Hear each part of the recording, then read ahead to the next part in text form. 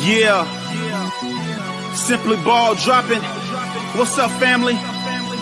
K-Sap, we up. Ain't no stopping. I'm simply ball dropping like it's New Year's Eve, making you haters believe I'm the MVP. Ask Mr. V and R&B, they do all sports, whether it's on the field or the court, from the arena to the ring. What? You wanna swing? I rope a dope like the one on this boxing thing. That's a punchline. I'm the greatest of all time. Got something on your mind? Hit us up on the line. For that round table talk, ask B Hunt and Sheena and K-Sap too. For their views on our dudes, Marriage Chronicles for you lovers. Oh, I'm married to the game. The championships, the only time I wanna ring. K-Sap, the man behind the mic, check 1, 2. It ain't a rap until I say it's a rap. Just fall through, pull up, the hottest pod smoking. Yeah, I got you open. This freestyle brought to you by James Ford. Paid promotion, yeah. Simply ball dropping. You know what time it is. Pull up, chop it up with your family, man. K-Sap, what up?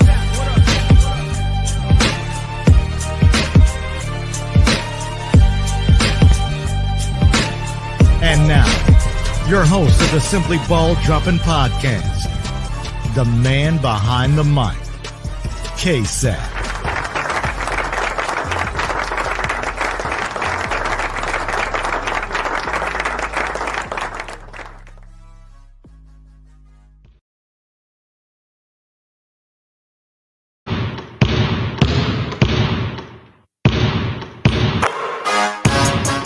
What we talking about?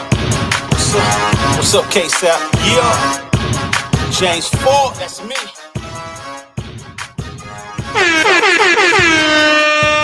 I'm simply ball dropping.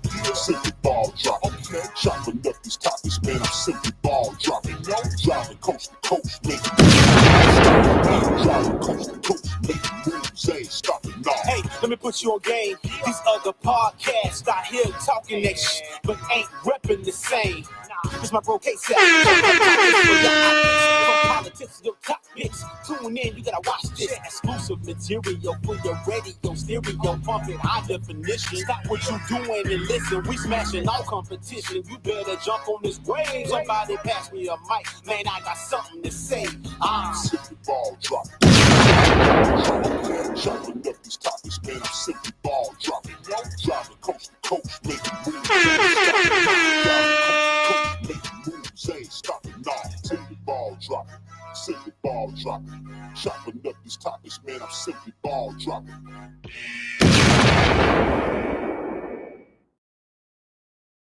Oh, you motherfuckers.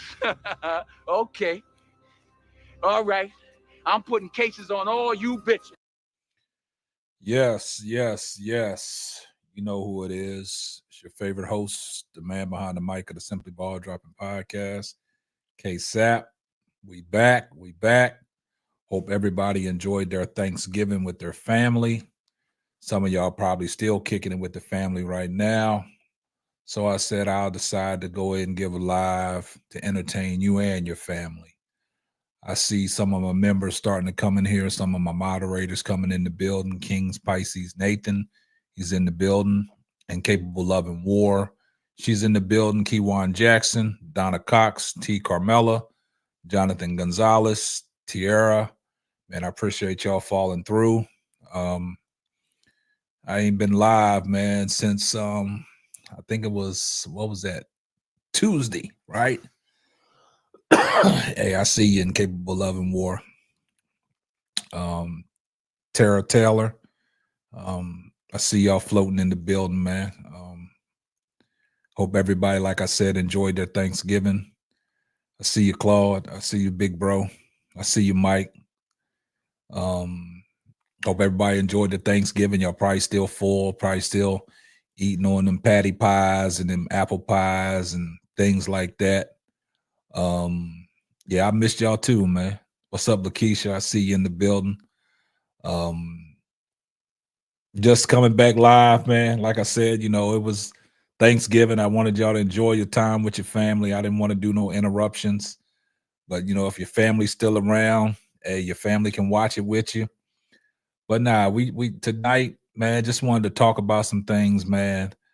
And I really want to put all this in perspective because, you know, I hope we can get off to a good start the next WNBA season where we ain't got to be hating on, one another.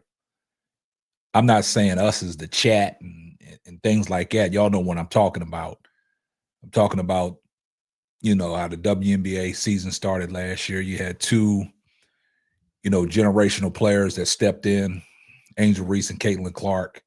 And you know how the narrative was, but it's time to put all them narratives to bed, man. It's time to get past that so we can enjoy watching WNBA hoops without all the drama.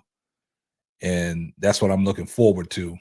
And like I told you guys earlier, I see you, MR.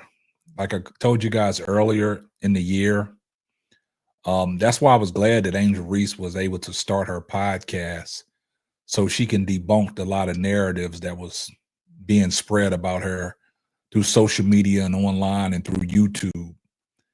And I did a show a while back talking about what Flau'jae said, about what Flau'jae came out and said about, how they're trying to put Angel Reese and Caitlin Clark against each other. And Flau'jae said the media has done that. So what people are doing is taking what the media has and they making a whole mockery about it. And they just putting any negative thing out there in the stratosphere. And people like that. What's up, Shelly? What's up, Waterfall? BD, I see y'all in the building.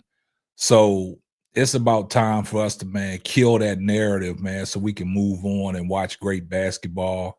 We got some great college basketball in play right now, some females that we're keeping an eye on right now that might come into the draft. Some might stay, but some people's draft stock is going up. Some people's draft stock is going down.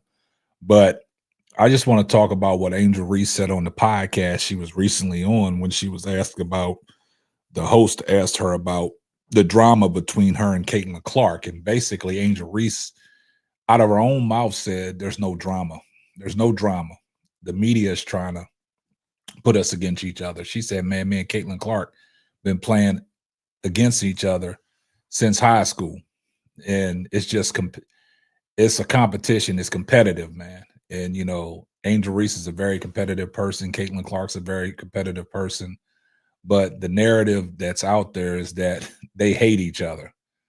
And it's crazy that, we only hear Angel Reese's side of the story. We don't get the side of the story from Caitlin Clark. We only get an Angel Reese's side of the story. So Angel Reese is doing what she can do to try to debunk the narrative that they don't like each other. They're not friends. But that's not the case. Angel Reese is being accountable, letting people know that she don't have a problem with Caitlin Clark. It's what the media and these YouTube pundits do to create these narratives, man. And I told y'all the other day, I don't go live in the vehicle. I only went live because people were sending me messages talking about, other content creators, taking some of my content and using my content and, putting their own narrative out there, taking the content in a positive light that I'm using it, and then they turn it into a negative light. So that's the only reason why I jumped on live, because, I don't go live in a vehicle. And I just thought I have to, because it was too many people hitting me up telling me about, but I got to give a shout out to Waterfall, because Waterfall been telling me this for the longest, but I just never really paid no attention to it until other people started sending me the same stuff, saying the same thing that Waterfall was saying about a certain content creator, stealing my content and pushing it out there in a negative light. So I had to address that. And the crazy thing about it is, the positive videos that we do on our channel about certain athletes, the people that don't like what we do and what we talk about, because they always like, oh, y'all always giving Angel Reese her flowers and all that stuff and stuff like on there. Yeah, I'm gonna have to start doing that, Pat. I'm gonna have to put that copyright thing on there. So when people steal my content, I'm getting some rights to it.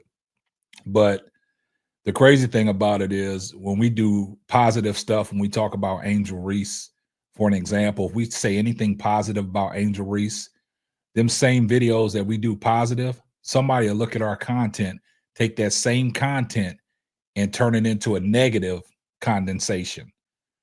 And then it gets all screwed over the internet. And then when it comes from the real source, it just looks crazy. So I just wanted to touch on that as well. That's why I jumped on that live. But now we just hear about, we here to talk about what Angel Reese said about the narrative with her and Caitlin Clark. And, you know, she don't have no problem with Caitlin Clark. They're actually friends off the court. They're just competitors when it comes to the basketball court. And see, the media made this a whole spectacle. But, you know, these content creators out here now, they're doing anything, man. Now I know y'all see these content creators, you know, making these negative videos about Paige Beckers and Juju Watkins, talking about Paige Beckers ain't no Caitlin Clark. She can't put, you know, fans in college arenas.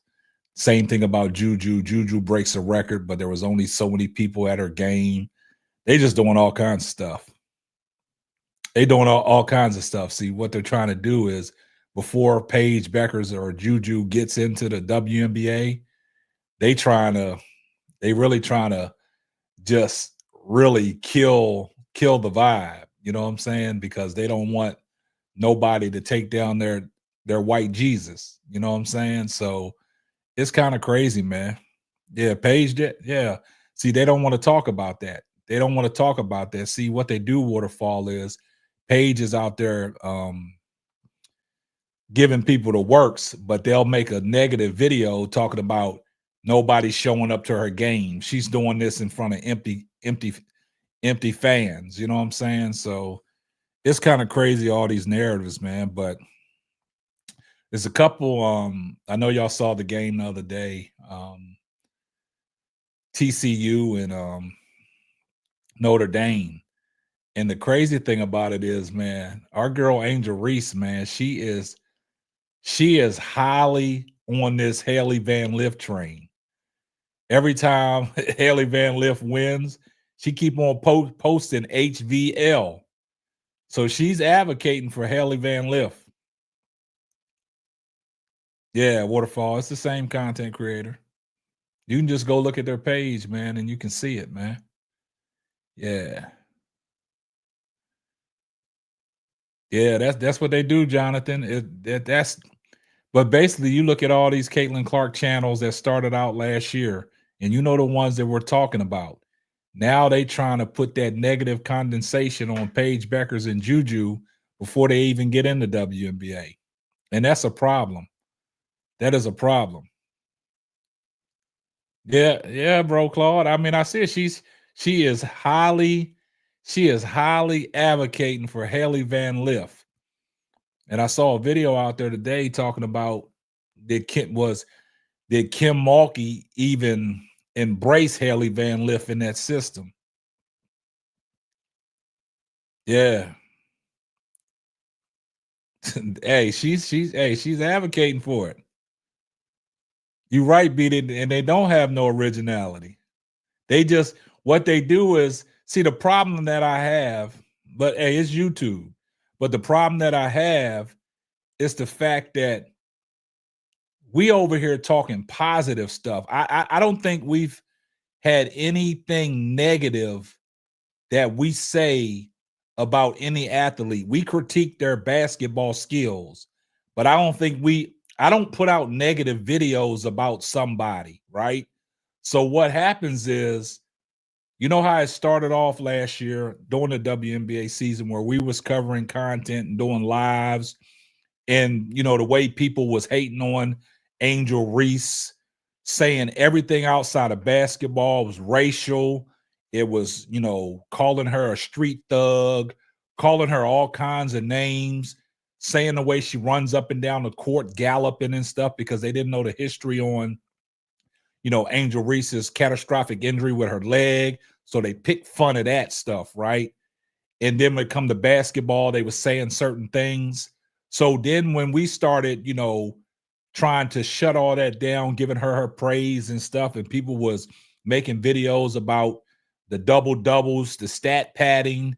Only thing that Teresa Weatherspoon was worried about was getting Angel Reese these double doubles and all things like that. So when we started really building the channel and started talking about Chicago Sky and Angel Reese, a lot of people got upset with that, was coming in the chat. So that's why I added all these moderators to my chat. And I gave them, the ability to block out all the hate and all the negative condensation and all the racial stuff. And ever since then, people been there. You know what I'm saying? People been there, and they have filtered out all the negativity. So we've been running a smooth channel. But the problem is, so when we do this positive videos and these positive lives about certain athletes, what they do, and I'm gonna put it out there. I'm gonna stop being nice. What these Caitlin Clark channels do, because they're Caitlin Clark channels, they will take our positive lives and our positive videos and spin it into something negative. You see what I'm saying? They'll spin it into something negative. So what I'm saying is, and the reason why I'm doing this live tonight is because, see, what's going on is Angel, she shuts down the trolls over the Caitlin Clark drama, right? So now you see these YouTube channels still making videos. And I'll give you a prime example. All you got to do is go to John the Liquidator's channel and look at the video he produced when Angel Reese went on that podcast talking about, the Caitlin Clark situation and the drama between them two because of what the media has done. And then you look at Black and White Sports. Then you look at Mick Talks Hoops. See, that's the stuff that I'm talking about. Yeah, I got to stop being nice, man. But I know how YouTube works, and I'm not going to, get off into what they do. I only can speak for what's going on with me because people send me DMs and send me stuff about other channels, taking my stuff and turning it into negative stuff from the positive things that we talk about. It's kind of crazy. It's weird. It's crazy. And I appreciate everybody that even takes that time to even DM me to let me know this is what's going on. But like I said, Waterfall said this probably about 4 or 5 months back. And I just, I pretty much hopscotched over it.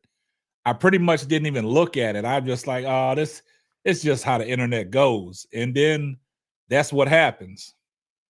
What's up, HDTV? I see you in the building.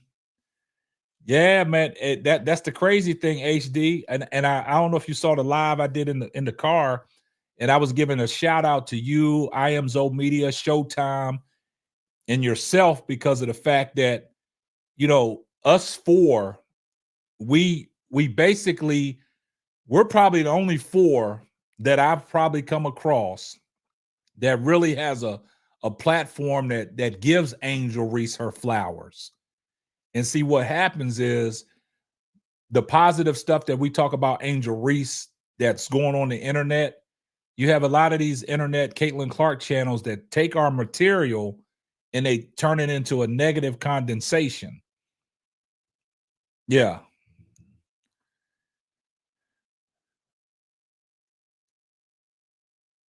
Okay, I appreciate that, HD. I ain't really been on social media today, man. I was out and about doing some things for the wife, so I didn't get I wasn't on social media a lot today. Yeah, K-Sap, you should stop being nice and drop name. I'm gonna start doing that. That's why I said I'm gonna stop being nice. I'm gonna start name dropping. But hey, it is what it is, man. Yeah. What's up, Reddit Milky Way? I see you in the building. Yeah, like I said, man, I'm glad that everybody enjoyed the Thanksgiving. And like I always say, man, I appreciate all the support, appreciate all the love. Like I said, I appreciate all the super chats that everybody has provided. And that means a lot. What's up, Brooklyn? I see you in the building. Yeah, I see y'all in the building. But yeah, but this is what this live was about, you know what I'm saying? Because I just saw some things that, Angel Reese said on that podcast that, was great that she said, but you still got them Caitlin Clark channels out there still trying to use it like, oh, Angel Reese is still jealous over Caitlin Clark. That's why she said what she had to say.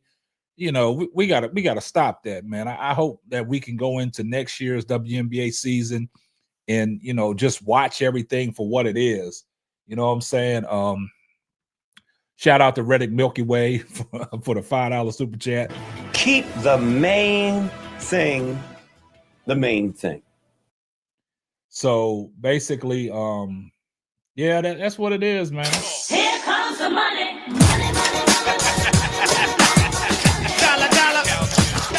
Said KSAT, why they ain't watching her play golf? I don't know, Reddit Milky Way. The crazy thing about it is,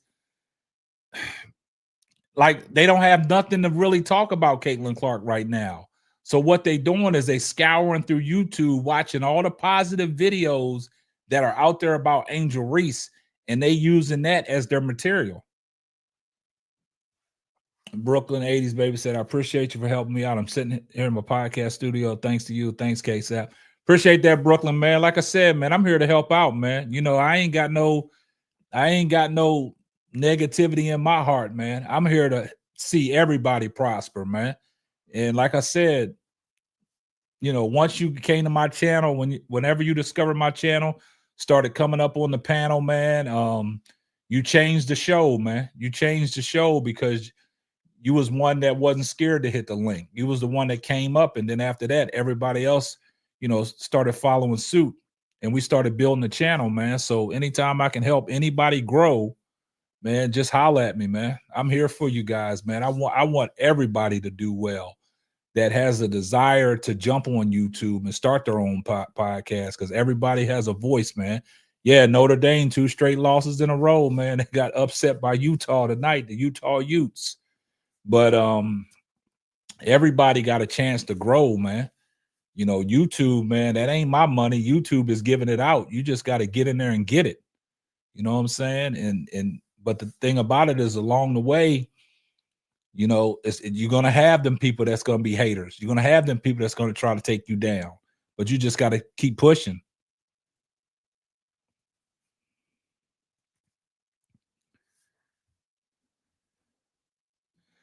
Shout out to MR, always supporting the channel with the $10 super chat. Here comes the money.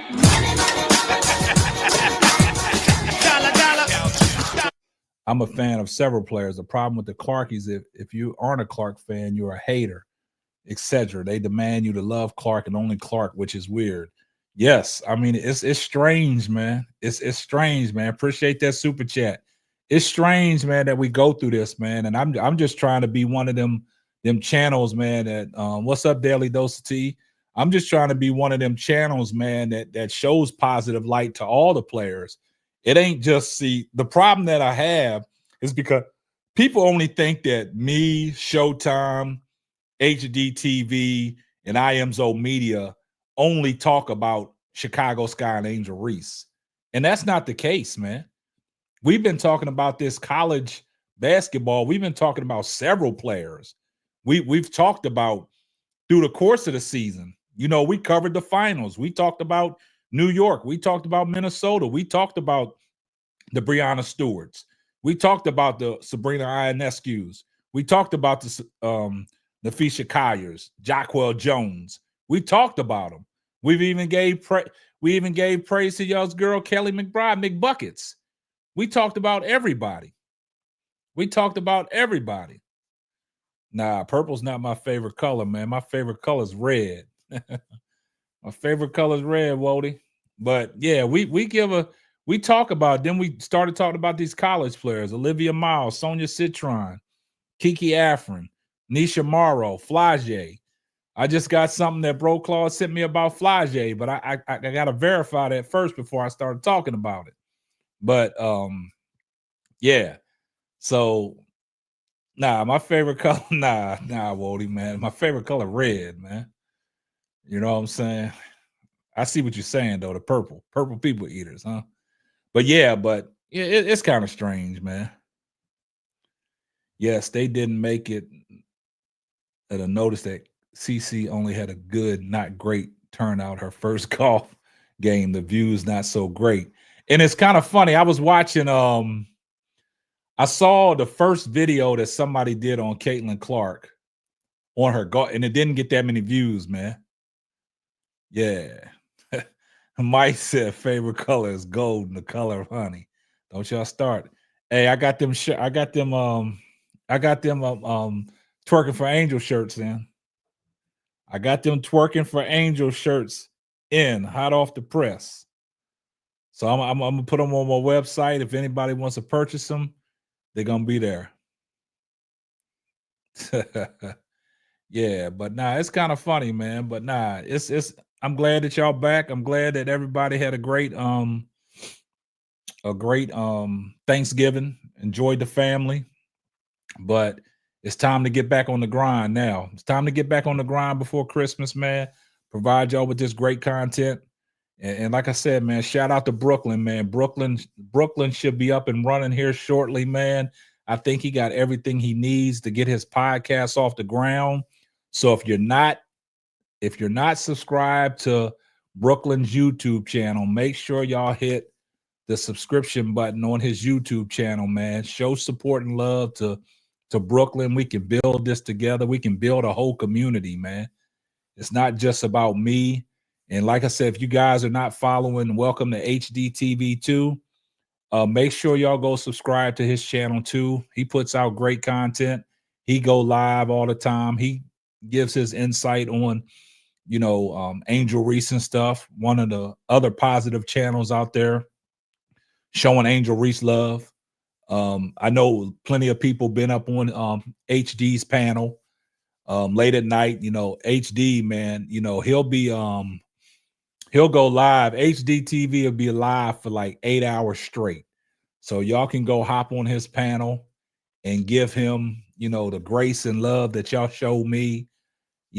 Like I told people, just because you're subscribed to my channel don't mean you can't subscribe to anybody else's channel. You know what I'm saying? We can do all this stuff together, man. We can build a great community, man. We can take over. Yeah. Amy Sue, I see you back in the building. We ain't seen BD Sports. I do everything. I do everything that's recommended. I talk all sports. I only talk to sports that people want to hear about, though. If you're interested in hearing in college football, we'll talk college football. If you're interested, I mean, I did a stream late night talking about the NFL. Yeah, so BD Sports, you got a YouTube channel? Never knew that. Lisa, what's going on? Nah, it's Angel Reese put out the fire on a podcast with the drama between her and Caitlin Clark. She went on record saying, nah, they don't have no beef, man. They good friends, man. It's just competitive basketball. They've been hooping against each other since high school, and the media has made this to what it is. But like Angel Reese said earlier in the year, when people said that she was, really hating on Caitlin Clark, not giving her just dues because the way people said Caitlin Clark single-handedly changed the WNBA. She made people want to watch the WNBA. So Angel Reese basically said, I'll be the villain. I'll take the villain role. But nah, she came out on the podcast and she said her and Caitlin Clark has no issues. They're friends off the court. The media turned this into what it was. And go back to a show that I did earlier this year when Flau'jae went on that podcast talking about the Caitlin Clark and Angel Reese drama. The media made that what it was. The media did that.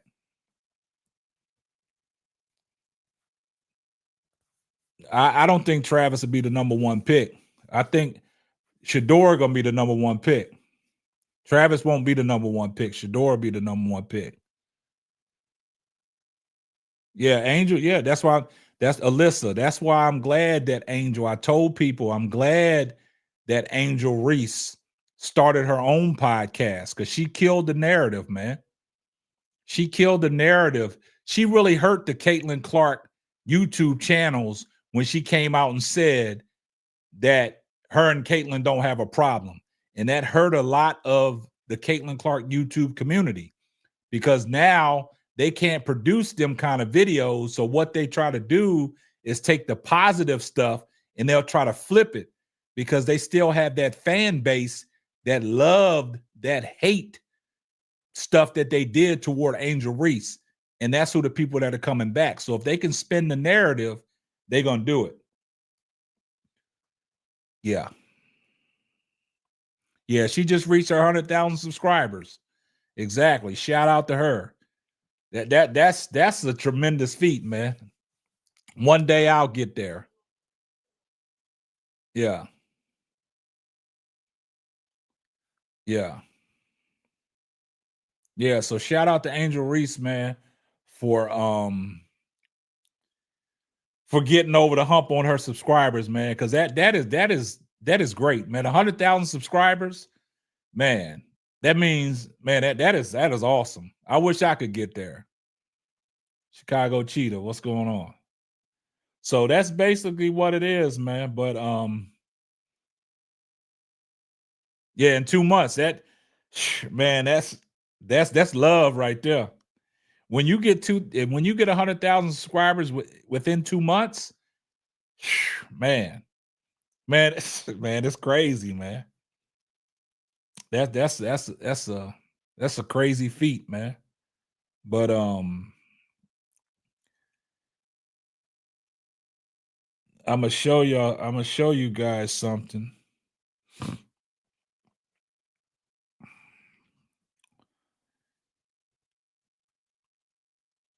Yeah, that's love. Yeah. So anybody that this is what we're gonna do here. Anybody that has their YouTube channel, anybody that has a YouTube channel and trying to do something. Yeah, Juju had dropped 34. If you have a YouTube channel, y'all gotta DM me because I think YouTube is kind of finicky. If you put your YouTube link in my chat yourself, I think YouTube might call that, advertising. So if you guys follow me on Instagram, DM me your YouTube link so I can shout you out. So YouTube won't block whatever you guys try to do. Yeah, so that's what I want y'all to do. So yeah, Juju is her. But when you say Juju is her, but look at all the negative videos that people are starting to talk about Juju. And that's coming from the Caitlin Clark YouTube channels. Check it out. And y'all understand exactly where I'm coming from.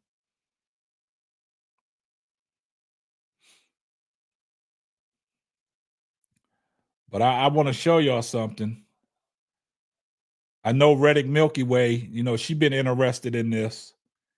But I want to show Reddick Milky Way this and let her know that Monday the website will be open. But here it is, Reddick Milky Way. Hot off the press, man. They're the Angel Reese twerking for Angel shirts, hot off the press, man. So anybody want to get one of them, they're gonna be there. So anybody that's asking about the Angel Reese twerking for Angel shirts, they coming, they hot off the press.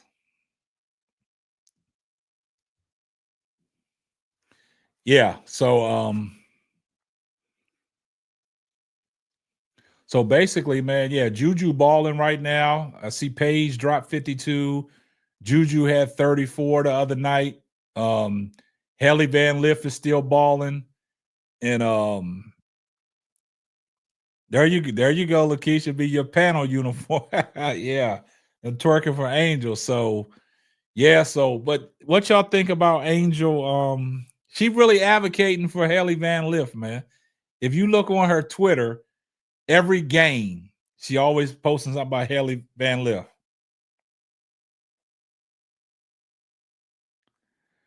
You know what I'm saying? So she balling out, but Flau'jae going number 2. KSAP, remember who said it first? Nah, I think me, you, and Bro Claude kind of came to that conclusion. If Flau'jae come out, she can potentially go number 2. I think all 3 of us said that, man. If I'm not mistaken, I know Bro Claude been advocating for that if she does come out. Oh, Reddick Milky Way, you're a full-time student? Oh, I didn't know that. Congratulations on that.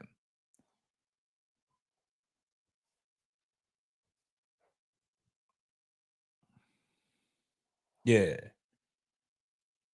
Yeah, she been doing that. She been doing that Hailey Van Lith, man. That's crazy. Let me go and open up the panel, man. Let me get some people on the panel if y'all want to come up, man. Don't be afraid to hit the link, man. We just talk basketball. That's all.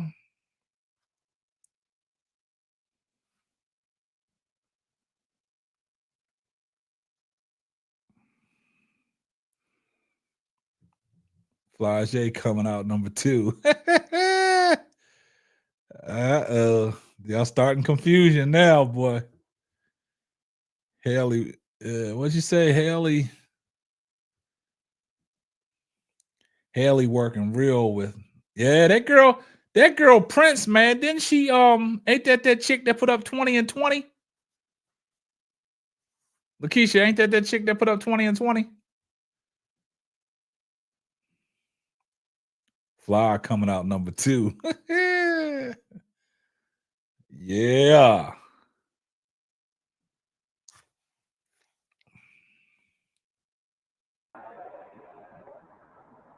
HG, What's good? man. What's good with you? Can you hear me? Yeah, you can hear me? Yeah, loud and clear. What's the deal?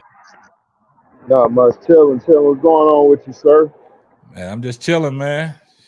Just chilling tonight, man. Ain't too much. Oh, I feel you. Yeah, that was a clean podcast she was on. She was on it with I think Speedy. Yeah, that That dude, was he a be having a lot of good people on podcast. there. Yeah. Yeah, it was dope. She gonna have him on hers next. Did you see the one she had with the Ball brothers, Lonzo Yeah, and Lonzo, Jello? and they was talking about Kobe. Oh man, that joke was hilarious. Yeah. Jello, man, I was about to jump through the screen and slap Lonzo when he said that about Kobe. I said, let me chill. He young. I Yeah. keep forgetting he young. Yeah. Yeah. So what? Let me ask you a question, HD man. What you think about? I did that podcast the other day, man, and because people kept on sending me DMs, man, about certain podcasters, taking our material and trying to flip it into a negative light, man. So what you think about that, man? I think we all talked about it. I think we talked about the fact that Angel went on Twitter and kind of got in a back and forth with one of the haters, and she Right. kind of shut him down. So, we did a positive video about that. Now you got these Caitlin Clark channels taking that material, spinning it off into a negative light. What you think about that? I mean, my thing is, man, look, I said it way beforehand. I said it years ago. Caitlin Clark is a born individual. She's not very exciting outside of basketball. She's not. Like, she's very bland. She's not a polarizing figure. A polarizing figure is a person who is either loved or hated, or both sides. And the thing about her is, if you love her so much, why don't you just stay talking about her? They can't, because she doesn't do anything but just play ball and go home. That's it. That's all she wants to do.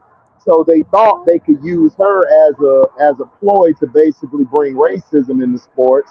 And when they saw that she supported Kamala and all the black women, they got even more mad.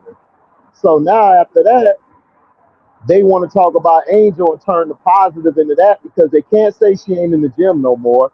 She Yeah. showed you she in the gym.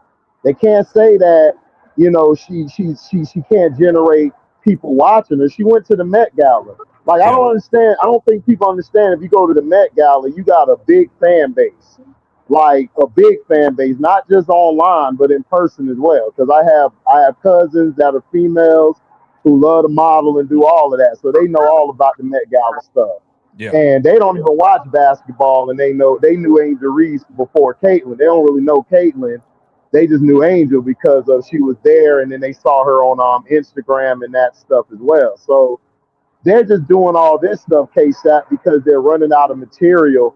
And I always was taught, like, if you can't conjure up your own stuff or be able to make your own type of videos, then you're not gonna last long in YouTube. Exactly. I've been doing it for like 2 years, almost 3, and it's like overnight people just start flooding my page and stuff because I just come with different stuff and I'm myself. And I'm not here to hate on anybody. I'm gonna just say how it is. Mickey Fats, I knew Mickey Fats was full of shit when I seen him. When he was talking about the sports, I'm like, he don't know shit about basketball because all he knows is Caitlin Clark. And then he started talking about the other women in the sport. So I've been knowing about him a long time. Yeah. Bishop, bitch, be frank too. You don't know what he be talking about. All them dudes don't know what they're talking about. They're like a waste of time. Everyone to say, make a video about them. I'm like, why? I don't need to. Because they're going to fizzle out themselves. Yeah. See, when somebody can't make anything themselves or generate the numbers they were doing, they're going to fall off.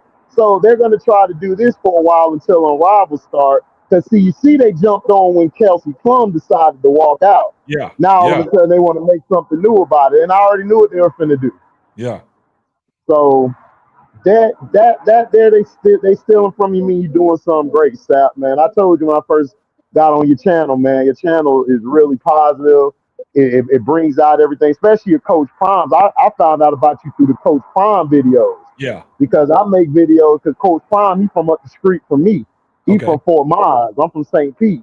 Okay. So he around the corner from me. So I've been knew about Coach Prime. We always knew about Coach.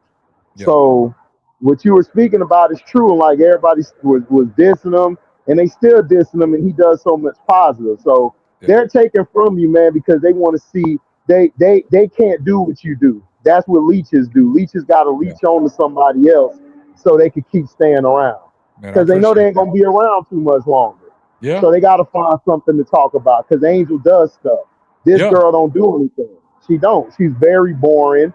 She's only known for basketball. Outside of basketball, you don't really have any interest in her. She don't look good, and she's just a regular chick. She's a basic chick. And it's not even trying to be distant, it's just being honest.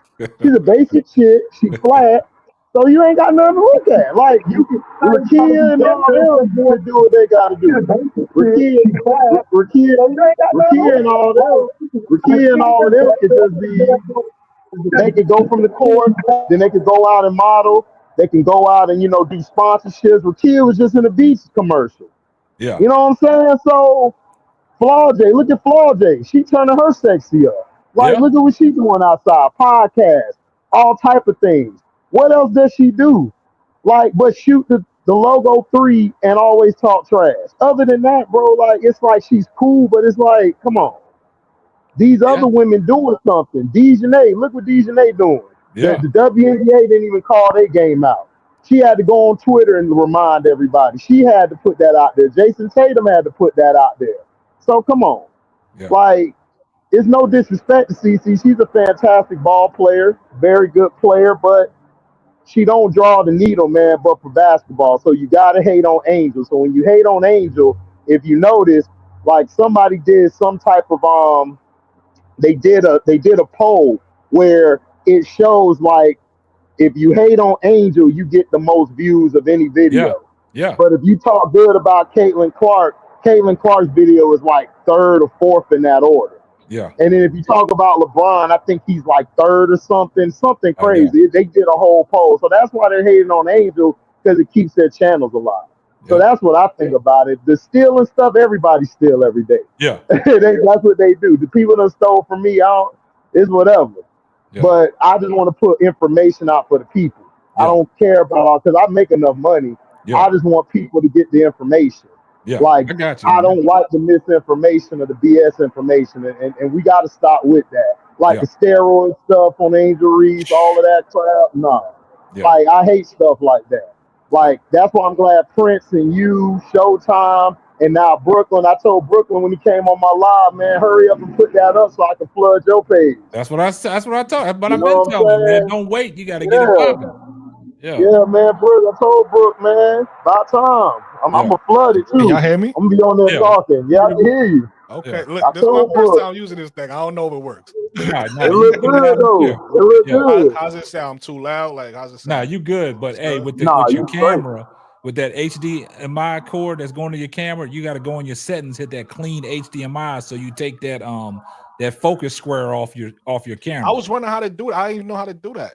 Yeah, you gotta go you gotta go into the thing. All right. And hit that so it'll be a clean HDMI. I did notice that. I was trying to figure it out. I couldn't figure it out. Nah, you got it. I think we'll talk off of this. Or nah, you got it, man. But I see your nice little setup, man. You in motion, man. Wody Mac, what's up, man? First of all, let me good. Yeah, I'm up here admiring Brooklyn's new setup again. HD. Who look like a brand new man. And look like a brand new man. Entertainment, what's up to you, brother? You knew. What's up? I just want we got a new person on here. Well, who's that? Steady Serving Duke. Oh, that Dope Sports and Entertainment. Hey, appreciate you coming up, man. You know what's funny, K-Sap? I thought it was Bro Claude. When I said what's up to Bro Claude, I was looking at him. He might be something like Bro. Well, that's not Bro Claude. So Steady, do you know Bro Claude? That must be Bro Claude. Hey, check it out. Hold up. Y'all know who this is. You know what I mean? I'm coming for you, Brooklyn. I'm coming. That is Bro Claude. Wait, how you up here 20? Yo, Bro Claude, you got 2 cameras up here. Okay. But what's up, Bro Claude? What's up, bro? So that is Bro Claude. I wasn't bugging. Yeah, I said hold up, but it says Steady Serving Dope Sports and Entertainment. I didn't know who it was. That's your okay, I see you. Shout out to you, bro. Man, bro clad caused the confusion and won on that one. Hey, look. They only hear the word confusion. Yeah, he caused confusion. So, you know what I mean? I'm in motion with Brooke. What's up, Keisha? What's going on? What's up, guys? I said, what's going on? Yeah, we trying to build for 2020. We going into 2025, right? Yeah. We gotta build it, man. We gotta build it, man. I can't even move it. I don't know how to use this thing, man. the interface. I don't know what to do. Now you got to once I'm done the live, I get with you, man. So we get that function off, so you get that clear HDMI, so to be clear. Cool. Brooklyn's gonna be talking joint. Love it. Yeah, finally, man. Listen, man.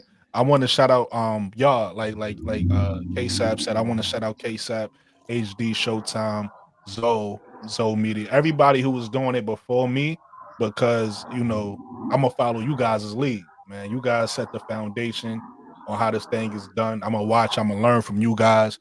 Podcast is something I always wanted to do, but I never thought about how to put it together. It was just like a thought. Like I think I'll be good at that.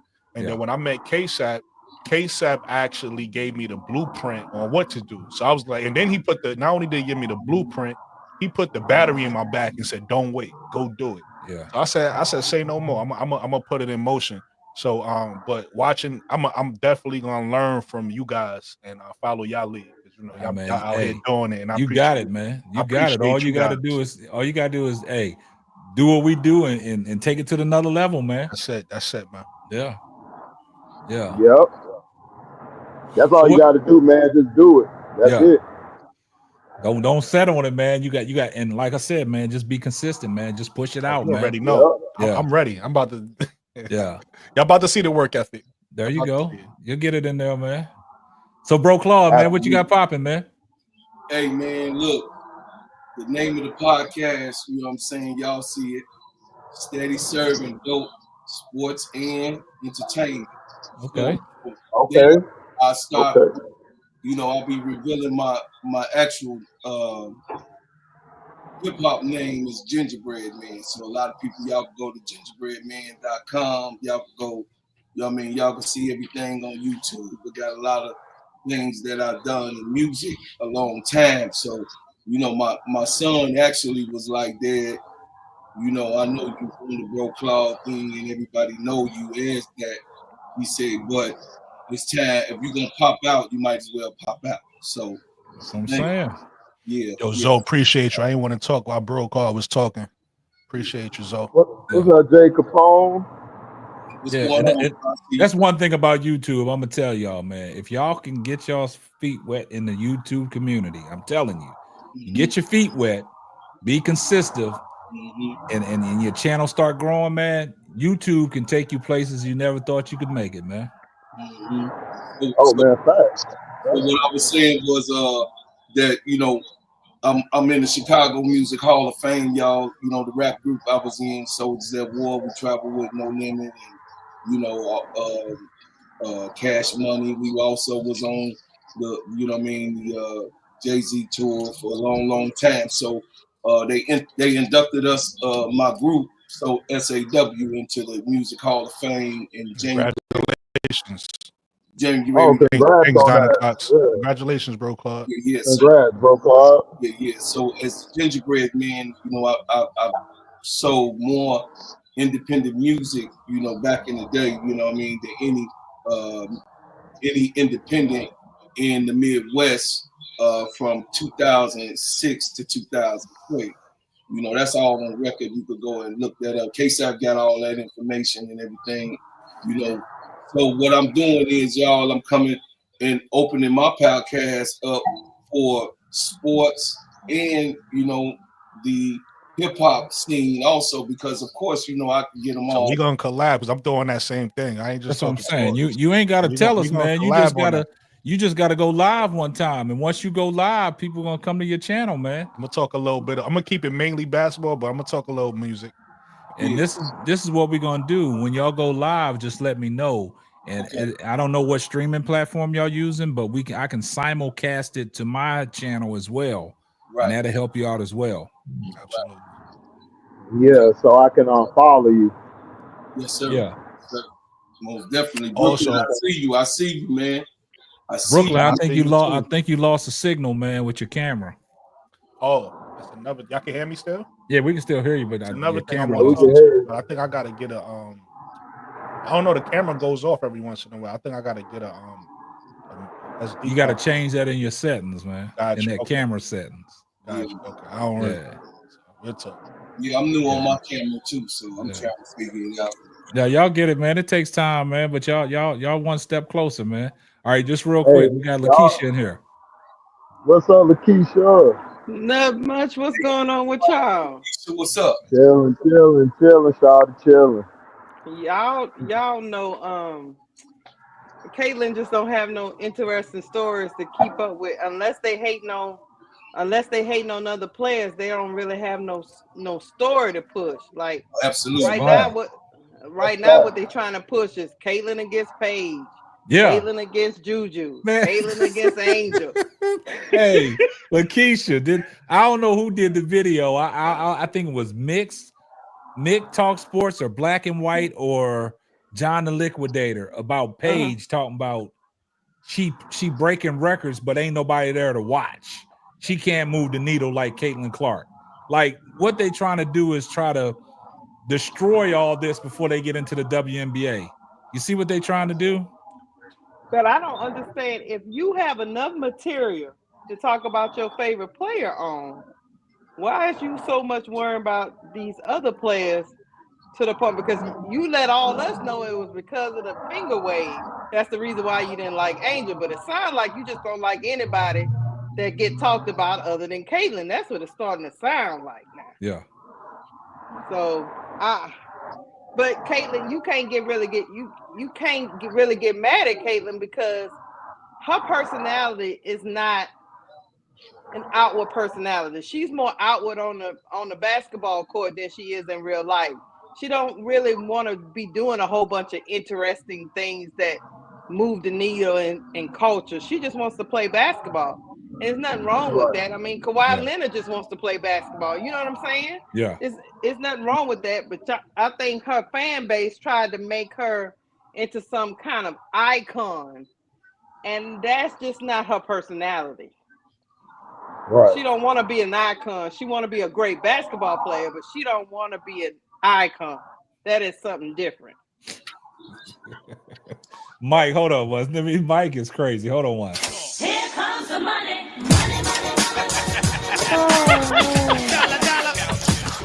Mike said, what soap works best to clean honey on your chest? Man, stop, Mike, man. Stop. What's up, Mike? Wow. You need that good soap.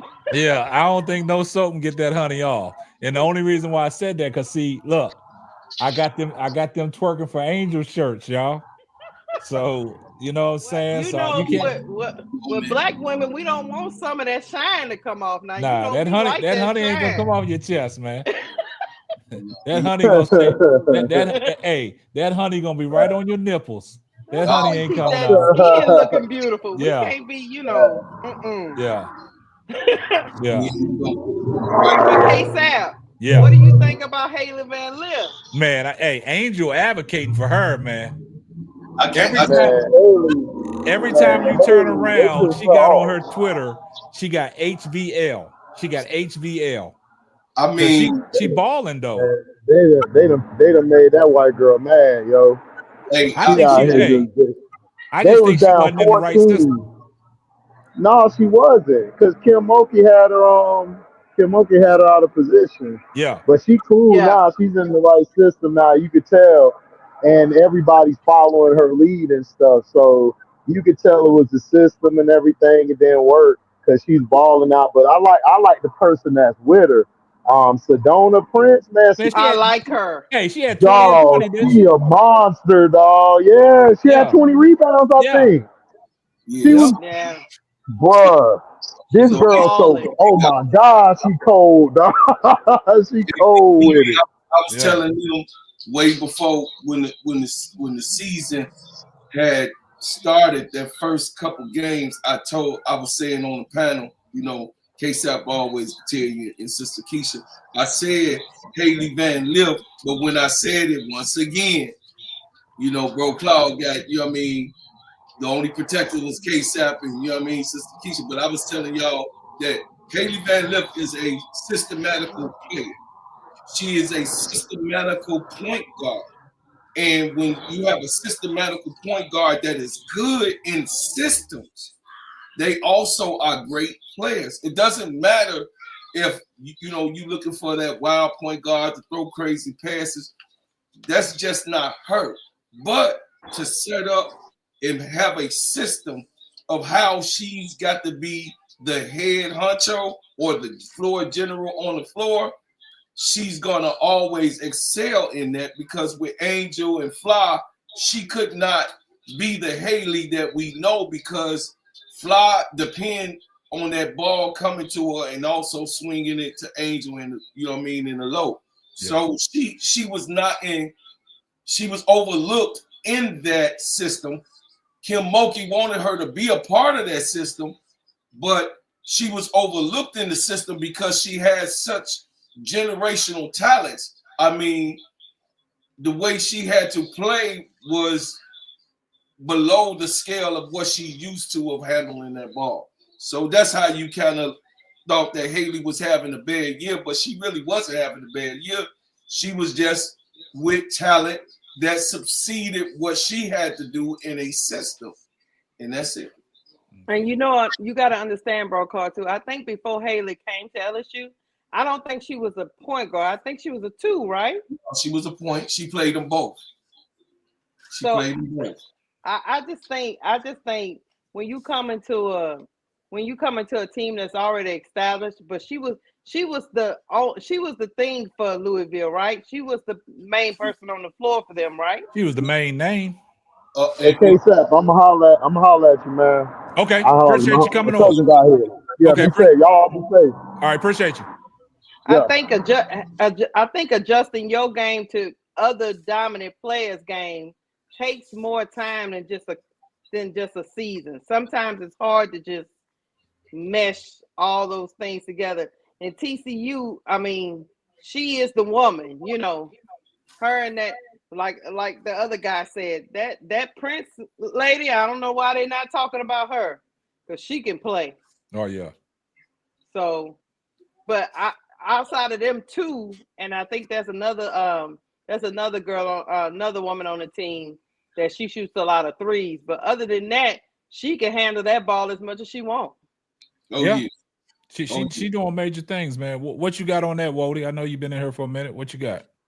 Wody Mac, what up, baby? Well, if we address the Sedona Prince, Hailey Van Lith, at the moment, I did happen to watch how I've been attacking this college season is watch everybody I can on the top 25. I've been looking at the stat sheet, seeing who's also, you'll catch some players that might be at a smaller schools in the top of scoring, right? And from my observation of Sedona Prince, I like a jump shot. It's just she moves like Boban Marjanovic to me. But you know what I mean? Like it's not very smooth moving, but her game it's one of those weird type of things, you know. And there's many players like that, like they don't look smooth, but they like I guess like you say, like Jokic, like his footwork is great, his touch is great, his shooting is great, right? But it's not like say go look at somebody like I think of, I don't know why his name comes to me, but Larry Sanders, those that remember him. Yeah, he wasn't offensively gifted, but he was fluid, like big and fluid. You move like a guard, like a smaller player. So like when I see Sedona, she kind of look gangly, move weird, but her game is great, right? And I like that touch she got on the mid-range. She probably could take it out even to the three, but she's so big compared to everybody else. Why even bother? Yeah, hit that mid and get in the post. There's not too many 6'7" skill bigs out there that's doing it like that. Besides like Lauren Betts right now. Yeah. So even to that effect, I think, and no shots to those South Carolina is fine. But I think the reason why somebody even like that Lauren Betts was able to do what they did to NC and other teams is there's not that many great 6'7" like Sedona and Betts. Yeah. But my eyes has been on FSU. You saw me put that in the chat. My eyes have been on FSU because I think people sleeping on the leading scorer in the nation, Tanaya Latson. That girl is amazing. Talk about it, man. I've been telling people about Tanaya. Talk about it, Wody. Talk about Tanaya Latson. Very aggressive going to the rack. Hey, KSAP, just go find an FSU game, preferably one where she went off. She's 5'8" and had a 30-point, 11 rebound game. So hey, can I add something to that? You said she 5'8"? 5'8", junior, and had a 30-point, 11 that, rebound game. Yeah. When I keep talking about it, I just want to add. I keep talking about Tanaya Lawson. Everybody talking about Flau'jae. Remember, I said we fall in love with these popular players. Tanaya Lawson is in the same draft class with Flau'jae Johnson, and she get just as busy. And nobody talking about it because she not on LSU. And there's another girl that she plays with, the big man Timpson or something like that. Yeah, Michaela Timpson. She will be coming get busy too. She grabs. Yeah, keep going, Wody. I just want to throw that in there. Yeah, and even HD put up. Yeah, Michaela Timpson will be coming out this year. In the draft, she's 25th on the top 12, top available. They got her slotted probably going to the Storm. She may not get too much love in the first round, anything like that, because of the other players, especially the names. But the girl is 4th in the nation in shot blocking, like 7th in rebounding, and she's got a great game in the post area. You know what I mean? Like with the decent mid range, she's like 90% free throw shooting. Well, 88, but close to 90% free throw shooting. Great shot blocker, good rebounder, and got good game in the post. And she also played with Latson, FSU. FSU is kind of being slept on. I don't think they're gonna make a crazy run, but they kind of slept on. Yeah, that's one of those teams that's like, like you got to play it. And I ain't comparing. I'm just giving an example. I'm giving context. You got to play it like AI, but AI don't got nobody with them. So it's like, right. They're gonna make some noise. They might beat some teams, but they're not gonna go deep in the tournament, unfortunately. But that Tanaya Lawson and that girl Michaela Timpson, they really fun players. And the other player you was talking about, Lakeisha's, her name is Madison Connell on TCU. She 5'11". She they shooter. Yes. Yeah, she could shoot. She's pure from the three. All right, hold on just 1 second, y'all. Here comes the money.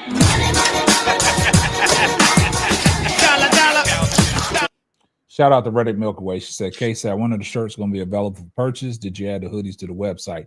The website will be open on Tuesday. The website will be open on Tuesday. For people that want to purchase the shirts, you go to the website, www.simplybaldropping.com, and the shirts will be available. So that's the website right there. You can go to the store. Them Twerking for Angel shirts will be available, man. They will be available. And y'all heard the man, not Tuesday. Yeah, Tuesday. Yeah. Yeah, they be on there Tuesday. Appreciate that, Reddit Milky Way. Yeah, so you can go ahead and order them up. Sizes will be on there. You can get them in black. I'll have the colors on there. You can get them in black. You can get them in any color. So just let me know. All right, now y'all can continue. I'm sorry. Well, I asked you a quick question, KSAP. Which college have you been just like casually observing everybody, or you have a college team that you follow more closely? No, I'm actually a University of Maryland girls. Hey, really quick, will you answer that question, KSAP? You ain't gotta apologize to us for getting to the money. Oh no, nah, get to the money. You ain't gotta apologize to us. That's all I wanted to say. Yeah, answer the question, but you ain't gotta apologize to us. University of Maryland women's basketball. That's my squad, but I'm following all now because of all these names that you guys have brought to the forefront. On I got to keep my eye on them. You know what I'm saying? It's different. You know, like I said, when Brooklyn first told me about, you know, he put me on the Olivia Miles train. So I started, you know, doing my research on her, watching her, and then as I'm watching her, I see the likes of Hannah Hidalgo, Sonia Citron. Sonia Citron had a good game today, even though Notre Dame lost. I mean, that's 2 straight losses Notre Dame got. Olivia Miles didn't play too well today. I think she had like 8, 4, and 4. But Sonia Citron stepped up. She had like 22.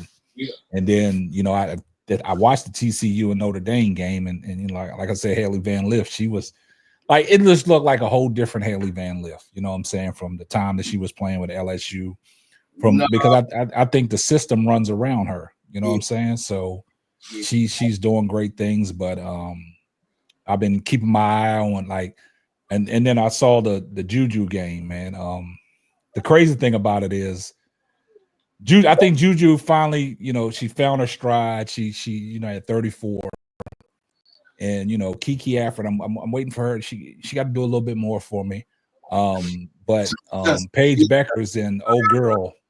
What's Paige Becker's backcourt mate? What's the old girl name? AZ Fudd. She had a good game. So I think, like y'all said, it's teams are getting their feet wet, more games in, and I think these women are starting to, you know, get their legs under them, and they starting to ball. So I've been following it all, Wody. I also want to jump in there and talk a little bit about Hailey Van Lith because, you know, I like to point out. I want to say I like to point out, but I point out when certain players aren't playing up to par. But I also like to point out when certain players gotten better. You know, like I shouted out Tahina Pow this year for getting better. I think she looked better than she did last year as far as what she could do off the dribble. Her shooting, it was always there, but what she doing off the dribble, I think is better than what she was doing last year. And then a couple other players you could look at and see their games. Hailey Van Lith, to me, is in that vein of I got to give her credit because she one of those players I don't like just like the type of game she has and her size. Yeah, she one of those because she just remind me, because you got to realize they come from the same tree of Dana Evans, right? And it's that small scoring guard that's not really a playmaker. They score. I feel like you only go so far with those type of players. Yeah. But that's why I want to give Hailey Van Lith credit, because she's showing this year that she can be more than just a scorer. We know she can score, but if you 5'7" and all you can do is score, you can't really help me unless you got AI ability. And she don't have AI ability. You get what I'm saying? So what she's doing on a playmaking front, I want to give her credit because she has been stepping up this year and playing really well. And I've been really low on her. I've been killing her ever since, you know, she, you know, because I feel like, you know, a lot of people get mad when you say this. I feel like her and Coach Mulkey was the reasons why Iowa ended up beating LSU, because I feel like it was a couple adjustments that I don't know why Kelly was on Caitlin. She can't guard her.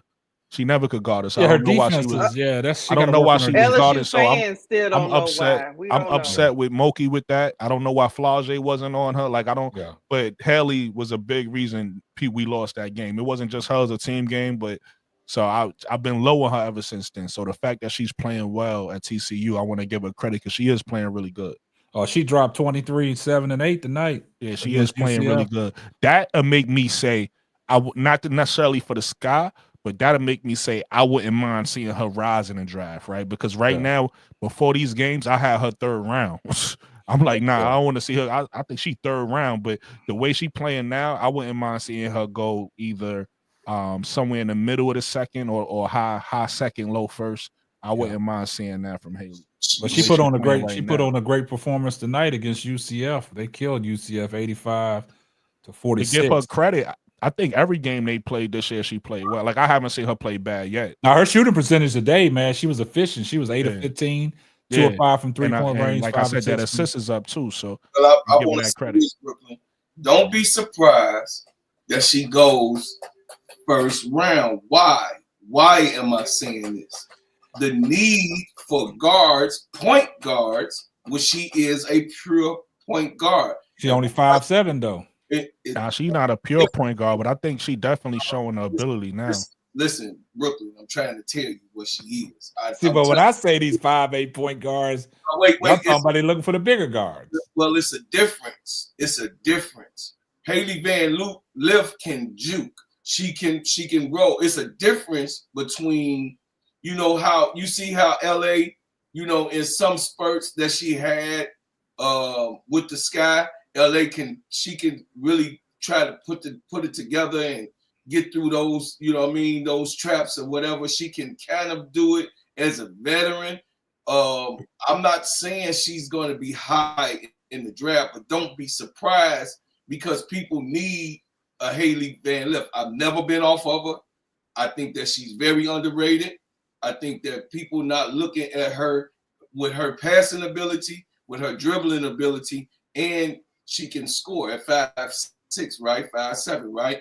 So I don't, bro, Claude, I don't disagree with you, but I'm gonna just give it. I'm not mad at what your take either. I'm not the type of person to tell somebody, hey, if you like this player, you wrong for liking them, right? If you like Hailey, I ain't mad at you. But I will say this just to give context and some facts about Hailey Van Lith.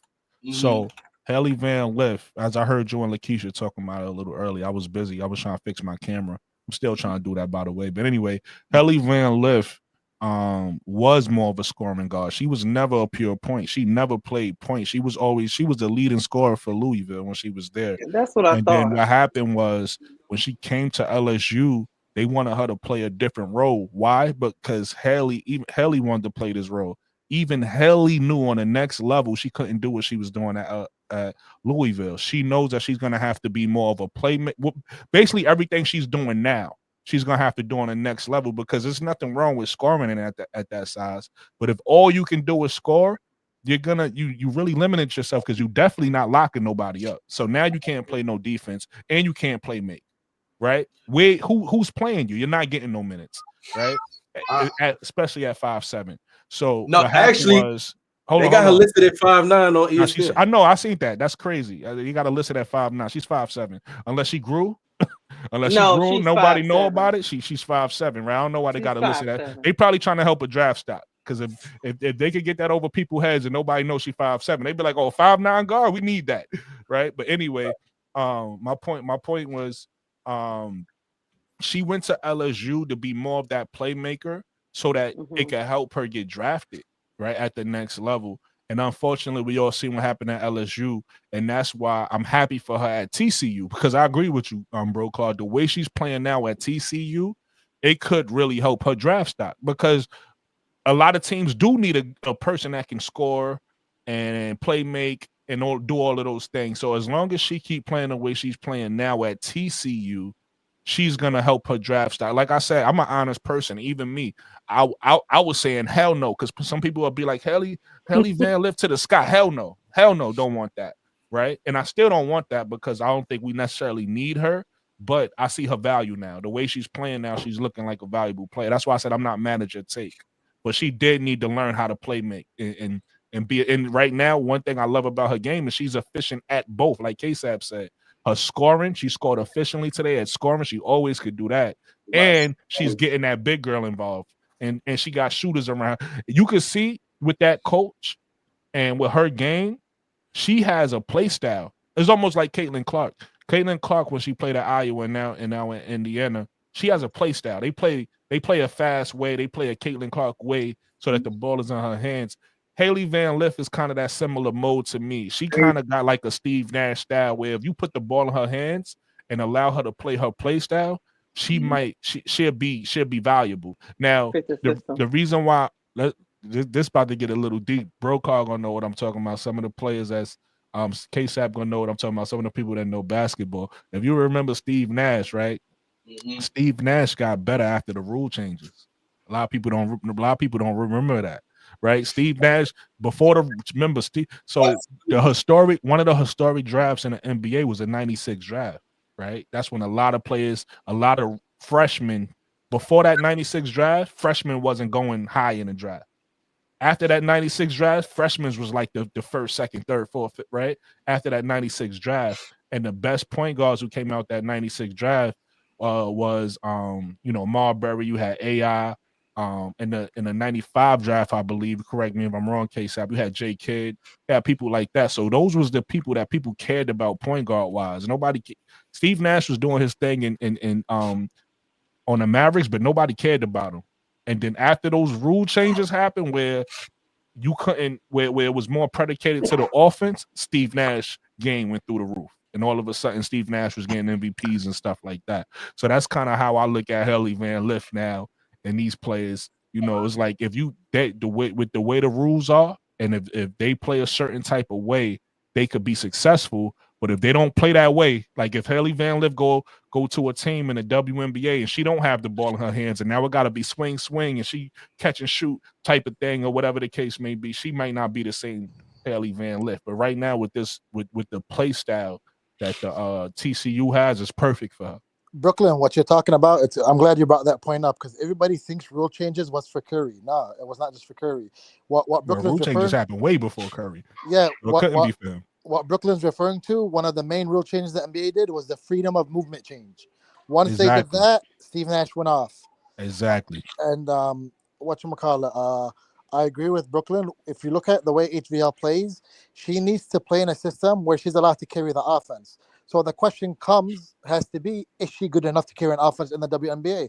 I said this to Jay Burns in the chat. When I think of her, I ask myself, if she's put on an island against Jordan Canada, can she cook her? And I keep telling myself, no, she can't. She'll get stopped by her. So if you're that small and you're not quick and you can't play defense and you can't carry the offense, I got you as a backup point guard in the league at best. No, she's fast, bro. No, she's not. She's not fast. No, she's not. Listen, she's not fast at all. Listen, you guys gotta understand. Listen, y'all. Trust me. Y'all gotta understand that how she's playing. She has to learn how to play fast. But I'm telling you, before she came to LSU, the girl is pretty. Listen, the girl is pretty fast. She's not a slow slouch. She can play defense. She just at times she got outplayed by Caitlin. She can play defense. She's not afraid to play defense because why? She did it the whole game, even though she got cooked a lot in between that time. In the meantime, she was not scared to meet the opportunity. Like Caitlin, she's not going to meet the opportunity. She's going to be a cone. She's going to stand right there a little bit and be like, she passed me. No, Hailey is going to give you foul. You know what I mean? She was fouling. Roll call. Let me just, if you don't mind, let me just say one thing. It's a difference between playing defense and not being scared to. I agree with you. She's not afraid to take on a challenge, but she's not good at defense.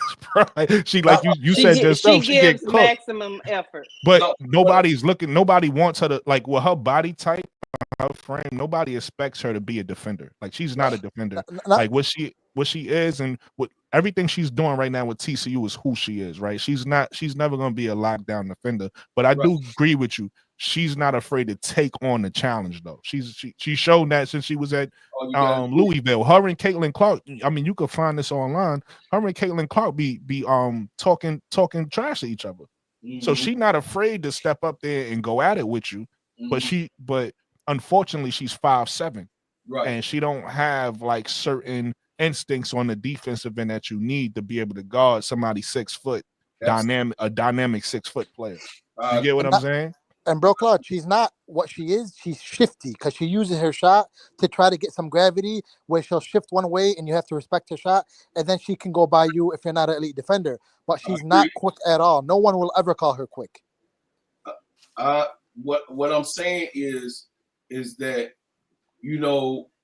she definitely, when she got her points before LSU, she got a lot of her points on middies and fast breaks. If y'all go look at the report, that's an actual fact. So what I'm saying is if she's 5'7" or 5'6", how are you getting to the rim as much as a person that is 6 foot or a person that does not, have size or not fast. When someone gets, see, I'm gonna just take it to my capabilities when I was young and growing up. If I was able to get to the rim, I was actually pretty fast than most of the kids that was in the playground. You understand? When you get to the rim, bro, when you able to take somebody and lay the ball up, you're pretty fast, my man. It depends on your defense. Sure. Did she have elite defense? She was in college. Of course she did. She played with all of these girls, and LSU obviously wanted her. I'm talking about prior to LSU. So she had, did the team that she was on have a lot of fast breaks? No, that wasn't the case. So how she was getting to the rim? She was taking those people. So when you say not fast, well, Michael Jordan wasn't fast as AI, but he had a quick, fast step. AI is the fastest guard outside of right now, Kyrie, of what I've seen coming up in a peak of getting to that rim. Curry fast too, super fast. Curry actually super quick. He just underrated because he plays off the ball. But what I'm saying is that Hailey, we talking about her, so let's put it out there. Hailey, can she be all right in the W? Yeah, but not for the sky. That's my bottom line, period. I agree with Bro Card on that too. That's where I disagree with Mike at, but I forgot because you just reminded me, Bro Card. If I look at the W and I ask myself, and don't get it twisted, I'm not saying that she won't end up being a backup point guard. I don't think that's a bad assessment for her neither. But if I look at the W and I look at a team, again, remember I said a person I compared to was Caitlin Clark, right? Caitlin Clark has a team that's suited for her to be successful. So if I look at a team with Hailey Van Lith, if you look at this TCU team is telling you what she needs in the W. She needs a dynamic big, right? Somebody who's able to score and pick and roll, right? Whether that be a pick and pop, whether that be finishing at the rim, whatever. She needs a dynamic big who could finish, and she needs shooters around her. Absolutely. If she has that, she could start in the WNBA. If she doesn't have that, I'm not going to say she can't because I don't want to put no limitations on her, but I'm going to just say I don't see it. But I do think in that situation she'll be able to start in the WNBA. So Wody, I agree with you, and that's why this is Brooklyn. Brooklyn, my bad. So that's why during my assessment, what did I say? The question becomes: is she good enough to carry an offense in the W? I don't think she is. So why would they build a whole offense around her? Right. And I'm not mad at your take. I was just saying I disagree with that. I'm saying in that situation that I just mentioned, I do think she can carry the offense, but that's the only situation. I'm saying outside of that, I don't necessarily see her being that effective in the starting lineup. But I could be wrong because you look at somebody like a Kelsey Plum. I don't think her game is that much different than a Kelsey Plum, right? Kelsey Plum, I feel like maybe is more dynamic or whatever the case may be, but I think she could do some of the things Kelsey Plum could do. So maybe she could. I'm saying I don't know. I don't like me personally, and I'm not knocking nobody else who do it. But me personally, I don't like saying what these players can't do out of college. Like I think people forget because the men's game is one and done. So they do 1 year in college and then they go to the pros. I think a lot of people start to judge girls too early. Like they play 4 years in college and then people start saying what they can't do. They still young women. You don't know what they could do. They ain't even growing to their body yet. Now, Brooklyn, I will add this much to it. If she's 4 inches taller, 5'11", we're not having this conversation. She's absolutely. She's a top 3 pick. But you want to know what's funny though? We saying that, but guess who we not talking about? And she's not 4 inches taller than her, but as a girl, I keep mentioning this girl. I'm not saying she's super nice, but I just felt like nobody talking about it is crazy. There's a girl in Iowa now named Lucy Austin that's 5'9". That is 5'9", legit, and she get busy. Yeah, she passes the ball and she can score. Nobody's talking about her. Why? Because people fall in love with whoever's popular, and they want to talk about whoever's popular all day and don't want to talk about talented players. But yeah, I think the person you talking about is Lucy Olsen. Yeah, I think Lucy also is making her mark. I won't be surprised if we start hearing her name more and more in another month or two. I think she got hurt. I think she got hurt a couple of days ago. She fell off a stage, they said. Oh, I didn't hear about that. That's crazy. Nothing big. Like okay. Slammed her knee or something. But yeah, she's been balling. I think she's somebody that has potential to be a solid point guard, like for the Sky. The way she plays, she could potentially be a solid point guard. Maybe. I don't necessarily see her for the sky either. But again, she's another player who I agree with you, Mike. That same thing you said about HVL. If she comes off I could see Lucy Austin being a reserve player, point guard, or starting for certain teams. So she, to me, exactly how you describe HVL. I think I see Lucy Austin being in that same vein as well. How about that? How about that player from Harvard? She's balling, but I haven't seen her yet, so I don't know. I gotta Talking research about her. Brooklyn, can you drop your link? I can't drop the link, unfortunately. The way KSAP has his page, you can't, like, only he could do it. I can't do Hold it. on. But When you say how I have it set up that way or I something? think so. I mean, I could be wrong, but I thought I can't drop, like, nah, because I what happened was I remember when Sports T was on here and they asked her to drop her link, and she said she dropped the link and YouTube blocked her out. Okay, see, I don't know about that. See, All I gotta know is look when into I the try to drop settings on that. because I tried to drop a link before, so all I know is when I try to drop a link, it just don't let me. It blocks me from Well, dropping links. That's Are what you- Sports are T you- did. The So- moderators can drop links. I believe. I'm taking a. Or maybe I'm a moderator. I don't think so. So I don't know. But my page is easy to find. It's literally my name. Like, if y'all search Brooklyn 80s, baby, my page will pop up. I'll go ahead and post it on here. Oh yeah. No, what it How is? you doing, Super Sister Nova? How you been?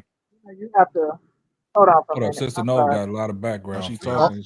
Also, KSAP, AZ Fudd, if she keeps having games like the last one, you're gonna start hearing her as a top 3 pick if she's coming out. AZ Fudd. Oh yeah, she heard Paige. I don't know look about like top they 3, but she definitely gonna rise. Listen, I've been talking about Izzy Foot. I've been telling people y'all trying to don't sleep move on her. everybody in the top 3, huh? Yeah, everybody was. Everybody got to be There's top only 3. one They Here's a playing good thing well. about AZ Fudd, though, Mike, and everybody on the pen. Here's a good thing about AZ Fudd. Because of her injury history, no matter how good she plays this year, I think she's gonna drop in the draft. I think she's probably gonna be in a low first round, maybe even possibly second round. But here's a good thing about AZ Fudd. If we don't know, but if her injury history is behind her, right? And I think she's a talented girl if she's healthy. Whoever get her, you're gonna get a top 3 talent. So I do agree with you with that, Mike. You're gonna get a top 3 talent at like the 10th pick or the whatever pick. So whoever she falls to is gonna get a really good player. They're gonna be the I can't think of the word, but the risk there is does she get hurt again on the next level? That's really what you I'm not even a fan. I'm not even a fan right now that it's a foregone conclusion that Paige got to be number 1 for whatever reason, right? When you do have, again, there's so many players like me and you was up there hyping up Tanaya Latson, and they got another potential star, Michaela Timpson, they're also running with her in the starting lineup. It's just, for me, yeah, the name recognition and the hype that a lot of players been getting throughout the years, for some people is definitely warranted. But before even coming into the season, everybody's like, yeah, Kiki and Paige is going 1 and 2. Right. But just right now, where Kiki is kind of like just quietly going along for the ride, why would she be 1, 2, or 3 on anybody's first pick when you got players like Olivia Miles now making big noise? And yeah, okay, we'll say Hailey, and other players of the like, right? That are actually Sedona Prince now probably that moved herself into top 5 consideration. What about Cheyenne Sellers? Cheyenne Sellers, I haven't got a chance to watch her, but I like her height, and I know that's your girl from Maryland. I like her height. from Maryland. She's 6'2". I mean, she's 6'2". Like, you know what? I agree that. with you, K-Sap, about Juju. I was looking at her. I'm not sure if she's 6'2". That's what I'm she saying. Might be. She might be a little shorter than that. Because I was watching her next to certain players. I was like, no, just watch it when they played Notre Dame when she was next to Olivia Miles. Brooklyn, I noticed that also. I seen Juju hugging somebody. I'm like, she's not 6'2". Yeah, she might be a little. She definitely 6 feet, but she might be a little shorter than 6'2". Brooklyn, want me to tell you the problem right now with AZ Fudd is she's playing. If she keeps playing well, then like you said, because of her ceiling is so high, I think a team will easily take a risk on her. And the Liberty are drafting number 7, and the Liberty are the perfect team for a draft and stash. I think that'll be a good. The Liberty the Liberty that'd be a good spot for her. The Liberty can literally draft anybody and stash them. Let them play a couple minutes a game till their body gets stronger. You know, they have like the draft rights to like 15 players in Europe right now. That's crazy. They're I didn't know that. Their GM, in my opinion, ran circles around the league. They were 5 years ahead of the league. So they got so much potential just sitting in Europe. Their core is still young. Got another, Brianna, JJ probably got another good 3 years easily. Sabrina's still young. Yeah, that's great for me because I live in New York. So if I ever want to go see a game, at least I see some good basketball. Yeah, I got them taking her or Malinga because both of them are people with high ceilings that you could wait on. I don't think Malinga. You talking about the girl from France, right? If again, we don't know what these teams is gonna do, but if I'm the Valkyrie, that's who I go get because that's who they got. They got her mocked to go to the Valkyries right now. I don't. A lot of things that we talking about. I don't know if anybody watched Flau'jae's podcast for Thanksgiving yet, but y'all go check that out. At the end where her stepfather basically was thank you, KSAP. Yes, sir. It was tapping in that she's about to go to the league, and how she never visioned herself going out so quick. She said that if she felt like she just got there and now she on her way out. She said that from her own mouth, and then he was talking about it's like he can't wait till season, and then they went over what would actually happen, her finishing up in college, then she's going right to the draft and then the training camp. I mean, they went through that whole cycle. So those of you don't look at Flau's last podcast with her stepfather around the Thanksgiving, and you're gonna have an insight that she's really gonna do with her mother. Her mother, like Sister Erin was saying, her mother forcing her to come out, man. Right. So the stepfather was just talking about it. Hey, listen, that's better for us if she come out. That's more entertaining. So it's better for us to get Olivia Miles. Like I told. Oh no, I wasn't talking about Chicago. I'm talking about us as people on YouTube for stuff to talk about. It's better for us for Flau'jae to enter the draft and being a WNBA mention. But see, this is what that does, though, man. Y'all, man, we talk about a lot of chicks on here, right? We talking about a lot of basketball players, right? Somebody gonna be asked out, man. Oh, you mean as far as the spot wise? Yeah, as far as Most all the definitely, talent that somebody we're gonna be talking out. about, like what is it? Top, you got 13, right? 13 teams, right? And 14 now because of the Valkyries, right? Mm-hmm. No, 13. 13 teams, okay, including the Valkyries, right? Right. Yeah. Right. Now, all the players that we've talked about, because we talked about a lot of players that that you want to put on your radar, right? So, like Brooklyn said, all the big names that we're talking about the big names because they're big names, but we're not talking about all these dark horses, these sleepers, right? Yep. So Destiny now Adams. Yes, see, there you go, throwing more names in here. So what happens is when we start covering these girls, and then you're thinking about the big names that we've already covered that are projected, like Wody said, that are projected outside of Paige, Kiki Afrin, and Anissa Morrows was up in there. Olivia Miles is up in there. And you only can go so far. Now all the names that we're talking about, somebody gonna be asked out. Yeah. So You're right, some It would people be me. gonna have to It go would be me overseas. personally. Yeah. If you sitting on the bench and you ain't contributing or you don't seem like you getting better, it just would be me. Unless they about to extend the rosters to in this next CBA, but there's a lot of people sitting on some benches that's some trash. I understand this. They Wally, trash but you a the pro, thing you a about pro. it But is, there's some dirt sitting on some benches. I know, too. but the Like, thing you can about get it let is, go. some of these females that have a potential to come out, that have potential to come out, they might want to rethink. You know what I'm saying? Because it's only 156 spots. Exactly. So if like Juju's not coming out 2026. I know you just 2027. So I know you just broke Claude. I know you just said about Flau'jae. Next year could be Flau'jae's draft. She might want to rethink it, even though her mother is forcing her to come in. Exactly. Yeah. To your point, KSAP, from Flau'jae's point of view, the best thing for her to do is to come out next draft because she'll be getting all the love. Yeah, that's what I'm it's going to saying. be other plays. She's not going to get all the love because that's also Lauren Bett's draft. So she's going to get some love. You know, it's going to be some players to talk about in the next draft too. But I think Flau'jae is going to probably be leading that. It really depends on who gets that number 1 seed really and what you need, because if you got the chance to get a 6'7" Lauren Brett, you might want that number 1 too. Or if you got the chance to get a Flau'jae who you feel like is an all-around player, you might want that number 1. But that's going to be the talk next year, right? So if she comes out next year, it's actually better for her. This year she has more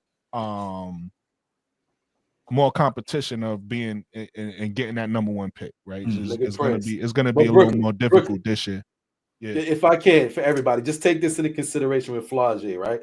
I think if she does enter her name this year, she's definitely first round consideration. Somebody would take that chance, but she just might slide to the back end of the first round.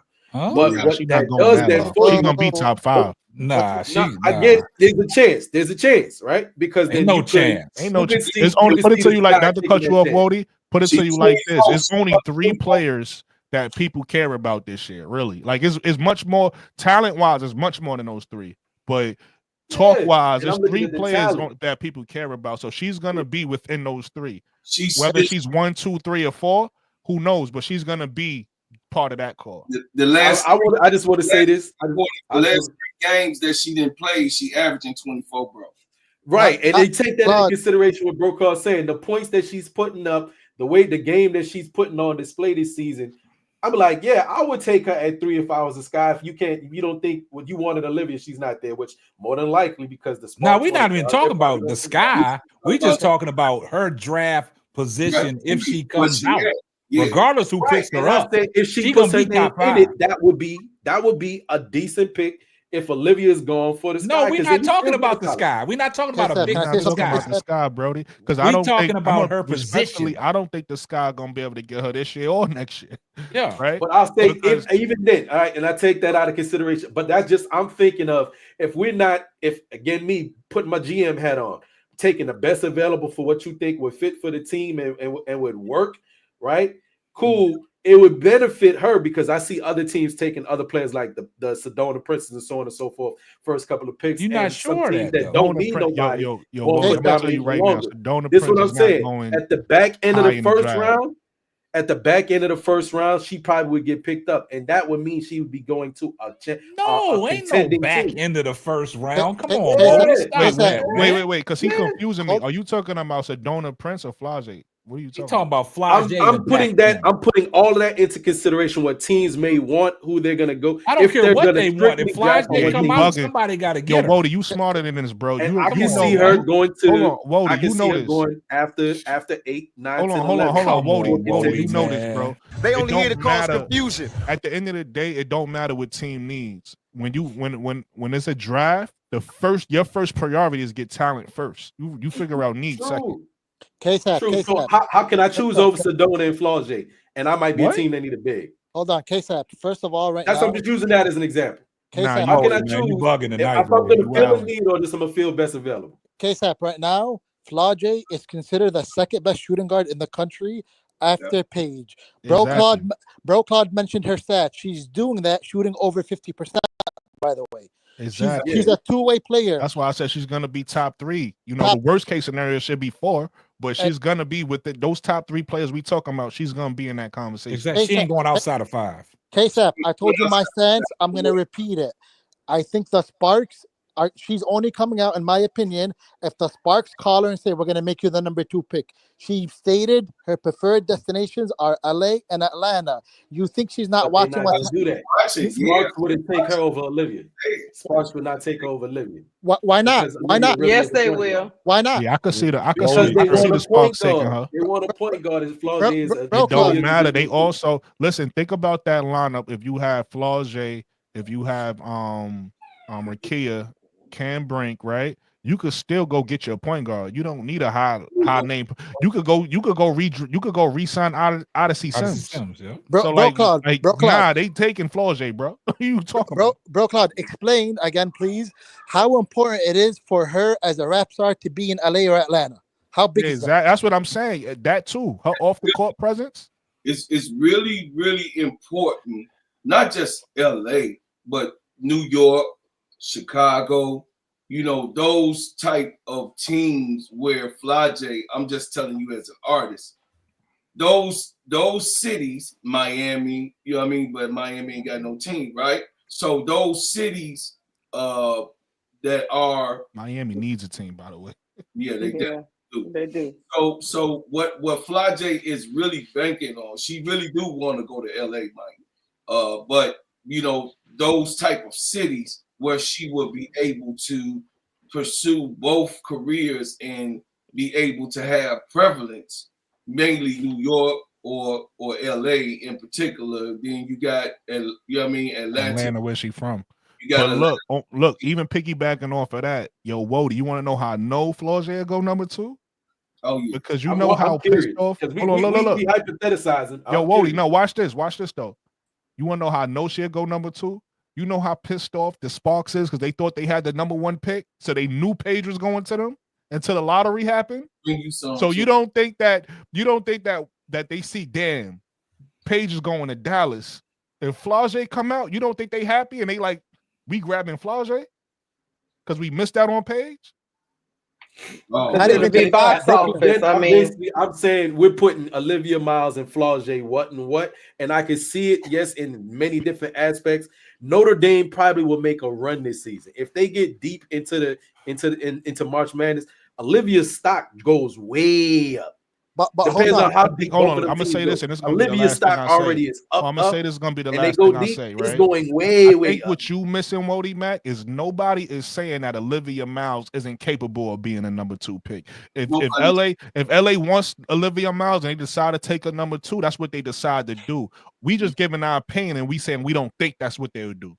Brooklyn, but Olivia Miles is talented I do enough to be a respect it number in 2 that pick. If that's what you hung up on, Olivia Miles being number 2. Yes, Olivia Miles is talented enough to be the number 1 pick, in my opinion, but she's talented enough to go number 2. Brooklyn, So, yeah. I gotta add something to what you said, Brooklyn, because you brought up some good points. Well, y'all guys crazy. First of all, if you pay attention, you have to. This is what I love about KSAP. He doesn't just look at what's being said face value. He looks at the timing. He looks at the subliminal message being said. Exactly. When did the talk start happening? Get very heavy. Flau'jae's coming out right when the Sparks got the number 2 pick. That's when it started picking up. That's number 1. Number 2, we're talking about if Olivia has a good season. Guess what? Flau'jae's having a great season. We don't have to say if. She's doing it. She did it last year. She's consistent too. She's already doing it. There's no if. She's been doing it. So why wouldn't somebody not want to take one of the biggest stars and has what we call in business crossover appeal? She crosses over to the hip hop game. She crosses over to the youth. She crosses over to the basketball fans. And she's a baller. We're not talking about it's a charity pick. She's a baller. It's a consensus. If she comes out next year, everybody thinks she's a top overall pick next year. Y'all, listen. I want to show y'all. This is Junior. He shot the rap game with Fly. I actually being on the rap game. This is my son. He's been in entertainment since 2011 from MTV. Everything that you see on reality shows, from the Real Housewives of Atlanta with Nene, everything. This is my son, and he did all 4 seasons of the rap game. Peace, baby. Hey, Bro Clark. son. So the thing is, he just say you talking about his girl. He knows Flau'jae. Like he did her e-show and the documentary that's on Netflix, right? Hey, tell her Brooklyn Ladies Band. Let me hold $2. Just $2. That's all I want is $2. Right. This is what I'm saying. When KSAP be telling y'all, you know, Brother Cloud just ain't coming up here talking. I'm not just talking. I got real insight of what's going on, bro. I'm just trying to tell y'all what's about to happen. When Flau'jae comes, she coming with a vengeance, G. Yeah. And I'm telling you right now, her numbers is up for one reason. Moki already know that she's about to go pro. So now they're feeding that ball, and she's got the green light already.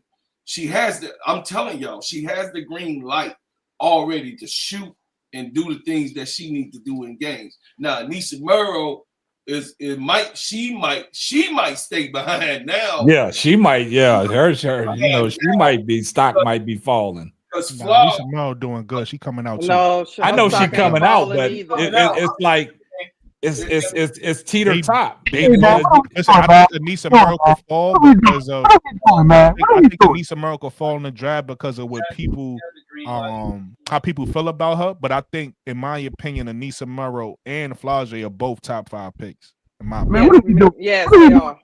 What are we doing? What are we doing? No, man, you got some bad you got some bad feedback, Zoe. Yeah, we can't hear you, Zoe. We can't hear you, man. Prince, your mic not. I don't know what you got. Look, I say, what are we doing, man? What are we doing? Oh, what are we doing? Okay. Can't hear you what are we doing? Like, what do you mean? What are we doing? I'm trying to figure out because I am in complete agreement, Prince, that would be the great pick for the exposure especially for like a Flau'jae. Great pick. All I was saying, if you Flau'jae ain't going outside of 10, man. You wrong for that, Uncle J. I understand the other aspect, but the need though. What you need? Hey, man. Hold up. Go ahead, Zoe. Let Zoe talk. Go ahead. Look. I got a question. Why is Paige better than Flau'jae? I'm confused right now. We never got off into that. We never said that. Yeah, we didn't get off into that. Hey, I'm right there with you, Prince. Hold up. Let Prince ask his question, but to what Prince is asking, we never even said, we never made that debate right there. It's not a debate, but they talking about her going, if she goes in the draft, she goes outside the top 5. They got all these role players going before. Let's be real here. Let's be honest here. That's what Wody Mack said. Wody Mack said she's going outside the 10. That's what I'm talking. I'm talking to Wody Mack. Wody Mack. Okay, hold up. He's talking to Wody Mack. Let him address Wody Mack. Hey, Wody Mack, you've been on the channel, man. I've been educating you, man. You should be talking better than this now. You should be a little better than this now. Come on, man. Look, I'm confused. So I've been studying Paige's game, right, the last 2 years. I get the hype behind the name coming out of high school, #1 pick. It goes with you all the way through college. But when we actually assess their games, right, just take the name off of it and just watch them play against top teams, against mediocre teams, against mid-level teams, offensively, defensively. Flau'jae is a better player. Now, fit might come into it when you think about where they'll be drafted. So if the fit doesn't make sense at 2 or 3 for Flau'jae, I can see her going 4. But she comes out. If you got a mediocre player at a 3 or a 2, she's going 2. I'm confused about how Paige is gonna get to Dallas and they're gonna become these world beaters. I'm trying to figure out. That ain't happening. Hey, Zoe, you want me to tell you what I said about Paige, but people got upset with me?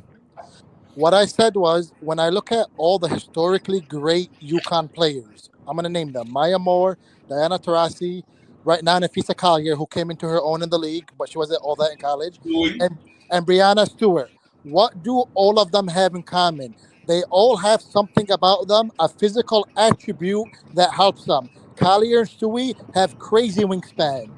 Maya Moore was crazy. Mike, before you finish though, Mike, I don't want the panel or the chat to think I don't like Paige. I like Paige. I'm just talking player for player. I'm not saying Paige shouldn't go on. I'm not saying Paige ain't one of them. I'm with you too. I like Paige, but I gotta speak my honest basketball analysis. That's all I'm doing. And if somebody got a problem with that, that's on them. So Maya Moore, crazy athletic. Diana Taurasi, look how broad her shoulders are. She can move you. Then you got Collier, who has like a 6'7" wingspan, and Stewie, 7'1" wingspan. These are all not skilled. These are physical attributes, God-gifted attributes. I see Paige, she's an excellent player, smart, 3-level scorer, but we don't know because the UConn system, you cannot double team anybody. You cannot double team against UConn because they're going to pick you apart. They know where their players are. They know when to cut. They know how to cut. So we got to see Paige carry a team. You know what I'm saying? All I'm saying is Paige is not a generational player. I hear ESPN. I hear FS1. I even hear I don't think people really understand what a generational player is. A generational player is a player where they have a talent and a skill that no one else can mimic, whether it be their size, an attribute, a wingspan, their jumping. Where is Paige a generational player? Paige is a baller. Don't get me wrong. Paige is a baller. You put her on your team, that's +5 wins, right? But generational player where she gotta go number one. Like I wouldn't be upset if Paige went number 2. Like, why does she have to go number 1? Oh, I could answer that too. But before I answer that, I want to ask you a question. We don't care how you feel about Paige. We want to know how you feel about AZ Fudd. Hey man, hey, look, Brooklyn, you already know how I am. Look, I still believe her game needs fine tuning. Of when it course, comes to I agree NBA. with you there. I never disagree with you there. Yeah. You Brooklyn, when you on my channel, I don't think Ozzy Fudd is a bad player. All I said was she needs the right fit with the right coach because of how she plays off the ball. That's all I said. I just wanted to ask that question. So get back to what you were saying about Paige though. And I agree with what you're saying. In my opinion, I don't necessarily feel like she needs to go number 1. The reason why I say she's gonna go number 1 though is because we know how this thing is, right? With the media hype, with her being who she was since high school, right? We all know her story through college, and we know how she was compared, and with the Caitlin Clark thing. So now that it's her turn, especially with who knows how we don't know how this tournament is gonna end, but especially if it ends with UConn winning, that's gonna put the icing on the cake. But with all of the media hype, I think she's going number 1. Now I agree with what you're saying as far as talent wise, she don't have to go number 1. I don't look at Paige and like Paige has to be number 1. I do feel like her game. I love her game. Like you said, she's a baller. So I have no issue with her going number 1. But if Flau'jae comes out and Flau'jae goes number 1, based off game, not based off anything else in the media, I could see that. Same thing Brooklyn, with a few I other get what I'm players. saying. Look, before you finish, I agree. I agree. I just want to say I agree with you with that. I was just saying with media and all that other stuff, that's why I think she's going number 1. But I do agree with you with game. Yeah, I got a hop off though, case out. But let me say this, and I'm about to shock the world. Olivia Miles should be the number 1 pick right now. She fits better with Dallas than Paige does. Like, Paige actually doesn't fit with Dallas. People are trying to force her onto Dallas team. She actually doesn't fit what they need at no level, offensively, defensively, systematically, especially with the new coach they have. Olivia Miles fits better with Dallas. If they bring him back Satu, they don't need Paige. I do agree with what you said. Paige is literally a bigger, smaller Satu. I think Olivia is the best prospect so far, in my opinion. Yeah, so I agree with you there. I just never said that publicly, but I do agree with you there. Brooklyn, like you said, the thing is that in my opinion, the WNBA is still too small where they can't think of in terms of what do we need. Like right now, Brooklyn, you brought a good point. You know what the ESPN, one of their leaders said? They said they're holding off on scheduling games until they learn the Dallas schedule because they want to put her on ESPN a lot. Yeah, I mean, that makes sense. I can see so that. I mean, it's basically what you're saying. The media machine is behind Paige right now. And she's taller and she's bigger than Flau'jae, but I do think Flau'jae got a deeper bag than her. They really the same size, to be honest with you. They the same size. Flau'jae is actually stronger The reason than her. why I'm saying they're the same size is because one thing I noticed, I didn't know they did this in the girls' game just as much they do it in the men's game. That's just how we just seen Hailey Van Lith is quote unquote 5'9" now. They be lying on some of these heights just to get you excited because sometimes I see Paige Becker's listed at 5'11", and other places I see her listed at 6 feet. Same thing with AZ Fudd, 5'11". But when I look at her next to Paige Becker, they the same exact height. But then when you look at Flau'jae, she the same exact height as the rest of them, but she'd be listed at 5'11". You get what I'm saying? So they lying about these heights. Brooklyn, Hailey Van Lith is 5'9" when she wears those Nike boots. Man, Hailey Van Lith ain't been 5'9". Hailey Van Lith is 5'9" in her dreams. Yeah, Hailey Van Lith is not 5'9". No. She 5'7". Because I see her next to Pow that plays for LSU on her team, Pow, and her Pow is taller than her. I'm talking about Poa. All I can say, I've said it earlier. I said I don't understand why it's already been a foregone conclusion. It's happened, and it happens so many times in most drafts.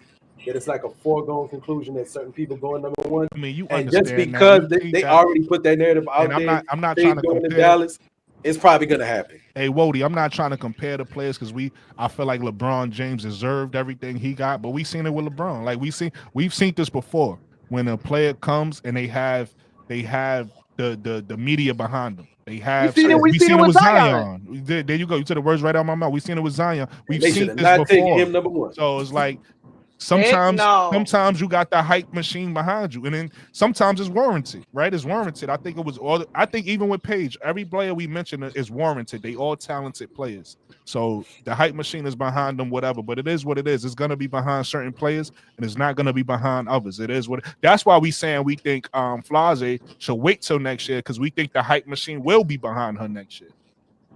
Yeah, but she not. Hey, but appreciate it, K-Side, though, man. I'm about to head out, man. Y'all have y'all a good night, man.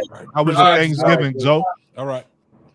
And the reason I said I don't know how much stock do y'all put into what some of these mock drafts put out there, especially from like NBC Sports, so on and so forth. How much I look at them, but I don't pay them no attention. Yeah, you can't. It depends. I do my research. A lot of them, like I don't know, they all people's opinions. So you know, you never know. You got to come up with your own kind of like feel. You never know what people gonna do. That's the on one I draft use, day. but that's not to say Tankathon gonna be. Watch this. This is what I want to ask. I want to ask Sister Wody. Sister Noble, what's up, y'all? I'm gonna let Sister Tony get in here just a second. Let me ask Wody a question. Wody, give me your mock draft right now. I don't even want to hear this. I'm scared. Oh, what he said earlier. Because that's my concern with that. When you said if Flau'jae come out, she gonna be outside of the top 10. Probably according to team need. Man, and right now, if I was Dallas, I think I would go Olivia. I think I would go Olivia number one because she's a scorer. No, you ain't got to say all that. I'm just saying, what's your mock draft? You ain't got to give me why you would pick them. I just want to hear your mock draft. Olivia 1. Okay. I'd go Olivia 1. Who's the next best guard available? Sparks want a guard too, so I would. Who's the next best point guard in the nation? He don't even know. You're gonna have an issue. You trying to draft based off need. It ain't that I'm many going people strictly based off need. They want a guard too. But those people not available is what I'm saying. Y'all know something was funny? I think in the WNBA, I don't think they draft off of needs. They don't. I'm gonna tell you how they draft, and like I told you this before, KSAP, but I've noticed this. They put a premium on bigs in the WNBA. Yeah, they put a premium on bigs, and then they put a premium on like shooters. So those gonna be the first people. Olivia, go Harmony Turner number 2 because I think that would be the next best available. See, point what? guard. You said Harmony? You said Harmony at 2? Turner because she coming out and next best. Wody Mac need his own show, and it needs to be unserious. Yo, don't take none of this serious. Hey, Wody went with. He said, Wody tripping, boy. Nah, and there's reasoning behind it. I don't want no reasoning behind it. I don't want no reasoning behind it. You, boy, Wody, sometimes Wody, you got some outlandish takes, man. Hey, listen, Wody, you're not gonna never get. Listen, just to be honest with you, man. I've been watching basketball most of my life. You're not going to get past the media push, no matter how you feel, what you feel about it. You're not going to get past the media push. What the media, the writers, the editors, the people in publishing, the so-called, truth tellers, these people have already have it written and etched in stone. But people like Flau'jae that does whatever, throws what K-Sap was talking about. People like Flau'jae throws a monkey wrench in their narrative when she's going, to put herself in the draft. But right now, they have their narrative of how this is going to play out, who's going to get who, and the way it is. That's why they have it called a mock draft, right? But they facilitate the public with who they want to see, who they're inspired by, what school is paying what to be seen. I mean, that's just how it goes. You know what I mean? They do it in the record business. I'm just telling you right now that it's etched in stone. These top 12 people are, even with Flau'jae going herself in the draft. They have a plan A, B, C, and a D on how it might go, but they're going to sell you Paige because that's what they want. They're going to sell you Anissa Mero and Flau'jae and Olivia Miles. They're going to sell those to you because this is the narrative. And even Hailey, you know what I mean? They selling you. You see Hailey getting media right now. Hailey, like I was saying, I told y'all what it is. Listen, when you can have a programmed way of how you distribute who's who, it's programmed. It's already it's the big fat guys with the cigars writing or cigarettes writing and already putting the narrative out. So the thing is with us, even though Wody, what you're saying is innocent, it's not factual because it's the way that it's set up. I'm just saying it's a shitty way the way it's set up, but it's just actual facts, man. We want to be on here and I understand hypothetical. We don't want to do hypotheticals. We want to do actual facts. It would be nice if they would throw out. Let me also say this: you can't, because what you saying ain't nothing wrong with what you saying, Wody, in free agency. Mm-hmm. Teams could pick and build whoever they want in free agency. Mm-hmm. What you saying, you can't. The draft don't operate like that, Wody. And a draft, teams will tell you is always best to go best available player, even if you don't need that player, right? Because you can always make a trade, you can always make moves. You get the talent first, so you always go best available. The only time you go for need is if you at the point in the draft where all these players, let's just say these next 5 shooting guards coming up, none of them move the needle more than another one, right? Then you will look for who fits your team best. Who do I need more of a defender or do I need more of a shooter? That's when you start doing that. That's later in the draft when all these players is pretty much the same. But when you start talking about talent level, you always go talent first, even if you have that player on your team, because you got 2 decisions. You could trade the player from your team and keep the rookie, or you could trade the rookie and get some assets to build to what you already have. So you always go talent first. And then if we still sticking to that, and this is why Kiki Iriafen is slated just by the mocks to go second. If we only gonna go there by talent and potential, then Kiki's still coming out in the top 3. Exactly. No, but look, let's say she come out. I'm not doing that. No, but Wody, no, listen. Let's say you the GM. Brooklyn. I'm talking about what I would do.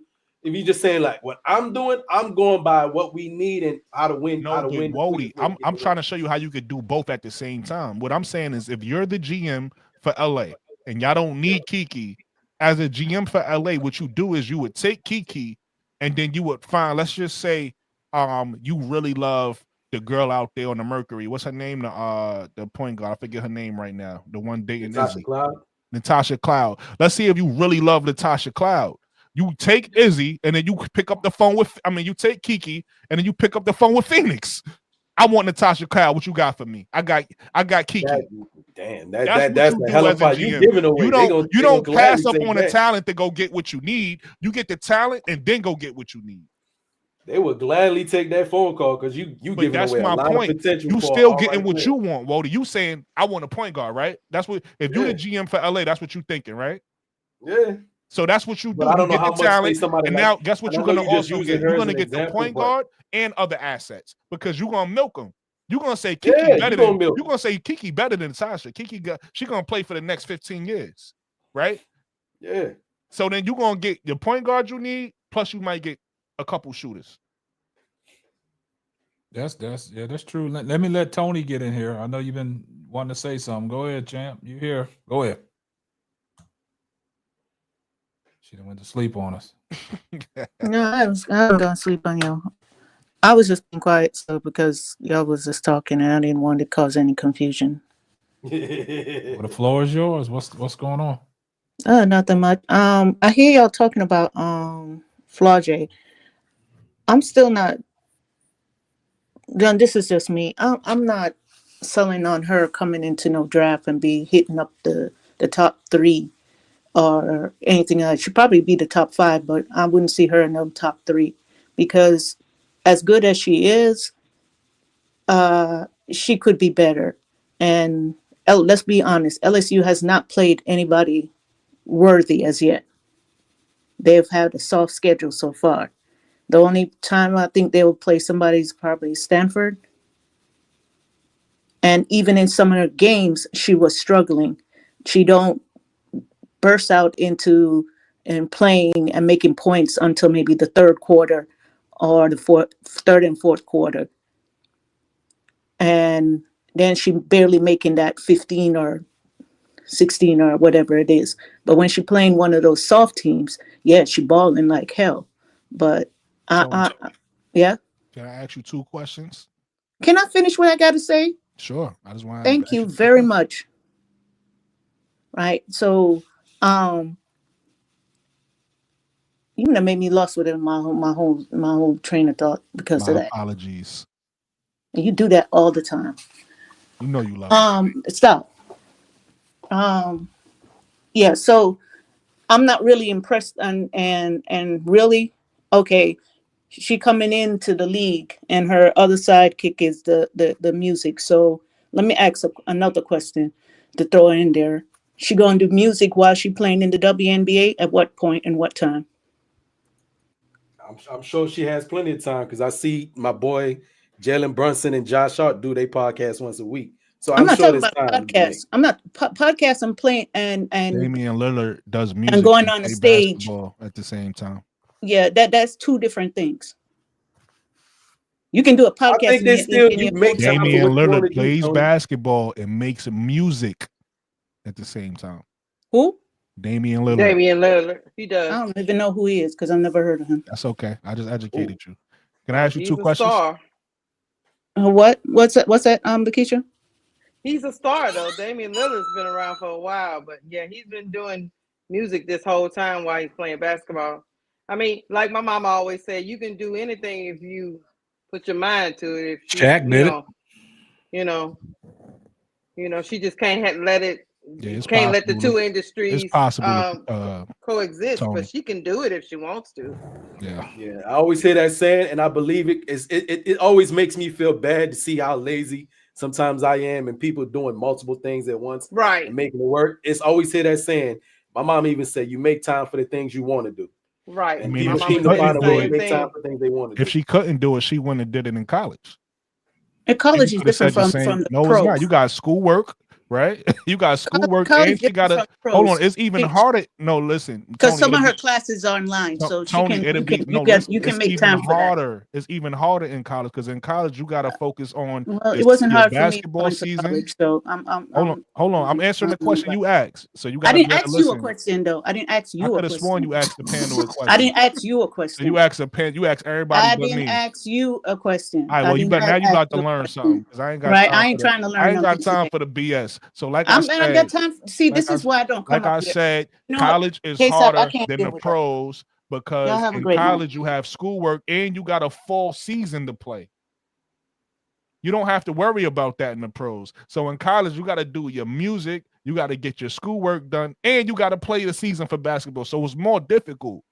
And once you go to the pros, you're an adult. So once you finish practice and everything you got to do for basketball, it's free time all day. And Brooklyn, I will say this: I've had 2 kids that kids that were in college and that was in college sports.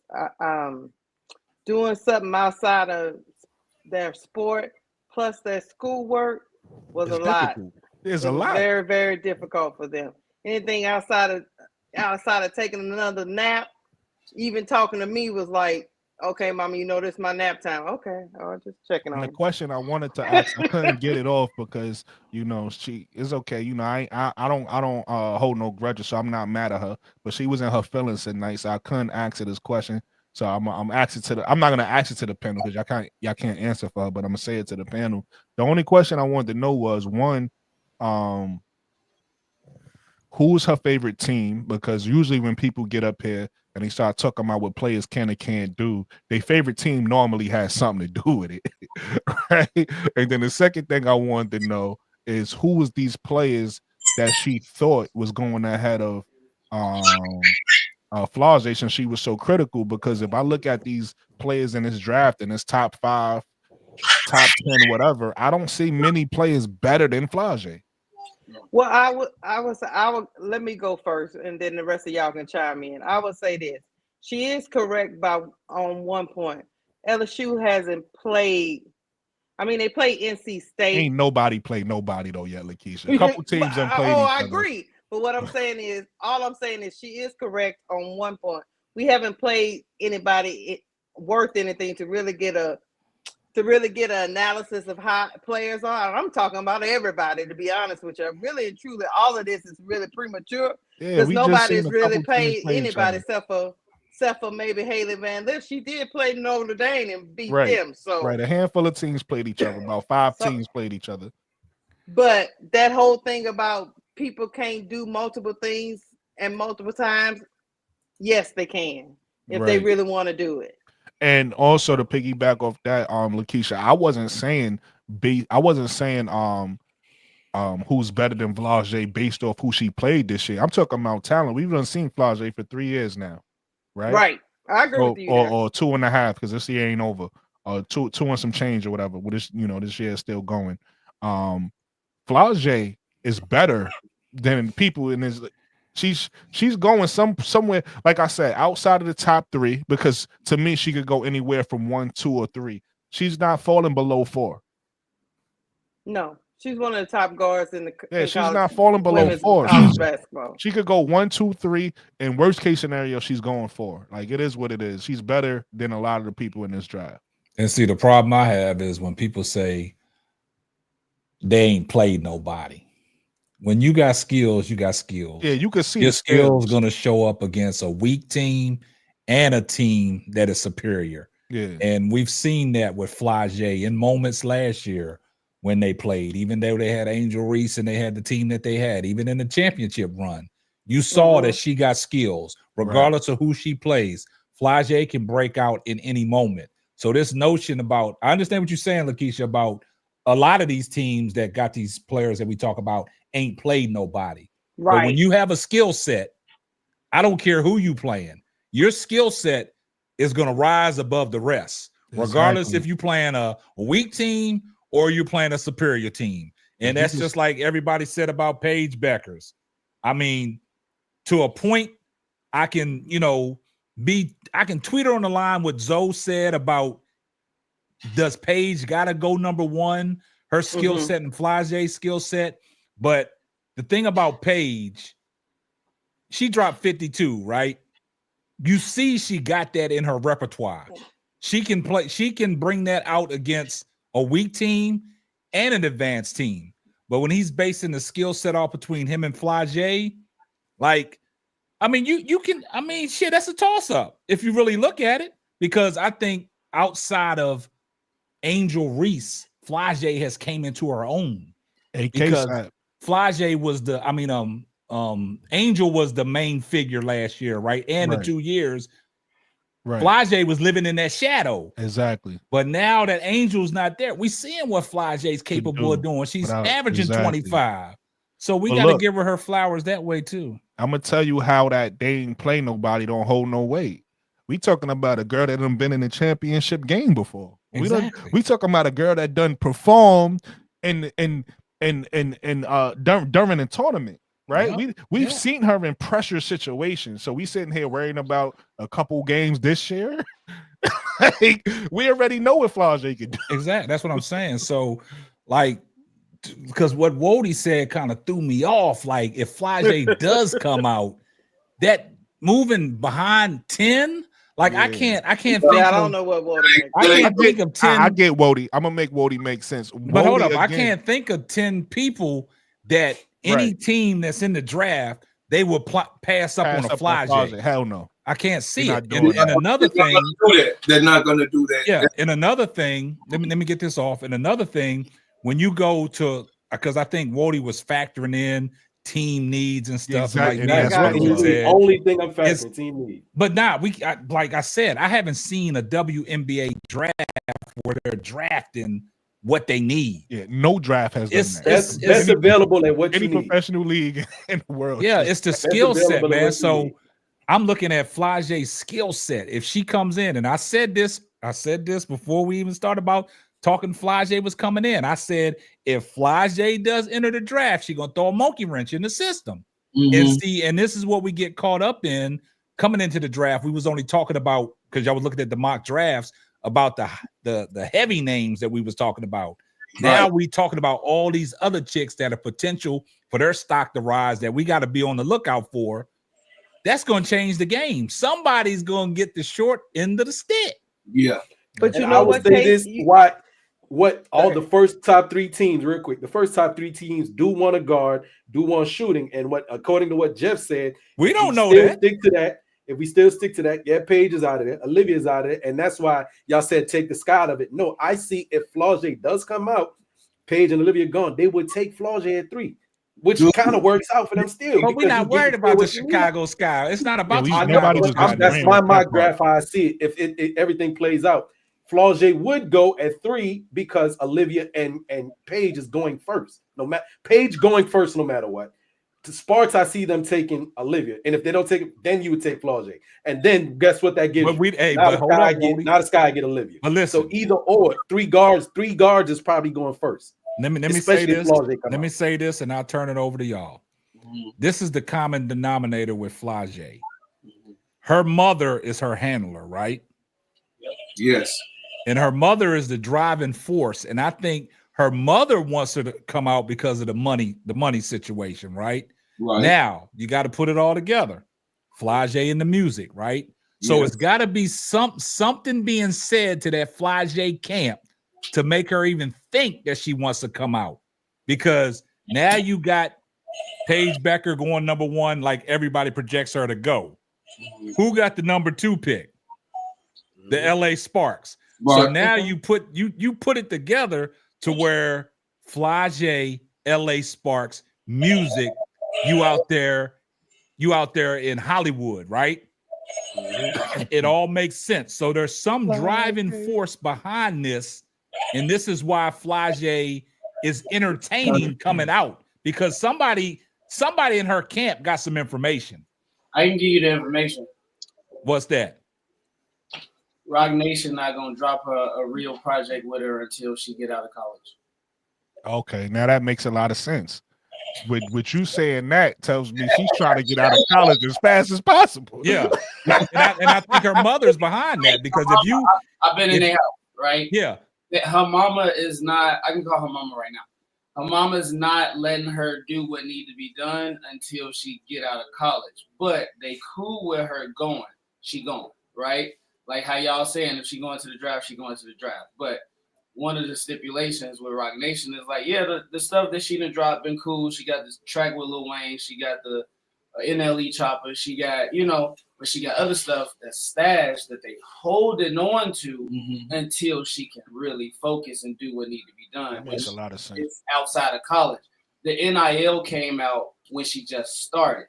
So that whole situation has been getting figured out, right? They still working it out, and changing the parameters of the NIL. That's something new within college. So without the Rock Nation having to eat whatever NIL and the college is trying to do, especially with the NCAA and how the music plays on there, they still working out that legally. So Rock Nation is really pumping the brakes a little bit. So because the colleges can, with how it's set up, they can potentially get a piece of it. If that makes sense. Everything is money, right? And the legalities of it all. Yeah. So, but her mama is really, she want the big piece of the cake.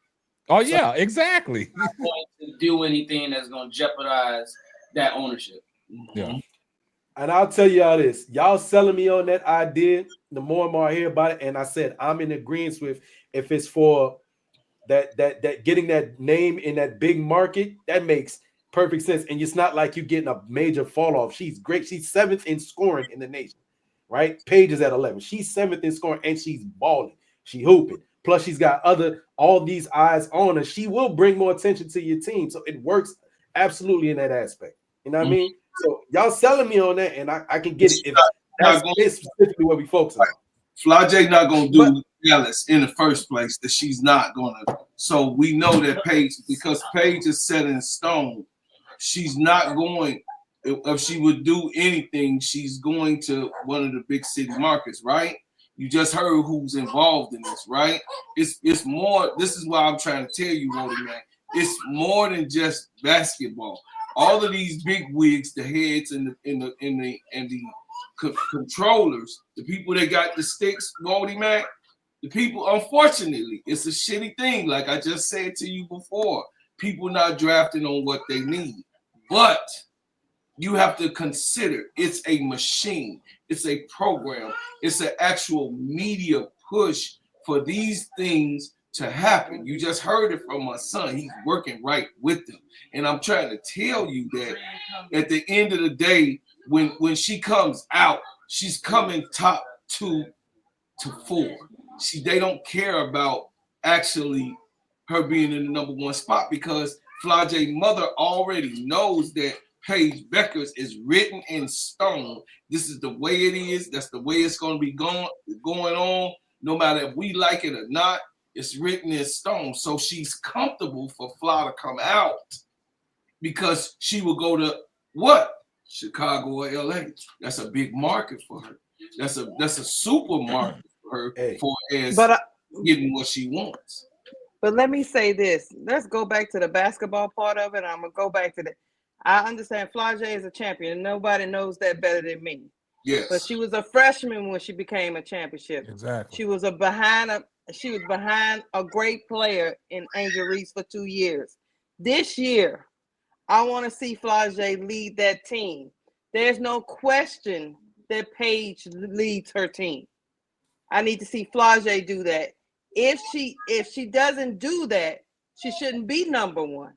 She's doing it right now, though. She's 24 points in the last 3 games. I don't think she's talking about that. I'm not talking about it. How far do you want to see them go with Flau'jae?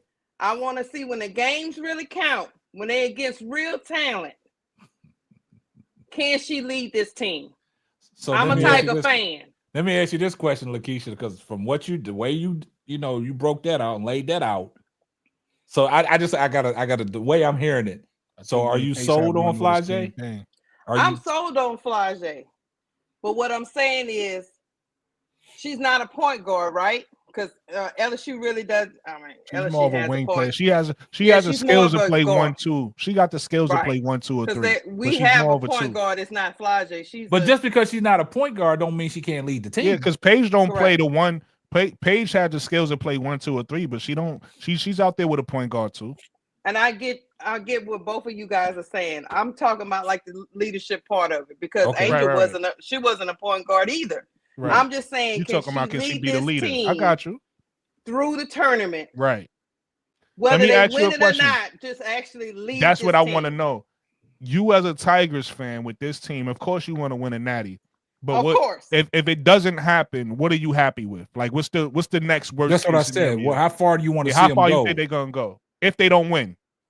If they don't win, if I make it to the Elite 8 again, I'm good. Elite 8, okay. So okay. So let me ask you this question, enough to do that. Let me ask you this question.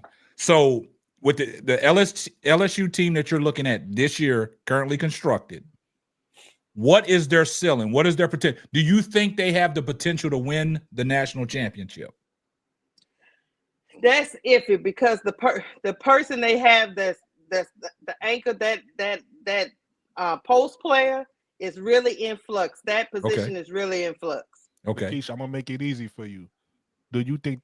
Because I ain't gonna say I only think. There's a few teams that could win, but I'm gonna name the teams versus LSU, and you tell me, can they beat them? Do you think LSU could beat Notre Dame? Yes. Okay. Do you think LSU could beat UCLA? That gets iffy. Because I don't know. Because Betts is a better player this year, and like I say, we're in flux. Well, watch, okay. You know last question. Last question. Do you think LSU could beat USC? Probably not. No. Which I like one? Kiki. Which one? I only call USC. I don't call the other one. The other one is South Carolina. If that's what you're asking me. I was talking about USC. Okay. Oh, you said with Juju. You talking about USC or South Carolina? Which one? No, I'm talking about USC. South Carolina is okay. South Carolina. I was talking about with Juju. I think USC is a better team than our team. Yes, but hey, Listen, the only reason I ask you that is because if you believe that they could be championships, those are the teams they probably gonna see. One of those three. I mean, it's other dark horses out there. You got Texas, you got other teams, but those are the three probably What top about South teams that they Carolina? gonna see. But hold on. Let me say this. Let me say this though. In SEC. Hold on, B. Will. Let me say this real quick. Lakeisha, out of all that you answered, right? Now this is going into the tournament. You know, anything can happen in the tournament, right? Yep. So your expectations is a Flau'jae getting to the Elite Eight, right? That's my expectation. Okay. Yes, Now what if she takes this team to the Final Four? Whoa. Oh. Then hold up. Does your whole projection of Flau'jae change? She should be number one. Just because she got to the Final Four. Yeah, because like I say, You sound like Caitlin Clarkers now. I've always said, I'm gonna tell you why. I've always said the only thing that scares me about Paige is her injury history. Yeah. That's the only thing. Now, she I wouldn't be mad either one. I think Paige should be number one, but I'm not gonna sit up here and say nobody can't unseat her. I'm not gonna say that. Yeah, I mean that's true. I mean, because like Bro Claude said, the media, this is the media wave, the media storm. They always consider this the Paige Becker's draft, right? Just like they considered it the Caitlin Clark draft, right?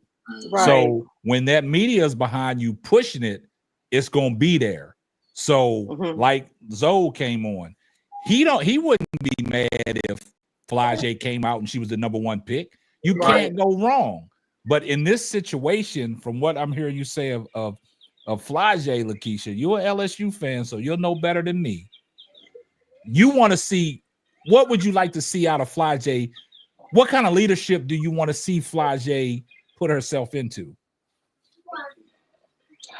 I would say, long as I just need her. I think you went out. You muted. Nah. Sorry. Yeah, I went out for a minute. I would say I still need to see her down the stretch. I still need to see her take over ball games when it's time to take it over. I get to me from the games I've been watching, and these are just the first, I guess, 7 or 8 games. Yeah. Anissa Morrow is the one that takes over. I need to see Flau'jae take over when it's time. I'm gonna tell you right now, Lakeisha, that's not just a Flau'jae Johnson team. Right. So you're gonna see games where Anissa's gonna be more of the focal point, and you're gonna see other games where Flau'jae is more of the focal point. Yes. So you're gonna see them both take over. Flau'jae isn't the clear. You gotta realize Anissa Merle's older than Flau'jae. First of all, Flau'jae isn't the clear cut leader. Like, she's one of the leaders. She is a leader on that team. But she's not she's not there by herself. You also got, listen, Michaela is young. Stop forgetting she's on the team because she's a mother. Oh no, I don't forget Michaela at all. What are you talking about? Michaela is probably my favorite. Flau'jae. Michaela is probably my favorite player on the team because Michaela give me those Maya Moore vibes. I don't know, just her body. She's just big. Like I like those big players with guard skills. So I think Michaela, when it's time for her to come out, she's gonna be a problem. But Flau'jae is there with Flau'jae. Obviously, Michaela been coming on slow this year, and then you got Anissa. So they running it by committee. Flau'jae is one of the leaders. So is Anissa. So there's gonna be times where you see them both kind of like be the focal point. But I'm here to tell you right now, what you looking for, you're gonna see it this year. Flau'jae is gonna step up in big games for you. And it's not. I get what you're saying, Brooklyn. And it's not a stat thing. It's just the eye test. Eye test. Okay. I just see when they get in trouble, Anissa is who they go to. That's what my eyes are seeing. Well, I Not mean, saying nothing wrong with I don't Flau'jae and what I don't she think doing there's with her nothing wrong game. with going to Anissa though. I don't think it depends on the matchup. If Anissa got I don't a think that says matchup nothing that about can Flau'jae exploit. is what I'm saying. Yeah. Yeah, If they do that, I don't think that says anything about Flau'jae. All right. Hey, let me let B Will. We didn't mean to cut you off, B Will. We're gonna let Go you get ahead, in B. here. Will. So what you got, B Will? Hey, respectfully, first of all, what's up, y'all? What's going on, man? What's going on, Brody? Always good to kick it with y'all. But all due respect, none of that matters. About to be disrespectful.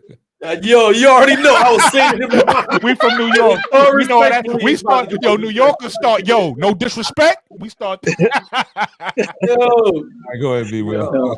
No, none of that. To me, none of that matters. I think now that I think it was Mike that was talking about the time and everything in KSAP 2. Yeah.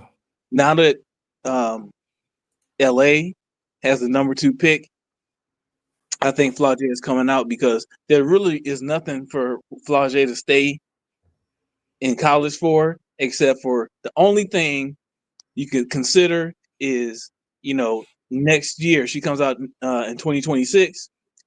Now you're under the new CBA, and so the bag gets bigger, right? For everybody, but so she get a bigger bag starting out, but she don't need that bag because she got other things, just like Ingram. She got other things going on. And two, like she comes out next year. There's no way this year coming out in 2025, being projected as 1, 2, or 3. She has the best chance she'll ever have at controlling where she goes. Because 9 out of 10 times we know Paige is going first to Dallas, and Flau'jae will be right there. Whoever you think is 2, 3, and 4, Flau'jae is going to be right there. And if LA wants to expand that market, I mean, the eyes on that team that they already getting with Cam Brink and Rakia, you pop Flau'jae in there, and now that market explodes for them. So I think this is the closest she'll have to being able to pick where she goes, because she comes out in 2026. We don't know how that's going to shake out. Yeah, that draft. Yeah, we don't know who's going to be in position. Yeah. She can end up in Connecticut. You know what I'm saying? Yeah, and I think Connecticut gonna be trash next year. Stupid. B-Will said she can end up in This is what it probably will be, because Connecticut probably is gonna be one of the worst. Atlanta probably still gonna be terrible. So I mean, Atlanta's not a bad place to end up. No, she's all right going to Atlanta though. Because she in I'm not Atlanta. gonna lie to you though. Going off of what Bro Claw said and what everybody's saying, if I am Flau'jae, I do want to be in LA. And if I'm like, yes, Paige is going number 1, I don't mind going number 2. Like I could see that. I could see Flau'jae feeling that way. That's her number 1. That's what my point. That's just like it's set up perfectly for her. So I could see that. That's what the mother is pushing right now. It's a good, it's a good way for her to be in the city that they really want her to do, for as the Rock Nation is concerned. You got what I'm saying? Yeah, it's perfect. It's perfect. So yeah, now do she got a ball out? Yeah, we don't. That's not gonna be a problem. I don't doubt Fly gonna ball out. Yeah, I that's not believe gonna she be a is. problem. You know what I mean? That ain't gonna be no problem. So, like KSAP, once again, KSAP said when Fly comes, if she does come, it's gonna throw a monkey wrench, right? So now you got her right now in the last 3 podcasts that she did, because I watched Flau'jae too. She then insisted that the possibility is there. In this last one, the stepfather kind of let it out the bag. That's where they're going. You got what I'm saying? Because he went over what she has to be ready for once she leaves college. You got what I'm saying? So it's a perfect fit for her to go 1 or 2. If she come to Chicago, y'all already know the game here. Y'all already know what it is. You got what I'm saying? Perfect look. The industry is new in music for as actually putting people on. So definitely, her coming to Chicago, but she don't want to go to Dallas. She don't want to go to Fever. She don't want to go to those markets she don't want to go to the Washington Mystics. She don't want that. But this draft is actually what I was telling Woody Mack, Brother Will. She's actually ready, to leave school at this point right now. But she also wants to make sure her music career is intact also. So y'all got to understand what's going on really to actually push the narrative. So there, Rock Nation then already called the Sparks, right? Y'all doubt that? Or I'm trying to let y'all know what's going on. I don't doubt it. But look, Bro Claw, on top of that, looking at it from a different perspective, right? Thinking about last year with Angel and Caitlyn, if Flau'jae comes out along with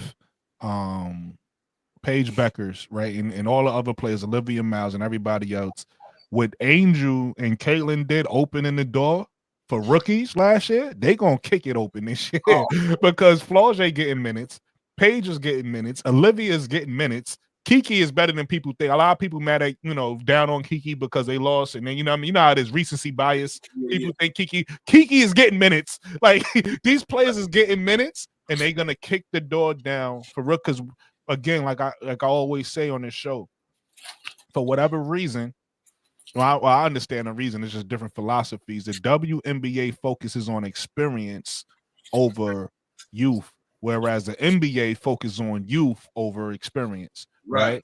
So it's like this is gonna be another year of the rookies coming through saying, nah, I earned my spot, I belong here, and I'm gonna get these minutes. And then you're gonna have an interesting rookie race, right? You're gonna have about 3 or 4 players in this rookie race that's gonna say, hey, I want to be rookie of the year. It's gonna be more even than it was this year because right now, I'm just being honest with y'all.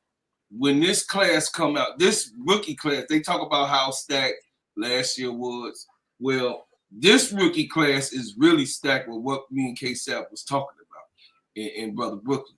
This year's draft, do y'all understand how deep that this draft goes? We actually got 10 to 12 players, right? That are in rotation in the final 6 picks. You know what I mean? Let's take the top 5 all the way from the Valkyries. We know who we talking about is going to be in the top 4 or 5, okay? But you got to understand it's 12 definite players that I could just go off of my mind and talk about, that's in rotation with the top 6. Right, that bottom 6. That bottom 6 this is fine. draft is so deep that it's players we not talking about right now because it's not enough teams, there's not enough spots that's gonna go in the second round and be knife, a la Isaiah James. Nobody's talking about Isaiah James, and she's my favorite guard. Olivia Miles, the best guard. Isaiah James is my favorite guard. And they say, like, I sounded crazy when I said Harmony Turner. She's another one that's coming out. And now Hermione, you mean Rory? You mean Rory Hermione, right?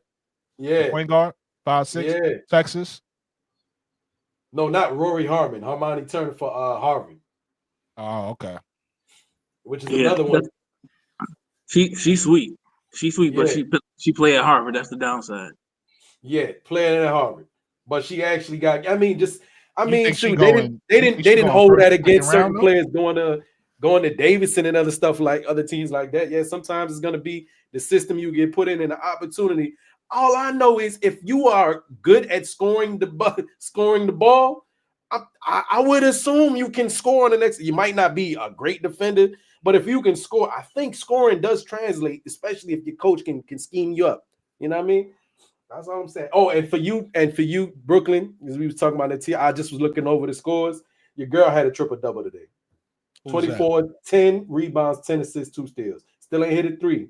Who's the 5'8 junior, Tanaya Lodson. Oh, 24, 10, and 10. She's a problem. 5'8, 10 rebounds. 10 She's coming out next year, and she should be in the top 5. Tanaya Lodson should be in the top 5 for next year, 2026. Florida State, right? Yeah. Yes. 24, 10, and 10. She's been getting busy, like I said. Everybody, because Flau'jae went to LSU, everybody been paying attention to her since her rookie year. Tanaya been getting busy since her rookie year. This ain't nothing new. Yeah. It's just that nobody talks about her. Mhm.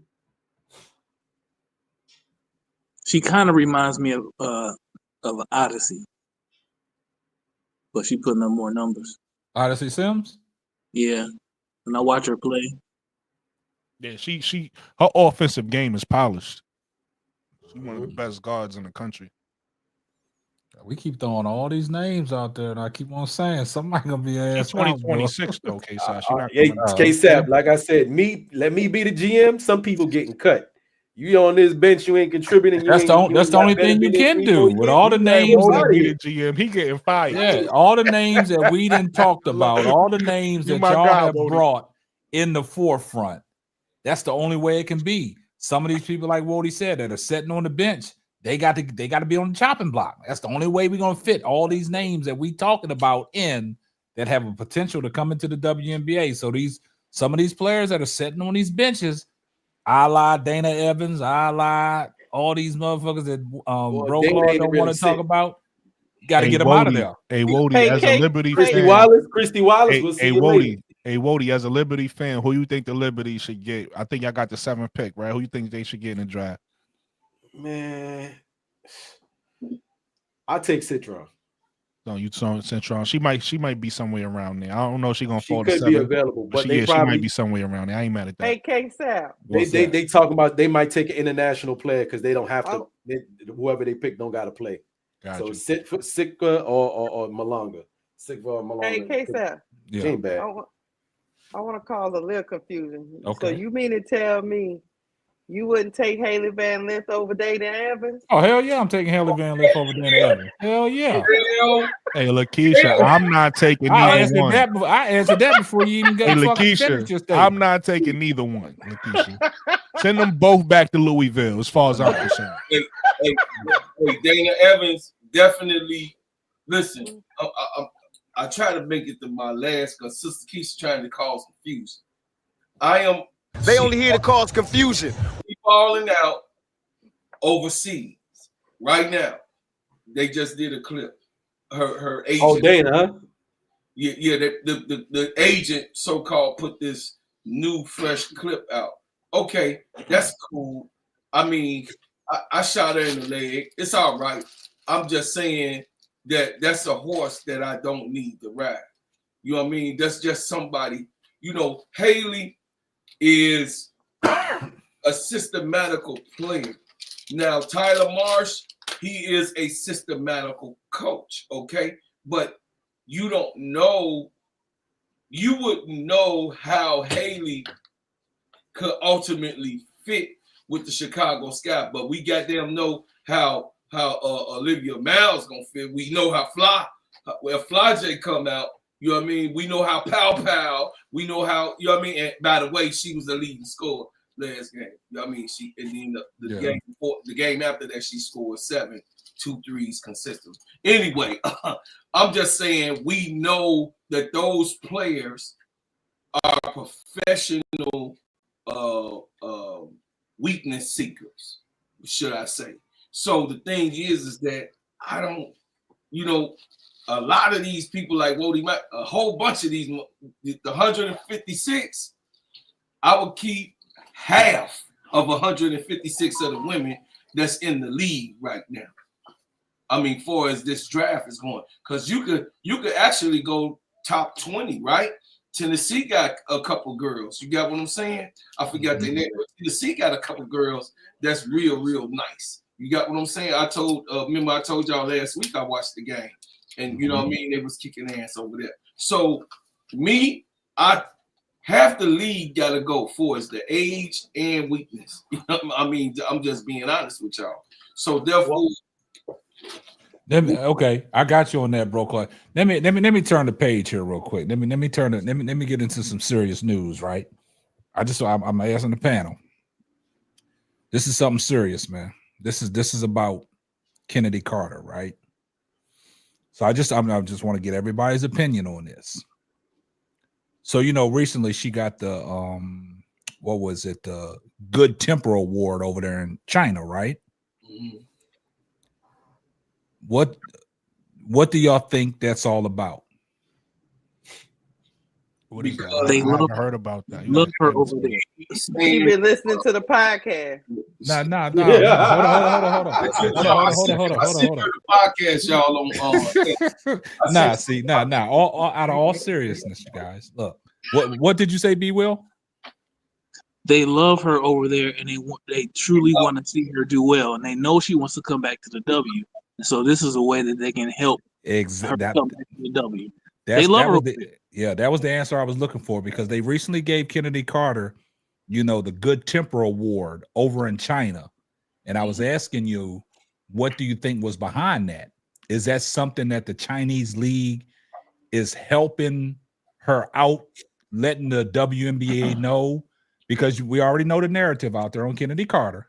Sure. Is this something that the Chinese league put out? Because I've never heard of a award like this. I think That's why I the said y'all gotta Chinese explain league it is to me, 'cause trolling I'm the confused. WNBA. Yeah. I think K-Sap, she had a fight the last time she was in China. Okay. So I guess this is like good behavior type of thing, and also like B Will said, it's to help her also with the if quote unquote she does not go back to the Chicago Sky, she will be looked favorably for another team.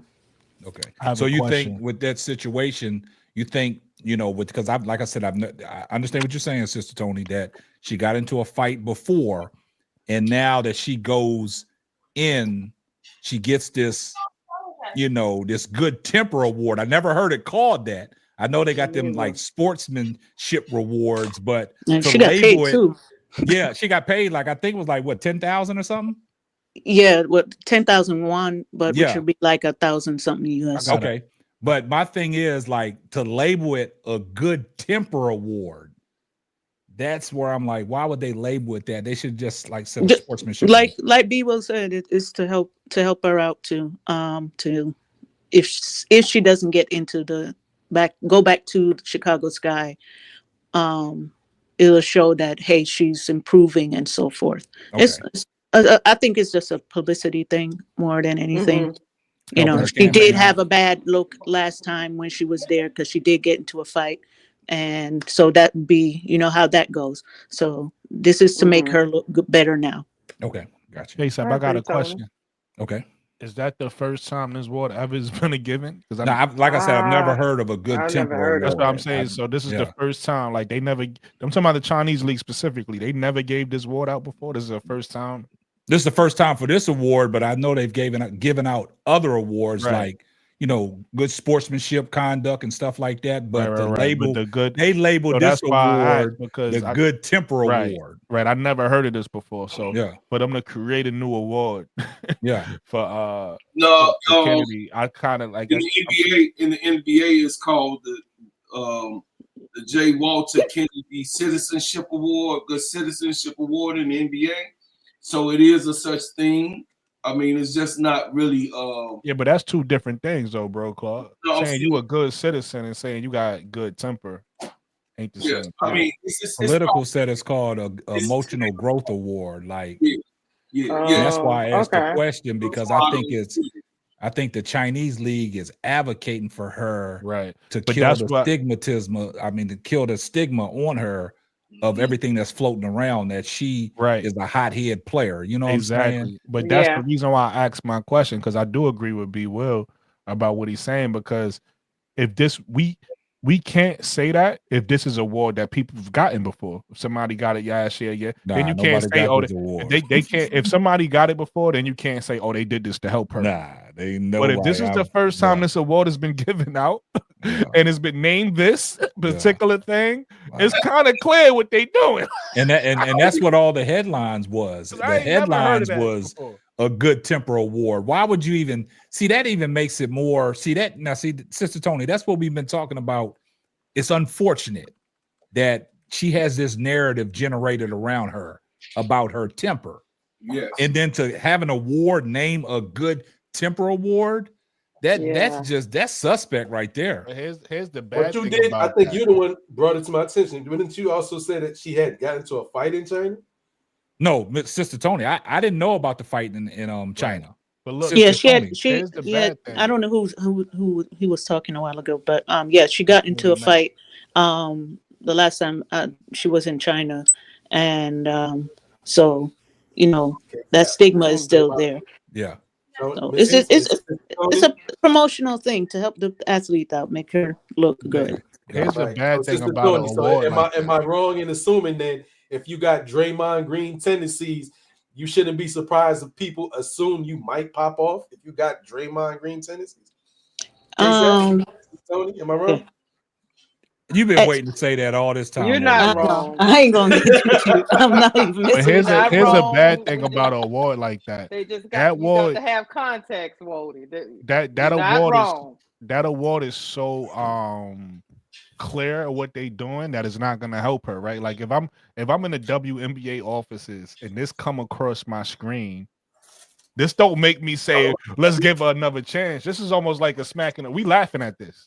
So this award don't if the goal behind giving her this award from the Chinese league was to try to somehow make her look good, they did the opposite. Yeah, they actually it's actually laughable because she's an American first, right? And we've seen her in college. We've seen her on 2 other teams outside Chicago Sky, including the Chicago Sky, 3 teams. And we know her. That's our girl. We know she's fiery. We know she has, a temper. But me, a person like myself, I don't give a shit. I want your ass to be the way you are because that fucking makes the game what it is. So therefore, if you are that Rondo assholish point guard, we want that. That's what makes the game exciting. So but I don't want no reward for that though. No, hell no. I'm just saying, goddamn it, Caitlin Clark got her ass knocked to the ground. I don't care. I know they in the chat. Knock her ass to the ground again. Because guess what? She got noticed from that push, that little old shove with the flop included. Ain't nothing wrong with a little fight every now and then. It's all right. It brings in more publicity and more marketing for everybody. So. Right, so, Tony, it's all right. It's just like college football, and they were fighting tonight. So it's okay. That it's Michigan good. Ohio State game. Because and Alabama and Auburn and everybody else.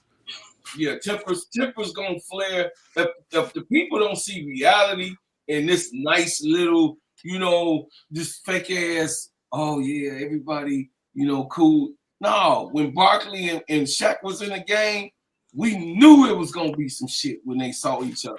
We just knew it was gonna be something. You got what I'm saying? And see, the crazy thing about it is, I just pulled up an article. It said now the fans are confused, and they offer confusion over the congratulations for Kennedy Carter's Good Temper Award. See, that just causes more. Yeah, that's a weird That award. just I feel like that doesn't help her. It doesn't help her. That's weird. Yeah, like that kind of reward. I mean, just because she went over there and she was on good conduct and she didn't cause no confusion this time, but to reward her, it just and the labeled award a Good Temper Award. That'd be a slap in the. If I was her, that's like a slap in the face, man. Exactly, and it doesn't help you. Not at don't all, help man. you. Because But like look, you bro, said, Claude, you actually meant Charles Barkley and Charles Oakley. You know what I meant. So with the award, if it's something, so leagues give that type of, lots of leagues give that type of award. We just don't hear about them all the time, right? So called the Good Temper Award. Word, I never heard Well, that. citizenship. I know they probably say citizenship. Show me the leagues. An award that celebrates sportsmanship and that kind of thing. It's a sportsmanship award. Why didn't they label it the sportsmanship award? They labeled her maybe it doesn't as the translate the Good same. Temper Award. Right. And Maybe- even I don't if it know, is a maybe they- sportsmanship award, what did she do to receive a sportsmanship award? So that would require a little bit of legwork. So none of us right now even know if that award has been given is given routinely, right? So because at the end of the day, it's pretty, as far as my calculation, be fairly early in the season for any types of awards. Okay. Be Will, let me stop you right there. Then I'm gonna let you continue. Have you ever heard of a good temper award? So again, any kind of awards that are given out in sports, have you heard of a good temper award? No. So let me just say this. Okay.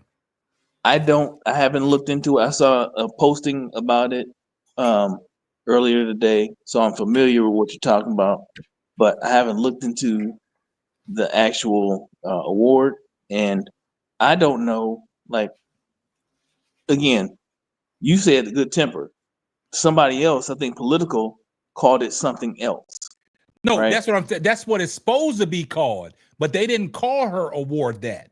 They called it the good. They labeled it the good temper award. They didn't use what political said in the chat. They didn't use the sportsmanship award or anything like that. Her label of her award was the good temper award.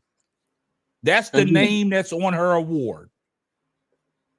So again, for me, where I'm with it is not like right now. There's nobody up here that knows if that award is given routinely, or if this is the first time such an award has been given. Somebody right? do the research for us. Hold on, I think this is what I'm saying. B. Will. No, let me finish. Then let me finish. We don't know if the good temper award is not just a translation, right? So I don't know. That's a good point. I give you that. I don't know. That could So be a translation for what it's actually called. Yeah, I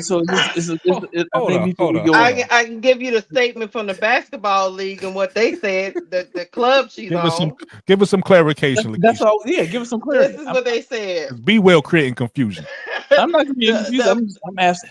I'm putting questions out there that none of us have the answer to. Hopefully, Be well. We don't want those questions. Be well. It's called the good temper award. Be well. You causing confusion. Go ahead, Lakeisha. The basketball club in Wuhan released an official statement stating that Carter is a passionate athlete with a hot temper at times. Hold on, this is the statement. All right, go ahead, just finish. Let me finish. Hey, Be well. I need you to speak for yourself after this too. Listen. Notice I'm the one that's being quiet while Lakeisha is talking. I just hold on. Okay. Carter is a passionate athlete with a hot temper at times, which has been a double-edged sword that restricts her development. However, this season, she effectively controlled her emotions and put more energy into the game itself. The number of times she argued with referees and opponents has significantly decreased. Wow. She can laugh off fierce fouls and sometimes even take the initiative to appease teammates who are out of control, showing her leadership qualities. This is one of the reasons why she has been awarded this award. Okay, and I'm glad that you read that, Before Lakeisha. you go, K-Sat, last question. Can you research if this award has been given before? That's okay. It hasn't. That's the next question. I don't have that answer yet. That's what I'm trying to ask. I have a question. It hasn't been given up before. That's what I think so either, but we'll see. That's what I'm saying. Out of all, go ahead. Is this award given by her specific club or is it a league award? It's by her club. It's by her club. So all right, so here we go. So again, we're getting into the details now that we need to know. Be well, that doesn't make sense because this isn't the same club she played. This is a new club. This ain't like this the club she was on last year. She on a new team. So well, maybe because what happened the last time, KSAP, they're just trying to make it, hey, she ain't doing this what she did last time. She's been behaving herself. She's been being a great player, great teammate, and whatever it is. Sister Tony, I totally agree with hey, that. them Chinese give out awards and paying her money for it. I'm all for it. I understand that. I totally agree. Everything that y'all said is all valid. But the point of the fact of the matter is, out of any awards in sports, have we ever heard of? I've been on this earth for 52 years. Have you ever heard of a sports award called a good temper award? Nah, there's only one award that I can see given out that changes a player, the way a player looks. and that's called the MVP. Outside of that award, nah. No, they give Wouldn't sportsmanship. the most improved? Yeah, they give most improved players. Maybe the same thing. Maybe that's their version of most improved. You know, Chinese are different, so I understand, but what Lakeisha just read, they could have kept that to herself. Yeah, they could have kept that to themselves. We ain't need to know that. I didn't need to know that she's hot tempered, and why would you write an article on me that I have a hot temper? they're trying to help her in their own way. Shit, That I they don't see. think They that. I don't- don't think they that's probably helping not her over in looking at it China. like how we That's are not going to help looking her at in the it. U.S. Hey, look, it talking about They it hindered sound her like they development. trolling to me. Like I said at the beginning, they sound like they trolling us. That's what it sound like to me. And selling somebody, your temper hinders your development is Yeah. crazy. And you talking ain't nobody gonna take you on a team that you got an article written up that you always yelling at the officials, you doing this, and you hot tempered. She trying to kill that narrative. She trying to kill that. Hey, KSAP, what? And they just confirmed it. Hey, KSAP, what GM she gonna walk into next year in the WNBA with this award and sitting on the table and it's gonna help her out? Shit, I wouldn't even post that award in my fucking house, man. But what's the big difference with her and the rest of the hotheads that they got in the WNBA? Exactly. But nothing. It's just a Tony. We keep getting back to that. We keep getting back. It's nothing. It's nothing. But what we're talking about is Kennedy Carter. See, now there's more speculation out there. There's more narratives out there. When you're quiet, that means you're staying away from things. But now she just been brought back into the public eye because she got the Good Temper Award. Exactly. Hey, maybe that team, in all innocent, that team probably was trying to help her, then realized that it probably would affect her back in the United States. We don't know. We don't know what they were thinking. Until Lakeisha read what they wrote. That is. I don't know. I don't think what they said had anything to do with the I'm WNBA. just saying, in different cultures, they look at things differently from what we here in the United States look at it. So but you know what they that probably is, are saying, hey, I'm going to put this out as an award because I know last time she was with another team, she got into a major fight and so forth. So we give it, we're just letting them know here. And somebody break it out in the United States, say, no, I don't make think it be bigger than what it is. I don't think it has nothing to do with the US or the WNBA. I think this is simply them for their league saying, hey, you had a fight last year. And because they said it and everything Lakeisha said, you're not arguing with the refs, you're not doing this, you're not doing that. Here's a Good Temper Award. Hey, so I don't think they should have gave her an award for it. Right? It was like a little pat, exactly, a little pat on the back for their league. Hey, you're not fighting like you did last year. Here's an award for it. But now they're not going to do it the US or the WNBA. I just don't like the way they wrote that article up, man, because that's letting everybody know. Yeah, letting everybody know that, she is hot tempered.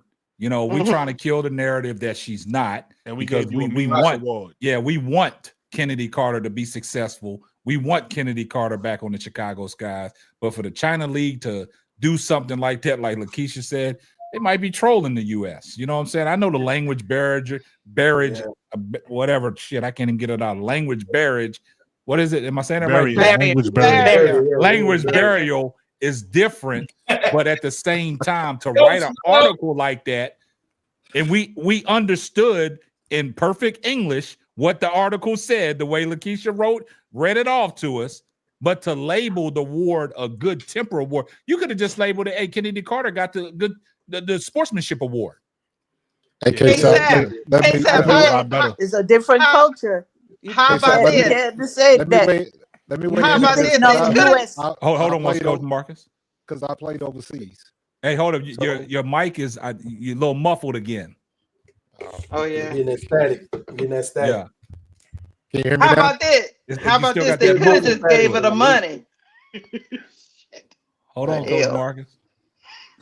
Give her the money. You're right about that. I would have really. They could have just gave her the money. What's this foolishness? Yeah. It's like my boss giving me a Good Temper Award. What the hell? I think also adding to what I said a few seconds ago, I think adding to that, this is just them finding new ways to celebrate Kennedy, because over there she's like the big dog, right? She's the leading scorer. She's a big deal in their league. So they probably just trying to find ways to celebrate her. But this is to anybody with common sense knows that this is probably something they shouldn't have did. Right? This is a mistake. But they probably just trying to celebrate a player who brings a lot of light to their league. Kennedy Carter is a big deal in China. You're so optimistic. I want to just throw this out there Brooklyn. too. I am optimistic.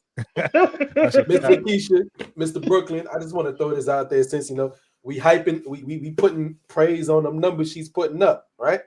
And we understand there's a lot of WNBA talent over there, so we can't give Dana Evans some praise for putting up big numbers. No praise. I'm gonna have to respectfully mute What's Wody wrong Mack, with you, man. Wody Mack? As a matter of fact, she can stay over there if she want to. Yeah. I will Wody pay Mack, her. for a Liberty fan and for a Caitlin Clark fan, you talk about the sky way too much, bro. Go ahead, Coach Always Marcus. want to Let talk Coach about the Marcus sky. get in here real quick. Go ahead, Coach Marcus. Am I sounding a little bit better? Nah, I don't know what's up with our connection today, Coach Marcus. Nah, that's me. Hold on, I'm gonna reboot and I'm gonna come back. Okay. Wait. All right. But I do have some experience in international, and it's funny.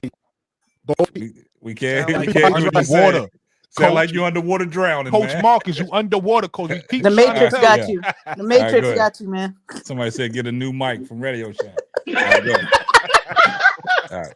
Hey, Wody listen, I Mack, think- man, you got to stop that Wody Mack, No, man. Wody Mack tripping. I just wish they would have just gave I her the just money. like to be fair. I just like to be fair across the board. How's that fair I've across been the watching board, man? EuroLeague, and she balling. She over there playing with Temi Fag-Bennett. Man, we're not talking about Dana Evans. She can stay there as long as I'm We concerned. talking about the Well, Kennedy also- Carter But Award, man. somebody said the level of competition that Dana. We're not playing with talking was about that. She We ain't talking bringing about no the Kennedy That's what I'm Carter about to say. Award. So once you man. come back to the Wody United Mack, States, you y'all forget all take about Dana Evans basketball. over there to Indiana Fever. That's what y'all do. Y'all Man, she look, balling. see, nah, Take y'all not gonna over do there. that. Yeah, y'all can y'all take ain't- her. We don't Take care her. about Take lesser. her We don't over care to about the what you do Hey, best. hey, Lesser hey, competition, Nah, Wody. y'all not gonna do that. Y'all not gonna do that. Y'all not gonna bring Dana Evans into the Kennedy Carter Right. Award. Nah, We we not talking doing about that. the Kennedy Carter Award. We just trying to Sure. see the angle. You know what I'm saying? And Wody want to bring in Dana. Stop, Wody. He caused the confusion. Oh, you motherfuckers. I hope she can make it Okay. pass. All right. Actually, He I over think there Dana Evans twerking, is a you good fit twerking for for Dana. Indiana. He over there twerking for Dana with the honey on his chest. Yeah. I think Dana Evans is actually a good fit for Indiana. Hey, Why yeah, y'all talking okay, about all Dana right. Evans? But we're As a not two talking off the about bench. Dana. We're talking We'll, about. have we'll her. help you. As a two We'll off help the you bench, facilitate that you can put trade. up Come on. I will personally help you. Y'all done think that's a ran good bro fit Claude for off sure. here. He don't want to hear about Dana Evans, man. What I don't want to Claude talk with? about Dana either. I don't want to talk about Dana either. But I noticed. What? I Wody, noticed. stop. We not Nobody worried said nothing her about level of stat. competition. What? China. Hold up. What competition? She Hold don't on, know hold how on, to play Miss Tony. basketball when she come to the United States. Hold What up. competition? How did the level of competition get in here when we talking about a good attitude award? No, when somebody brought up mentioned that she putting up numbers, she putting up them numbers over there in China. I'm Man, like, look, yeah, man, big I'm fact. not worried about But then I Dana sat Evans, back and I man. observed. I'm like, but hold up. I remember when we said somebody else putting up Stop numbers talking about overseas. Dana Evans, man. We talking I about don't want to Kennedy talk about Carter. Dana Well, I either. see what I he's don't want to saying. talk That's about actually Dana not you. You overthought that crazy, Wody. I What absolutely happened was- overthought it. I Hold know, on, but I hold on, remember listen, what hold I on, saw listen. in Let me text. bring you home, My brother. mind, You my out of mind space. went left. You out of space. Let me My bring you mind went home. left. What happened was what I said was I said the league that I wasn't talking about who she's playing against or the competition. I just said she's a big deal in China. She's a leading scorer over there, so they probably want to celebrate it. That's all I said. I wasn't talking about. But you comparing that to Dana Evans putting up numbers against. Listen, don't nobody care what Dana Evans do against in the Euro League if she can't do it in America. Nobody That's cares. two different conversations. Nobody That is cares. true. That is true. No one cares what Dana Evans is doing. Nobody. I suggest Wody Mack get her on his team, and he come back and talk to us a little later. I want her to be the point guard for the Liberty. Ain't no room for no 5. Oh no, she ain't coming to the Liberty. No, That's his team. Y'all can have her at Indiana. Y'all got Tony. Y'all got the same team. You and Wody Mack. He's a Liberty fan. No, she ain't coming to no Liberty. He ain't no Liberty fan. You Actually, ain't no real I Liberty don't know. fan. I don't know if talking about Wody a Dana Liberty Evans. fan, man. You I really cannot don't, be a man. Liberty fan if you're talking about Dana Evans. Come on now. I don't know if Wody really a Liberty fan, man. Dana Evans cute though. She look cute. Oh, there it is. There it is. There it is. See, I'm gonna say this and I'm gonna say it again. I'm gonna say like Lakeisha always say, Wody, just say you twerking for Dana, man, and we'll understand, man. He got honey on his chest. He down here twerking for her. See, you look. The thing about it is, Sister Tony, check this out. They can't be like us right here. They can't be like that right there. Yeah. And guess what? Everybody twerks for someone. Just don't let it out. But we admit it though. That's okay. We twerk for Angel while you go ahead and twerk for Dana. See how much you get. That's all he had to say, and Lakeisha You would won't let even. him off the Nobody would hook. even buy that T-shirt. Yeah. Yeah. That. Hey, look, that's another saying right there, Lakeisha. I'm gonna take it. Everybody twerks for someone. There you go. Everybody twerks for someone. Twerking for somebody. Yeah. Lakeisha, you better get. That's not a Lakeisha, bad you one. better That's be a getting pretty your good one. royalties. I ain't gonna hold you. That's pretty good. Lakeisha, make sure you're getting your royalties. Yeah, Lakeisha gets 20% out of all the everybody twerks for someone. All I can say is, I give praise where praise is due. Nah, you Still, wasn't giving unfortunately, praise. I ain't got Just no room for no 5'6" on my squad. But Tanaya Latson, if we need that 5'8", though, I can make that exception for that 5'8". For the 2 inches, You ain't gotta make no exception for 5'8". two It's a inches lot of means something. 5'8". It's a lot of 5'8" guards in the WNBA that's doing their thing. A lot of people don't know the height because when I talk about certain people, they be like, "Ain't she 5'10"? Nah, she 5'8". A lot of people thought Enrique was Enrique's 5'8". There's a lot of people that's 5'8" that's doing their thing. 5'6" is like becoming the cutoff for how short you are. Like, and it is But getting even taller now. Brooklyn, it's not about how tall she is; it's how she plays. Let's be real. No, but Lakeisha, the can play. reason why height does, I get what can't you're saying, and you're not wrong, Lakeisha, but this is the part, and I said this the last time we was talking about this.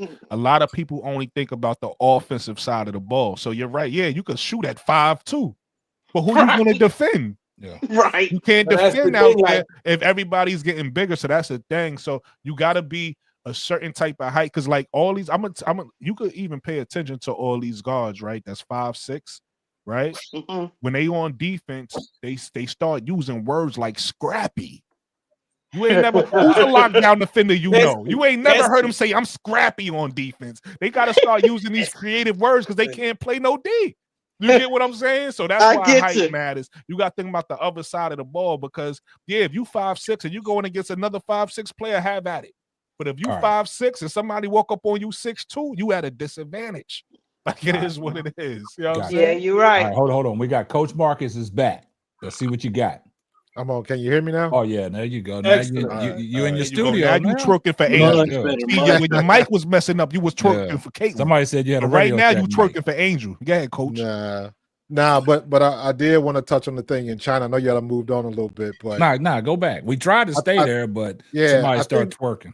I think both parties are correct. No, they made up the award for that situation because in overseas they have a tendency to do it based on promotion because they figured that if it's good for the player, ultimately it's good for the league. So that was a promotional thing.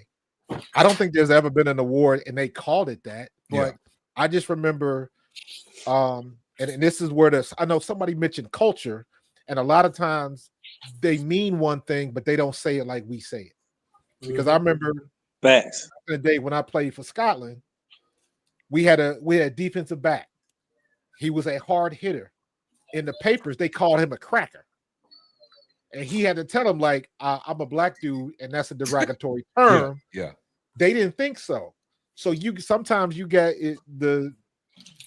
it just don't line up right. I understand what they're trying to say, or what in Kennedy's case, what they're trying to do. They're trying to put it out there so it looks good on Kennedy, which means it looks good on the team, which means it looks good on the China League. And when they're looking at it from the standpoint of, if everybody think that Kennedy was such a headache in the WNBA, but she came to China and it was all good. And then you add on like what I don't even know if it's the same league, but what Kelsey's doing over there. You got other players that are benefiting from being in the China League, so they look at it as promotion. So they doing whatever they can to put out positive vibes because she did get in a fight and they trying to smooth that over because that she is a draw for them. So it is a promotion for them, and they will do whatever it takes. That's a communist country. They will do whatever it takes, and they will say it however they need to say it to make it look good for them. But so is it helping? Is it helping her cause out? No, in the they don't WNBA. care about that. That's what I They was don't care saying. about that. So did you hear before? I think you might have dropped off before when Lakeisha was reading off what the statement that they put out. Did you hear that? No, I did not. Read it off again, Lakeisha, if you don't mind. Okay, no, hold on. I will read it. They said, hold on. They said, While Lakeisha pulling that up, though, Coach, I agree with everything you said, but kind of piggybacking over what KSAP is saying. If I'm a GM, right, because she wants to get back in the WNBA. So if I'm a GM on a team and I see that, that doesn't make me say, you know what, let's give her another chance because she had a good temper award in China. So it doesn't help her in the long run. I agree. Okay. I agree with that 100%. But what would change my mind is the fact that, in my opinion, and I am sure other GMs and scouts that watched would agree, if Kennedy Carter is playing, the Chicago Sky make the playoffs. Absolutely. Yeah. all right. That's all that matters. All right. Now Let me listen, read to what- this. listen, Then. listen how they wrote this up, Coach Marcus. Carter. Okay, Carter is a passionate athlete with a hot temper at times, which has been a double-edged sword that restricts her development. However, this season, she effectively controlled her emotions and put more energy into the game itself. The number of times she argued with referees and opponents has significantly decreased. She can laugh off fierce fouls and sometimes even take the initiative to appease teammates who are out of control, showing her leadership qualities. So that sounds like they're trying to make chicken salad out of chicken shit. So here's what I have to say about that. So for me, as a GM, if we go back to GMs in the W right now, right? I don't understand how we putting so much emphasis on this particular statement and award having a negative impact on Kennedy's or GM's perspective on Kennedy Carter, because we all agreed numerous times, especially in the last week or so, that Kennedy has this stigma on her, right? So it's not something new for these GMs. But what is new about this statement is the fact that they are going out of their way to say that, hey, we, in the statement, based on in the award statement, they're saying, yes, she's had these attributes, she's had these issues, she's made a significant and positive change, right? So that if I'm a GM, that's what I'm hearing because I already know the propensities, right? So I don't see how this is such a negative. Again, I agree. I'm glad Coach Marcus said what he did because he put a slightly different spin on the same thing that we've been talking about, right? He put the spin that, hey, she's a draw. What's good for her is good for her team. What's good for her team is good for our league, right? So that's the other aspect. But I don't see how this is such a negative I could answer that for you, publicity for Kennedy Carter in the minds of these Go ahead, Brooke. WGS because we already know. They already know. It's nothing new. They already know. They already have that. They ain't saying nothing new, so I right. agree They with not that. saying nothing new, but here's why. Right. I think people are forgetting that a year ago this time, or maybe a little longer than a year ago, she wasn't in the right, exactly. She wasn't in the league, and she didn't have no she didn't have no way back into the league if it wasn't for what Teaspoon did. She didn't have a market. Right. She didn't have a market for anybody. It was videos being put up at this time about Caitlin Clark about will she ever play in the WNBA again. So I think we forgetting that, right? Because of where we are today. We've seen what she's able to do for a whole season. So I agree with everything Coach Marcus just said about, hey, if I'm a GM and I'm looking at if she would have been on the team, would she have, of course, right? If you see that. But at the same time, the person who brought her back and gave her a chance is gone. Yeah. So then we Good got to point. remember that. We got to remember that, right? So And now, also, I think this you gotta might come down to JPEGs. Right. But look, now you got to ask yourself this question. How many allies do she really have? Right? Because anybody with common sense, me, obviously Coach Marcus just said it, and I think a bunch of people in his chat look at Kennedy and say she's too talented not to be in the WNBA. That's how we feel. But it was still a whole bunch of people that didn't let her in. Right. So now we sitting here assuming that those people, because of this season, is looking at her with a change. We assuming that as GMs looking at her like, yo, I want her on my team. When just 12 months ago they didn't, right? So we assuming that they had a change of heart already, right? We just assuming that because how we feel. So now, you gotta remember, now let's fast forward to this weird ass award, because that's what it is. It's a weird ass award. I wouldn't want it. Right. So now you get a good temper award that nobody ever got in the history of what I never heard of. I'm fucking 38. I just turned, my birthday was November 23rd. I never heard of a good temper award in my life. Yeah, but not in high school, award, not in fucking. The award is, I never the heard. Award Hold is on, I'm irrelevant. making a point, right? I'm landing the plane, right? So boom. So now you get this good tempo award. And now I'm a GM who probably didn't change my mind on you. Even though you got a whole bunch of new fans now. I'm a GM who probably still don't want you on my team, because in my head, because I'm an asshole, I think you a cancer in the locker room. Right. And now I see you got this award for a good temper. I'm laughing. Right. I'm laughing. I'm not saying I want this player on my team because look, she got that award and this helps her case. No, this makes your case worse. And no, it doesn't make it worse. It's the same. Yeah, that's the point I'm making. It's not the same. It's the same. It's not. If you're a GM that wasn't going to pick up Kennedy Carter, then this award makes no difference to you. Okay, fine. Right. But it doesn't hurt. It doesn't make it worse. Right. Yeah. How does it I make don't think it work? it makes it. I agree with that. But I wasn't going to do this. I wasn't going to do this because I felt like this was too. Hold on, B-Will, because you don't understand. So I do. I wasn't going to do this because I felt like this was too elementary to do. But I'm gonna try. I'm gonna try to do it anyway. No, I'm serious. I'm gonna try to do it anyway. Let's say a girl likes you, right? But you don't want to be with the girl because you heard stories about her taking advantage of men. And you don't want to be with no girl that's gonna take advantage of you, right?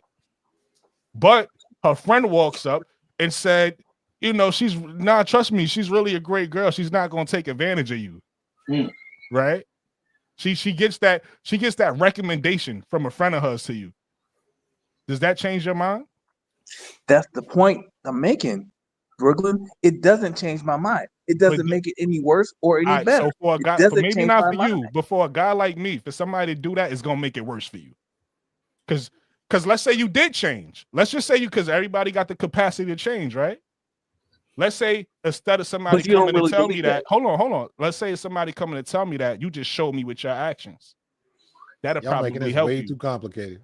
But that'll probably help you. But if somebody come and give you a recommendation that of something that you did all the time, and they trying to tell me that you changed, but you not showing me nothing, that's gonna make it worse for you. Hey Brooklyn. GMs and owners talk to other GMs and owners. So somebody's going to talk to Jeff Pagliaccia and go say, hey, what happened when the fight was happening in the press conference? The other GMs are going to find out what the real deal is, and that's how they're going to make their decision. They know Kennedy Carter is bad on the court, and I'm talking not bad meaning bad. I'm talking bad meaning good. They know she can get out on the court. They know she can make things happen. She, in my opinion, she should have won Sixth Man of the Year, but because of her history and her track record, she ain't even get included. But at the end of the day, if you want to win, that's somebody that can help you win. Is it worth the risk? And when they have to answer that question, GMs and owners are going to talk to other GMs and owners and make their decision based on what others say. So if it's got to do with Jeff Pagliaccia's opinion, she probably not going to get picked up somewhere. And that award didn't help her. No, it didn't hurt her. It didn't hurt her. That's what I'm not that saying. Part is fact. It's irrelevant. It's irrelevant. Exactly, Coach. It's irrelevant. The word has no negative impact. Just like in your analogy, Brooklyn. But just like in your analogy. Let me finish, man. Just That's like in your your mama analogy, saying the girl, your school picture looks good. yeah, Right, in exactly. your It makes analogy, things worse. Like you ain't in your have to say analogy, that. You just made it worse, Ma. Exactly, coach. Thank you.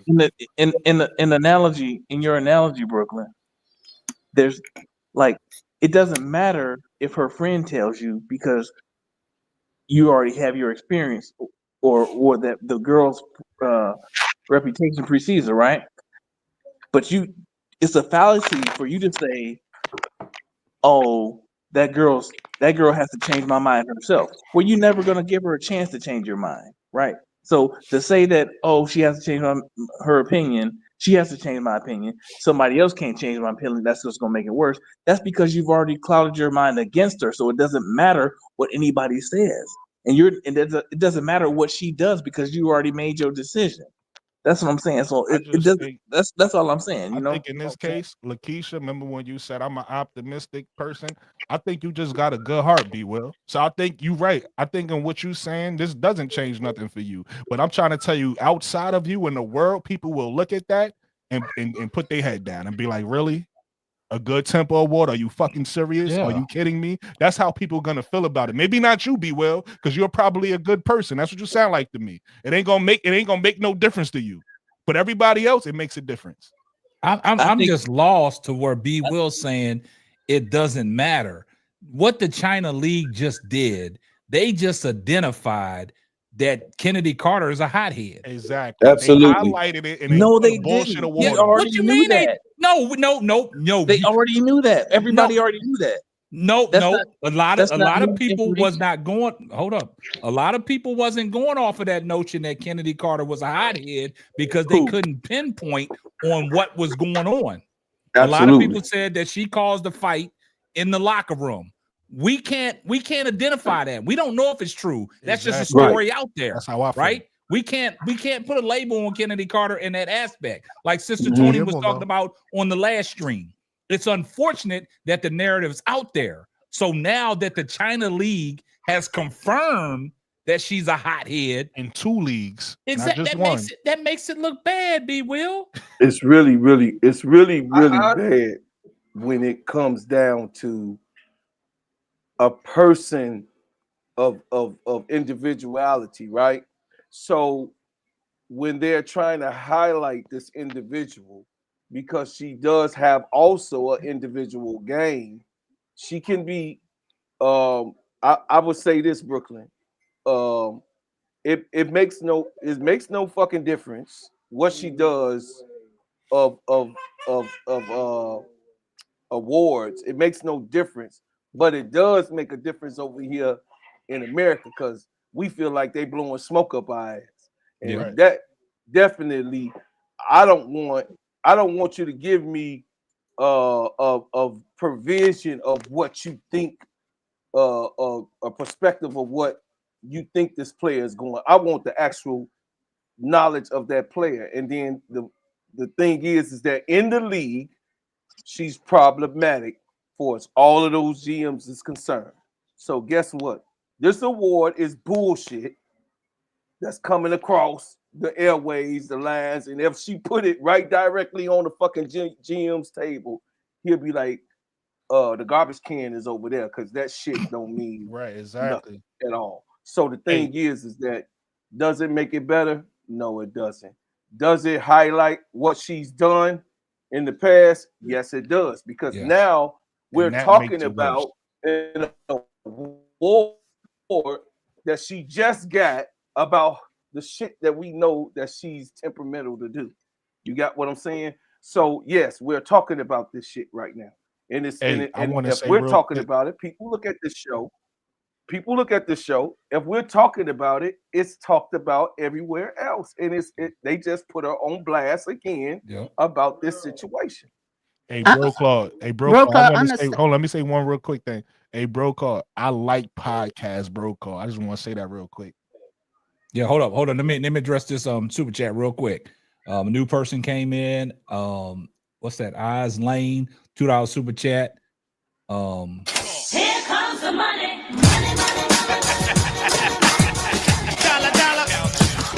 I think this comment goes to B Will. We can't be this dense. I think that comment was for you, B Will. All right, go ahead. Go in. Really, Brooklyn, man? you were speaking. Is that what we doing, K-Sap? I think that comment was to you, man. I'm just being, hey, it doesn't matter though, right? Hey, man, listen. It doesn't matter though, right? The one thing we know about B Will, I'm always respectful, man. I don't shade none of y'all. I don't say none of you motherfuckers. Hey, hold man. up. This is not being disrespectful, B disrespectful, Will. though. That wasn't being disrespectful, B our Will. boy. Don't take it out of context. Don't do that, man. Don't be sensitive. Don't do that, B Will. Don't take it out of context now. That was in know you light family, of the conversation. That Don't was in do light that. of the conversation. So don't take it like I'm being disrespectful. Don't do that, man. I'm not a disrespectful type person. Take it in the light of the conversation. That's all that was. Right. And we could listen. Just because we disagree, don't mean Come on, B Will. it's Don't be beef. that way, Like man. you feel, that's why I said. That's why I No. said. Listen, I believe that how you feel. Like you feel like it's not a big deal, but you gotta realize everybody don't feel the way you feel when things happen. People look at you a certain way based off what happens, right? It's people judge you based off what happened. Like this is the world we live in. So you can have some people want to say, you know what, I ain't even gonna judge that person off of that. But that's not everybody. Other people gonna be like, I'm gonna judge you.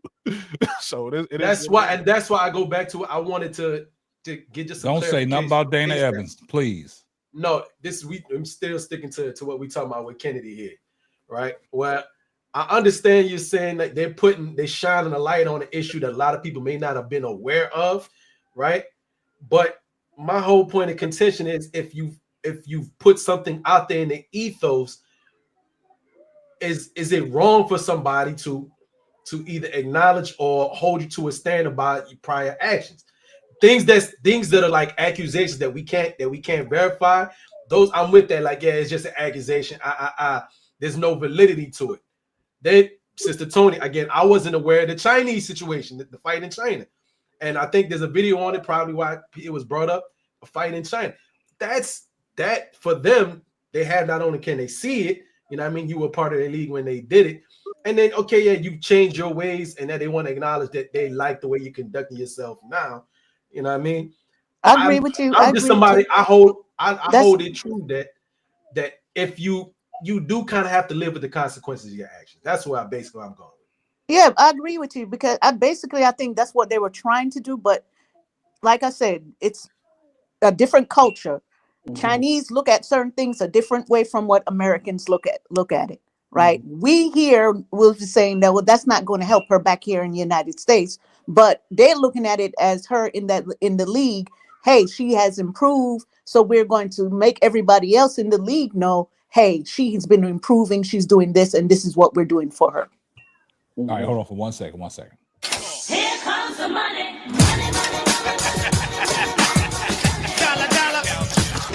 Clarification on that from Oz Lane said, appreciate the $5 super chat. The dents was for anyone who thinks that this is not a good look. She's improving. Why isn't this positive? She has a past, and we all know that. The reason why we said that is because of the fact that it's a narrative out there. We all know that. Yeah. So, okay, B. Will, you got your get back then. All right. Right. So you got your get back. But look, my whole thing about that award. So we clear. Yeah, B. Will. Just so we clear, man. My only point is, it doesn't hurt her.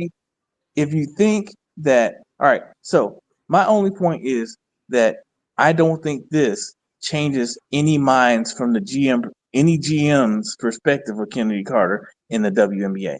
I don't think this changes any minds. I don't think it changes it. I don't think it swings the needle toward her or against her.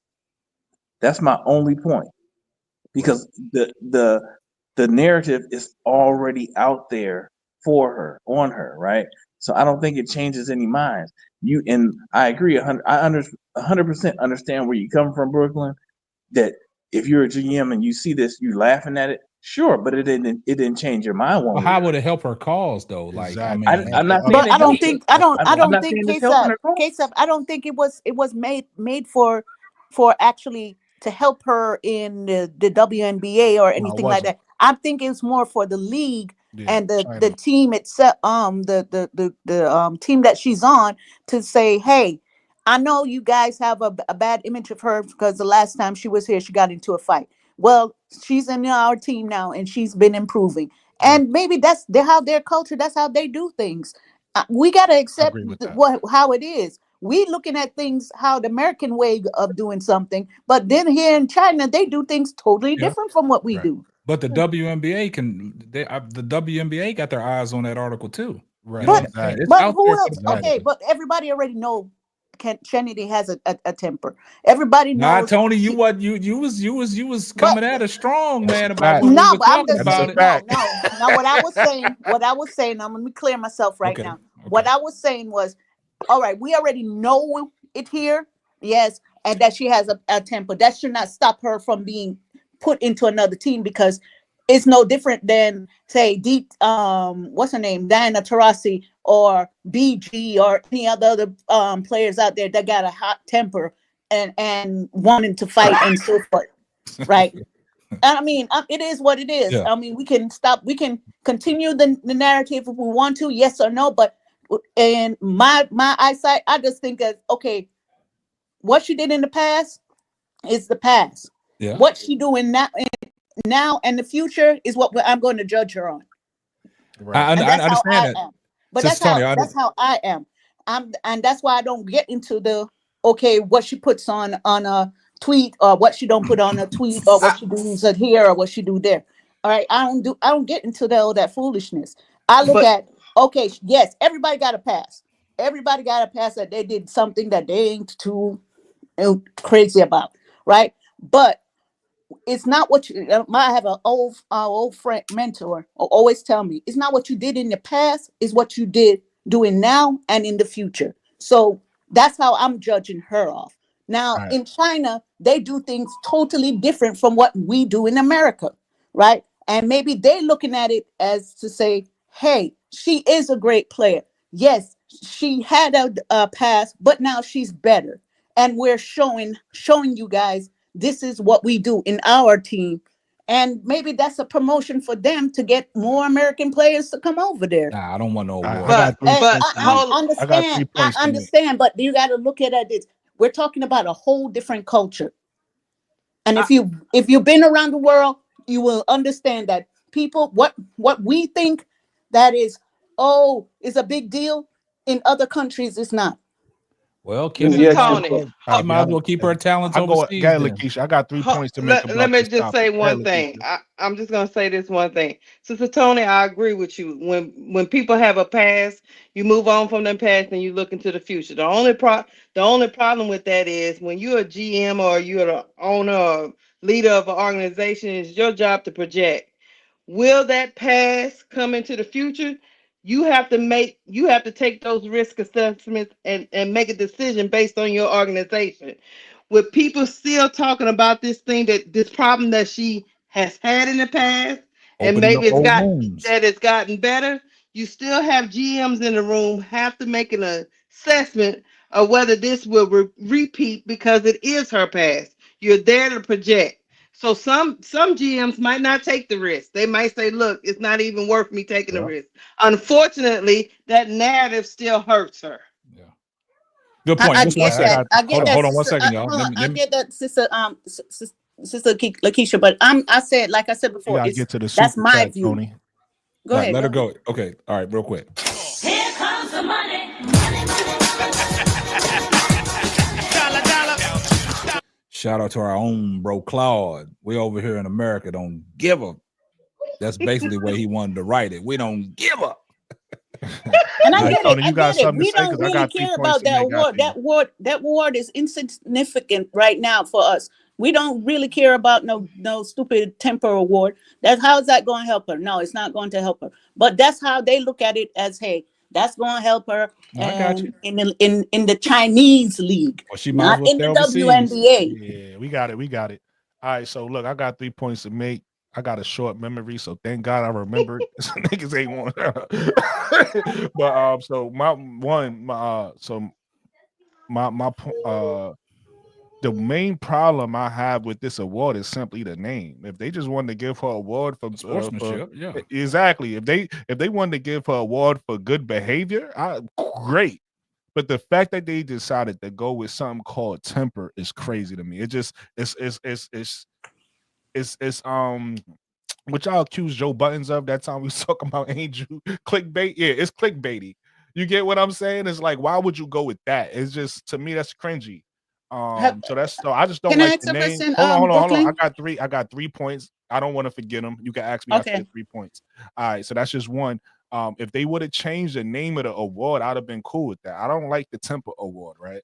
So second point is to what B Will was saying about it doesn't hurt. And again, listen, that's your opinion. I'm not mad at your opinion, but I believe, and the panel could correct me if I'm wrong, that typically in any walk of life, when you get an award is supposed to help you, right? Like whether you talk about getting a degree from college, or you get any type of sports accolade, typically these awards help you, and this award don't. So that's why I'm just like, this award is a weird award. And that's what I feel. I feel like B Will was looking at it from that one aspect of, hey, it didn't hurt, but hey, bro, it also didn't help. Which, if it doesn't help in the long run, it hurts, right?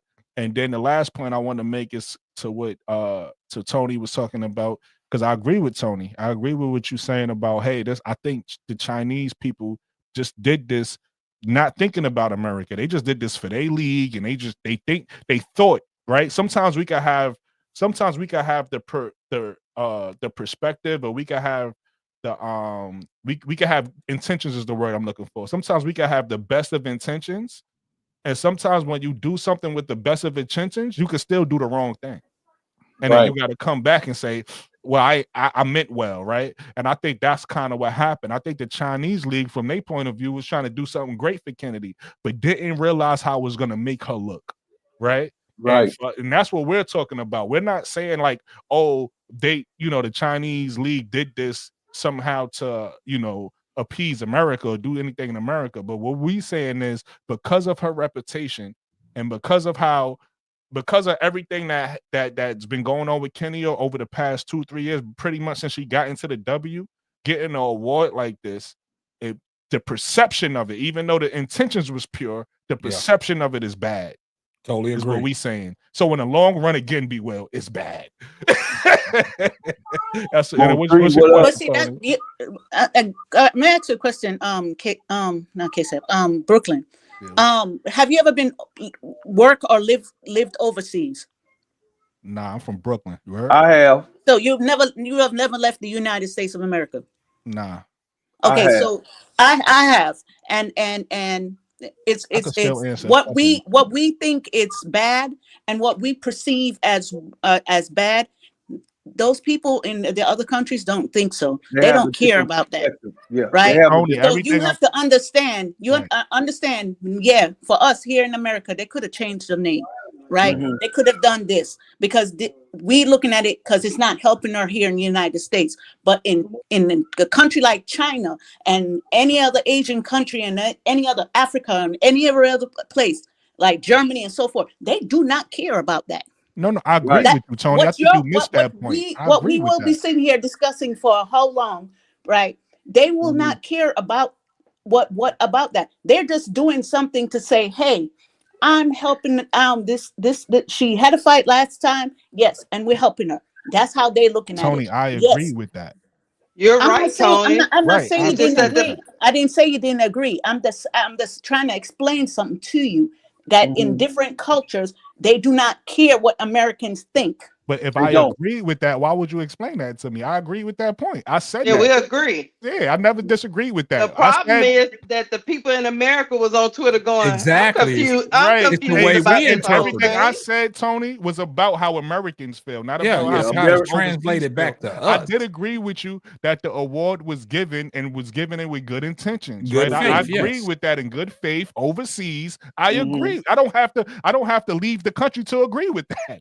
I never left the country, and I agree with you. But what I'm saying is, in America, this country, right, in the WNBA, where she wants to play again next season, we don't give a shit. Right, exactly. That they didn't realize with their good intentions, which I agree with you, with their good intention, it made her look bad over here. All right, just 1 second. That's a great point, Brooklyn. I'll let you get back to it. Hold on, just 1 second. Let me address this. I appreciate everybody's support. Hey, I appreciate Brian Allen Hines for the $5 super chat. Here comes the money. He He said the Chinese League award is worth $1,380.70 US dollars. They could have kept that, which we agree. Also, Oz Lanes for the $5 super chat. Here comes the money. Said the culture is different. Same thing as a sportsmanship award improvement. In the write-ups, it says that we bent out of our shape over the name of the award. See, that's where the difference is. And Tony, you made a great point. And I'm like, I gotta agree with Brooklyn. You made a great point. Everything that you said is completely true. They don't give a damn. But it's the United States. It's the way we gotta interpret it. And this is the league that she's trying to get back into, even though she's still in it, but it's not helping her case out for these other teams if Chicago lets her walk. Right. So that's the situation. Yeah, China, their culture is different. They meant well by the award to impact her over in China, but it's the way we have to interpret it in the United States, because this is the league that she's played for. And this is the league that she has to show that she's worthy of bringing on to a team where she's not going to disrupt no chemistry. But when you're giving out awards like that, it just is kind of suspect, even though it was in good intentions, but it just looks bad in the other United words, States. hey, she shits in the pot in my house. Yeah, she there sits you over go. Here, you know what I'm saying? Exactly. So, we really don't give a damn about, like in Baghdad, actually, that award really doesn't have a good nature about it overseas in the Arabian continents, because they much rougher. They talk, you know what I mean? Their tolerance for things are very, very small and minute. So the things, in different aspects, Sister Tony, you're 1,000% right. Oh, she's correct. But Sister Tony, we talking about white America. We're talking about. I don't care about no white America. Well, you really come on here and say talk about white America? Listen, let me finish. Come on now, bro. Let me finish. You haven't heard what I said. We're talking about white America. We're talking about Black America. We're talking about the people who has a perspective and a difference of opinion for over 400 years, dog. I'm trying to tell you, our culture, in the Black culture, we don't give a shit about nothing that's going on outside of our block, our four corners. You got what I'm saying? If you're a cold piece of work in the playground, oh man, you're a playground legend. I mean, that's gonna be with you forever. But if you're a problematic person in the neighborhood, that's who you are. No matter if you get 60 or 70 years old, who you are, we got Hoover over here. You know what I'm saying? He's still locked up. But Hoover come from right here. His name is gonna be what it is in the streets of Chicago forever. No matter if you live in New York, no matter if you're in Jamaica. Y'all don't probably give a shit about who Hoover is over there. But here, Free Hoover, you heard? We I don't even know who you're talking about. So Larry Hoover, Free Hoover. Larry Hoover is a big name in Chicago. I ain't going no further. We on podcast. Anyway, the thing is that a person in the neighborhood, what I was trying to say, Sister Tony, a person in your house, you care about your house. You don't care about nobody else on the outside of your house. Now, if somebody brings something on the inside of your house, you have to have a question about what they're bringing in, or is it appeasing to you, and is it helpful to your household? That award has no help for her here in this household. It has no reason to be given a perspective on something that she earned in China. That's just, she earned that award in China. Okay, good for them. That's what they think of Kennedy. But over here, these GMs over here don't want to give her a job. Period. Hey. So let me ask y'all this real quick. Oh boy. Because I don't have Twitter. Y'all keep talking about how this award was received by people in this country. Give me an example of what people were saying. I don't know because I don't have Twitter. All you Yeah, I don't gotta have do Twitter is either, so all you gotta I'm do is Google Google. that award and talk. And there's multiple articles talking about how the mixed feelings and mixed congratulations for fans not understanding the award and why it was given. Right. All you And gotta do is Google. I wasn't even talking about how people feel. I was talking about how I interpret it personally. I know, but your interpretations, Brooklyn, is same some of the interpretations 100%. that Twitter Spaces have, Hey, man. what social media Great has. minds They're think alike. confused. They're confused, man.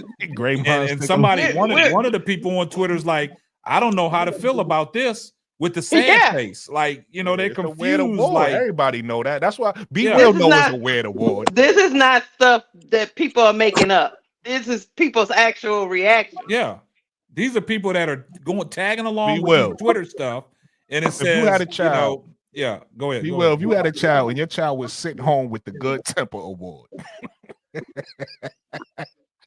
What you You doing know with how that she is award, Be now. Will? You framing it and putting it on the wall? Listen, Okay, but who here in America That's don't know that she has a But hold up. But listen, So because that's your if narrative my for her out here, right? let me read no, I'm this just real gonna quick. say if my child had a good temper award, we would be having a conversation. Why the hell these people give you this damn? What the hell you been doing? Now, Listen. look, somebody on hold on, Be Will. Somebody on here said perhaps this award will now convince the WNBA community that Carter was a problem all along. See, stuff like that. When you get What we negative said. stuff like that under stuff like that, They that's gonna what spin it. everybody. Yeah, they're gonna spin it.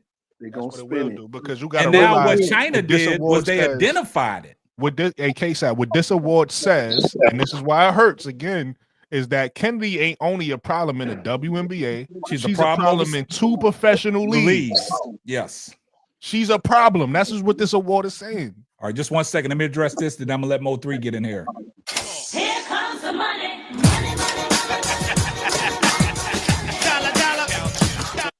Christian affirmation. Appreciate the $5 super chat. It was intended to her improvement, not what's that word? Stoic, whatever. Everyone knows she's hot-headed. This is about CC fans using this to cause confusion. Wow. Hey, really causing quick. confusion. A.S. Lane. I think I haven't seen your name before. Yeah, so this maybe first time I that's saw why him in you there. commenting the way you do. We all fans of Kennedy. We all want the best for her. This isn't a podcast where we trying to come down on Kennedy. A.S. Lane. We just simply stating the facts. So if you two buys where you can't state the facts, that's cool. But we're gonna unbiasedly have a conversation about this and state the We facts. love Kennedy. Yeah, like people being. I mean, I twerk for her. Yeah, She's we all one of the twerk for people I Kennedy. twerk for. We all fans of Kennedy in here. Well, Yeah, y'all the know word that- is y'all esoteric, know that's how people- Yeah, and I'll say what Brooklyn said. I don't know if this is the first time I saw your name come across. A.S. Lane, appreciate all the donations and the super chats. But if it's your first time here, we talk about players, and Kennedy Carter is one player that we love over here, and we would love to see her back on the Chicago Sky. But the reputation is out there to where the narrative about her and what happened over in China when I asked the question about the award that she got, asking the panel on how they feel and the chat, it just was a bad reward to be a recipient of. That's all. This is another word for another word for some things just don't need to be said. Yeah, that's Yeah. all. This is just talking too much. Hey, you know another thing, guys, to be honest with you, this is just me. I honestly didn't know she had any problems in China. Tony brought I that to didn't our know. attention. I didn't know either until this I award. didn't know. Look how it helped. Yeah. So Tony, we appreciate you like doing the legwork and having, stating the facts that there was a fight that she was involved in last year. So this is the way that the China League rewarded her, because she went over this year and she ain't been fighting. She ain't been talking back to the refs, and she gets this award. But it's the timing of this award, like for to come out, and then it's all over these WNBA platforms now. Now people are making big deals about it. So I mean, we all are on a different side of the fence. I'm on a different side of the fence. B Will's on a different side of the fence. You brought it to our attention about what she was doing over in China last year. I didn't know. Yeah, I didn't know either. And how many games have they played? What about five, but it's probably only been about 5 or 6. About 6. I could look it And- up for you because I got and- the. That's And they done made this. They done made this determination already. Oh, for 6 games. I'm done. I'm done. No, remember I They said don't need to that. cause confusion. Remember I said that. I What's said that? that before, but because it's like this early in the season for any kind of reward. So I mean, any kind of award. So I get that, but we all didn't know about the issues in China, right? But you know who I bet you did know about the issues in China? Chicago. Any GM that's looking at Kennedy Carter, right? Of course. Yeah. Again, it goes They back to know. my point of like in terms of what matters, we're talking about the GMs. And the scouts. I think their minds are made up already. They right? played 10 games so far, 10, 11 games, some 12. I think any WNBA GM's mind is made up already as to whether or not Kennedy Carter's talent will make me take a risk on her personality, right? And I think They already there. I think there are some teams that will, if given the opportunity. There are some teams that will. There are many teams that won't, but there are some teams that will. I think those people's minds are already made up. So that's why I say I don't feel like this is such a big deal. Again, and here's the thing. You got me leaning, B. Will. You got me leaning. Nah, this is an agreement to disagree because it's just opening up old wounds. And it's this is just a disagree for me. I ain't even agreeing to disagree. I just I can see B. Will. I can see B. Will's point. I really can. I can see it. I can see it, but the thing is that B. Will, one thing, because you one of my boys. We keep it real over here on this channel right here, and we already say, hey, we twerk for Angel in the Sky, and the sky includes Kennedy Carter. You got what I'm saying? Yep. So I'm just saying I have a right as this being my team to tell you that one of my favorite players, if not the favorite guard in the whole entire league. This is one of my favorite players, and I'm telling you because I up her to every barbershop that I go in. I talk about I literally got into a shouting match about Kennedy, but I'm telling you that don't hurt nobody at the barbershop, bro. Club. Oh man, you know how I am in there. But the thing is, I'm just imagining, bro, Claude, you doing it. I'm just imagining it right now. He'll shut him down with the history lesson. Hey, I'm a whole 279-pound 6'1" problem. You got what I'm saying? When I say what I'm saying, all 279 pounds jiggling for Kennedy. Hey, it's all no, jiggling for Tahina Pow Pow. What I'm saying is this: is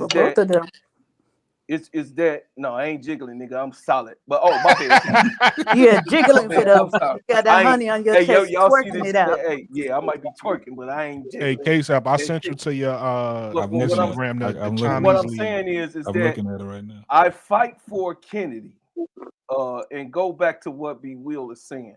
B. Will, I understand. I'm with you. I done been all over the world pretty much. I've been in 2 wars in Panama and in Saudi Arabia. Hey, thank you for your services, big dog. Okay, so Thank you I'm for your just service. telling you, bro. Thank you for your I'm service. telling you, Be bro, well. that Wasn't they you in don't- the Air Force? Be well. Yeah, I'm in the Air Force. Thank you for your services, Thank Be you, well. thank you for your service, B. Will. Thank you for your service, B. Will.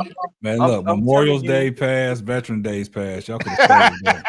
Yeah, but I'm telling you that. Hey, K-Sap, thank you for your services, K-Sap. I don't even get off Thanks, into that. You know what I'm saying? Go But ahead. but let me say what I'm saying to land the plane. We don't give a shit. We don't care. In America, we don't care. When we came home Nobody cared that we was over in Desert Storm. Didn't Hell nobody no. give a damn. You're They right didn't about care. that. You're right They, about I mean, they didn't care. I'm telling y'all, we didn't get no goddamn parade when I came back home. that. You're right. Nor did my family throw me a party, wife included. They Hey, didn't give a shit. You ain't getting no award. I hey, didn't get nothing. I watch got this. I got awards. You ain't get nothing out when you Bro got Claude? home. Hey, Your wife didn't give you nothing. They wasn't hey, croaking for Bro Claude? I'm gonna say this. I'm glad Bro Claude brought that up. I'm gonna say this, and I'm gonna let Bro Claude continue. When I came back from Desert Storm, Desert Shield, I went back to my old high school, right? And I went to pick my sister up because I had me an 88 Cutlass Supreme, right? So I went to pick my sister up. I ran into my old principal, and the first thing she said to me, she was like, Kareem, where you been at? I said, man, you know what I'm saying? Since, I didn't, accept my, basketball scholarship to go play basketball because of my knee, I got healthy and I went into the military. And I said, I just got back from Desert Storm, Desert Shield. You know what she said to me? She said, I thought you was locked up somewhere. That's what I'm talking about. I said, what? Because I in high school I used to roll around with I was in the what they say, the wrong place at the wrong time, but I wasn't doing nothing. I was just hanging out with all the big dogs, like the big drug dealers and stuff like that. But I wasn't indulging in that. You know what I'm saying? I used to walk around the high school with a triple fat goose jacket on with the fur on the hood. And they used to, triple fat goose. She used to always tell me, And the down jacket. go, you got to put that in your locker. I used to walk around with the Chicago Bulls starter jacket. You got to put that in your locker, right? So she thought I was indulged in that stuff, playing sports. Every time we had a game, football or basketball or baseball, you got the police out there, right? So one day we had a shakedown in the school, and it's because I was walking the hall and she told me that I had to go put my jacket up. So I put my jacket up in my locker. 30 minutes later, we had the school was secure and they had the dogs and stuff coming in, walking up and down the halls. To make a long story short, so when I went away and came back, they ain't seen me in 4 to 5 years. And I come back. Now I gotta be locked up somewhere. But I'm out here serving the country. You know what I'm saying? So, nobody gives a shit, man. Yeah. And it's sad, you know what I'm saying? But then I gotta say what I say. If it ain't rough, it ain't me. You know what I'm saying? And that's real. Listen, real, true hood shit. We don't care how soft they make you look. We want the authoritarian Kennedy Carter that's gonna come over here and beat, if it's Caitlin Clark ass or whoever ass it is, to be that person on the court, 94 feet, that makes sense in playing the game. So we don't want this award.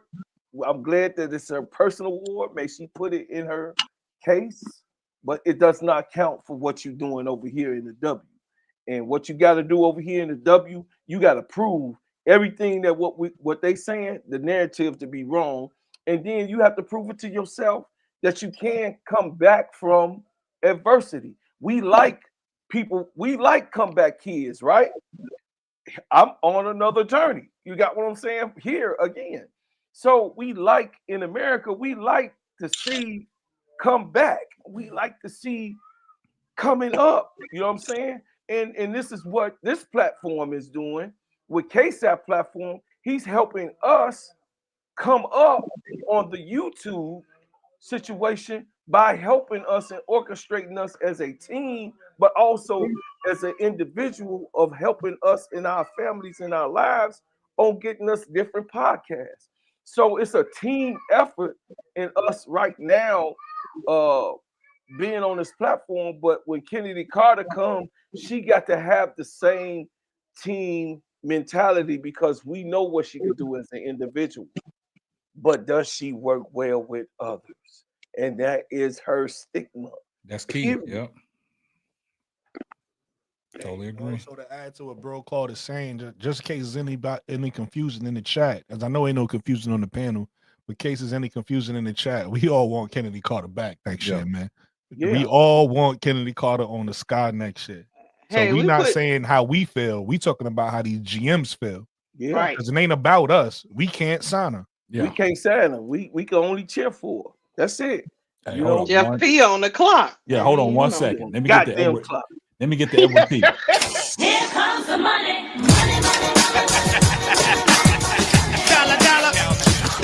Edward T said, thanks for the $2 super chat. He said, Kennedy didn't fight in China. She just argued. We're going to get back to that. Just 1 second. Also, man, shout out to Christian Affirmation for the $5 super chat. Here comes the money.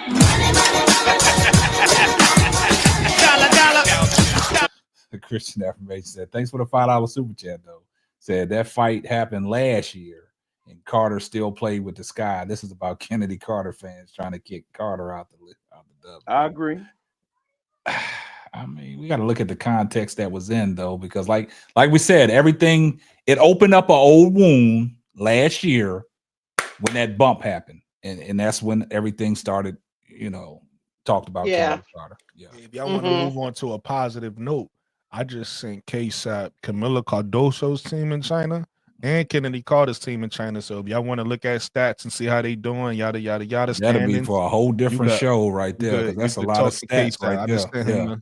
I'm just saying that people want to see, we don't ever talk about China and China leagues. So since we talking about it, I just sent him the he has their stuff. Yeah. But if y'all want to get off into that, man, we can do a whole show on that. Because Brooklyn did send me the standings, their stats with Kennedy Carter and Carmela Cardoso. You know what I'm saying? But these chicks that Kennedy Carter playing like with 40 something points a night. Who? Kennedy. She went to like 40 or 30. No, she had two back-to-back 40-point games. I don't know if she's doing that a night, but she had two back-to-back 40-point games. I'm just trying to verify because I know she was doing 40 something or 30 something. Hold on for just 1 second. Just 1 second. Let me address this, man. I appreciate everybody's love and support, man. I really do, man. Shout out to Ronnie Repass. Here comes the money.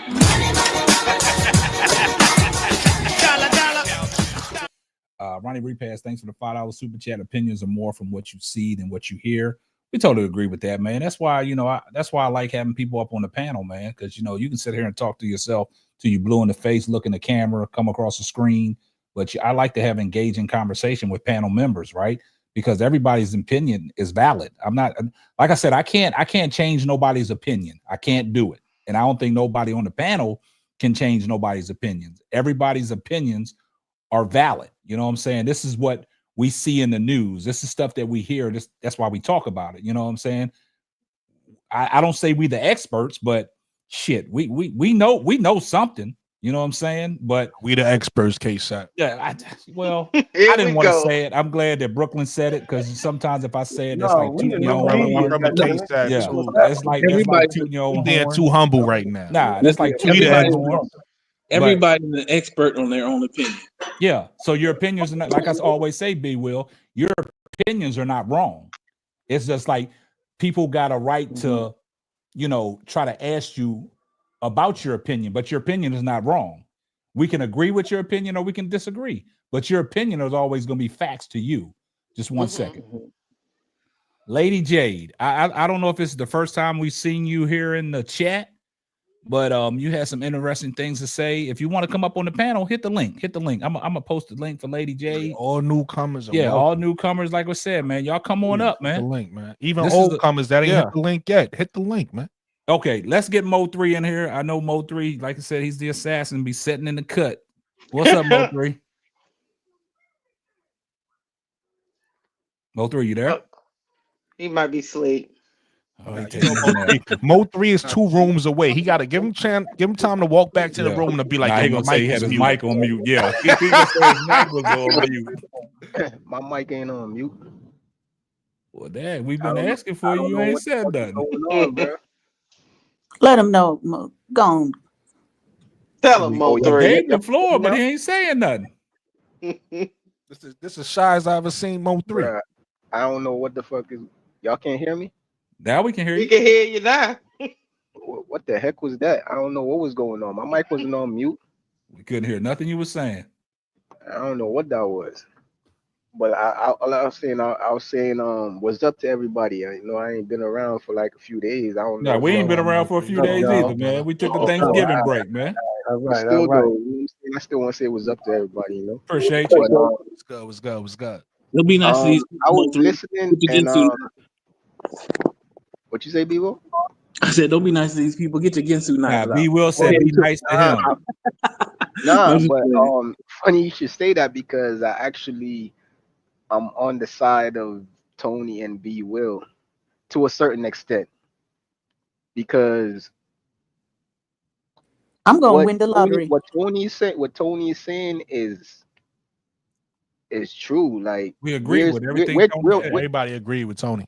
we're thinking about it from our perspective as if the world revolves around us, in which it doesn't. You know what I'm saying? And the wording, you know what I'm saying? What's a bad word for us is not a bad word for them, because in China, having good temperament is seen as a very good thing, especially when you didn't have one before. It shows growth, and they respect things like that. Like they put a lot of respect into things like that. So over in China, people are happy that you know what I'm saying, fans of Carter, they're happy about that award because it shows they look at it different than we look at it. We Temperament. look at it like whatever, you know what I'm saying? She's a problem child or whatever. But they're looking at it totally different. Now, Like she's a grasshopper. She's learning. yeah, but yeah, you know what I'm saying? That's They it. look at things like that. Little So grasshopper. She learns from they're my. not when they're giving out awards, they're not thinking about how we think. Just like when Right. we give out awards, we're not thinking about how anybody else in the world think. So what they're doing is for them. Because like Tony said, Some ADP. she had a problem with them last year. So now they're trying to smooth things over. Like, hold up. You know what I'm saying? So that what they're doing is for them. We're No, blowing it out of proportion like it's for us in some way, but it has nothing to do with us. I understand No, But we agree. I do. We I agreed. do live Everything in. you I Tony do said. live in Yeah, you reality. wasn't listening. Yeah, Moultrie, you was asleep. No, we agree. We all agree. We all agree with what Sister All Tony's right. saying. Moultrie, but go ahead. Yeah, but I live in a reality, so that's where I agree with Bro Claude. Like, yeah, in America, it's bad. It's somewhat of a bad thing, but it is what it is. It's reality. And the fact of the matter is, over here, we don't care. Yeah. Like most people don't care. You know what I'm saying? I don't want to say we, because you know what I'm saying? Because I do see temperament as a good thing, but that's just me. I'm an anomaly. The majority of people over here don't care about stuff like that. So it does kind of just bring up, you know what I'm saying, like pouring salt in the wound, like, or There bringing you up bad go. memories. Yep. Like, hold up, man. Because for all the people that forgot about her bad ways before, now they're bringing it back up. Remember, oh yeah, I remember she did have that problem over there, and she did that problem over there. Oh, she fighting in China now, like, because we're over here. Everybody in China know about the fighting and stuff because they're in China.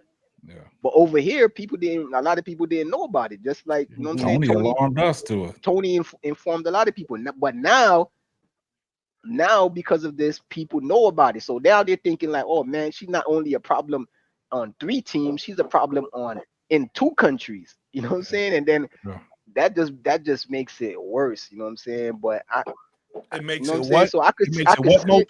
What it make Say that last part again. Last part about what? What you just What you said. just That said. last sentence. It makes it They're what? trying to make a point, so they need you to express the Stop, Tony. Stop, Tony. Stop that. Nah, but the point is right. You know what I'm saying? Y'all both right. From the China point of view, they're just doing what's best for them. You know what I'm saying? They're not thinking about everybody else. And just like how we do what's best for us, we're not thinking about everybody else. But because of the way the world is right now, being connected through social media and everything like that, now you know what I'm saying? Like, it's bad over here. Yeah, good. That's a good just a point. Good fact. point. It's just a fact. Yeah, good point. Hey, we got Daily Dose of Tea that just popped up. What's going on, Daily Dose of Tea?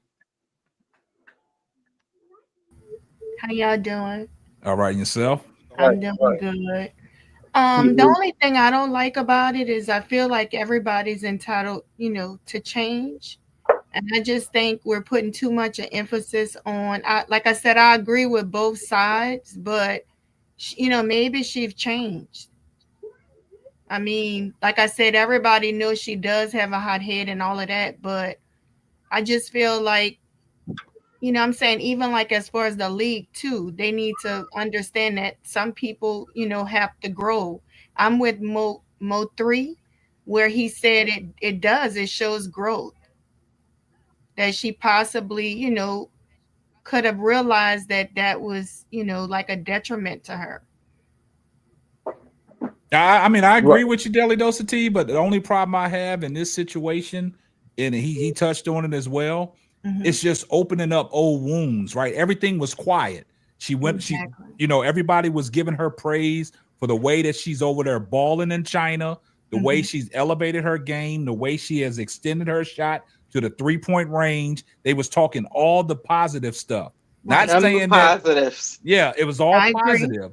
And then all of a sudden, now this is the talk. You getting mixed reviews off an award that they offered her of a good temper award. Now that's like Mo 3 said, that's just pouring salt on an old wound. Now it's burning. And so that's why I agree with Brooklyn, where he said some things shouldn't be said. Like basically, they really shouldn't have. They really, and especially the article that they put out. That's was the ridiculous. confusing part. Like, yeah. But like I said, it probably was just for their league. It probably had nothing to do with the U.S. So But we got access to that. It was just their team. Exactly. But we also got to keep in context is also the player.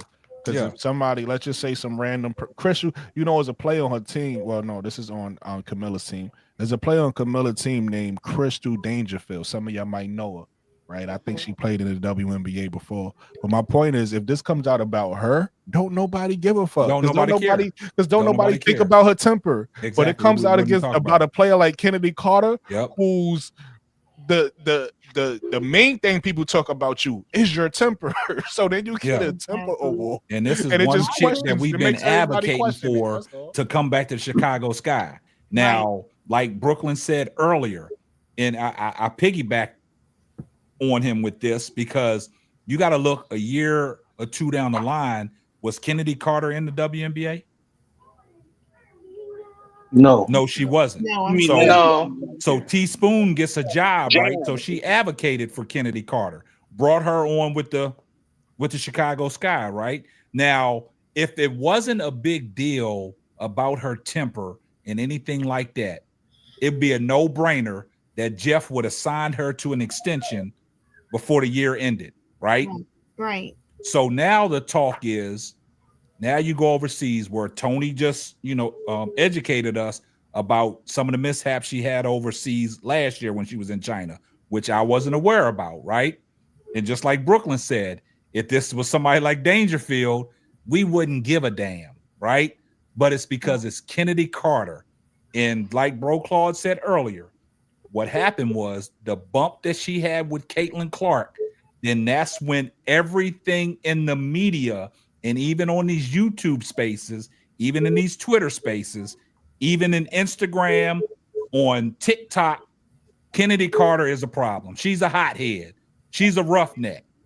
So that whole narrative stuck with her the whole year. Now, Wody Mack keeps saying that the incident that happened in the locker room was caused by Kennedy Carter. Can we verify that? I haven't got no verification on that. But that's who it's linked to, but we don't have verification on that. So now she goes over to China, gets an award 10 games in, which to me is like, even though it's benefiting her over in China, but we still got access to that. And these general managers are looking at that, but B Will saying it doesn't move the needle which way. I just still feel it's a bad look. It's definitely a bad look. Look to the fans, but to B Will's credit, the GMs already know this. The GMs already knew that she was fighting over there because of the fact she's Kennedy Carter. Yeah, the scouts. Yeah, the scouts, everything, they already knew. This information is not new to them. I know it's They not already knew. new, but they keeping it going. Like you can silence your haters and your critics. Yeah, but You can silence them, but for but we're people to not talking bring up about more haters and stuff, critics. We're talking about GMs. no, it's the same thing. Yeah, The but GMs, respectfully, I'm gonna use B words. I'm sorry, Casey. I'm gonna use B word words.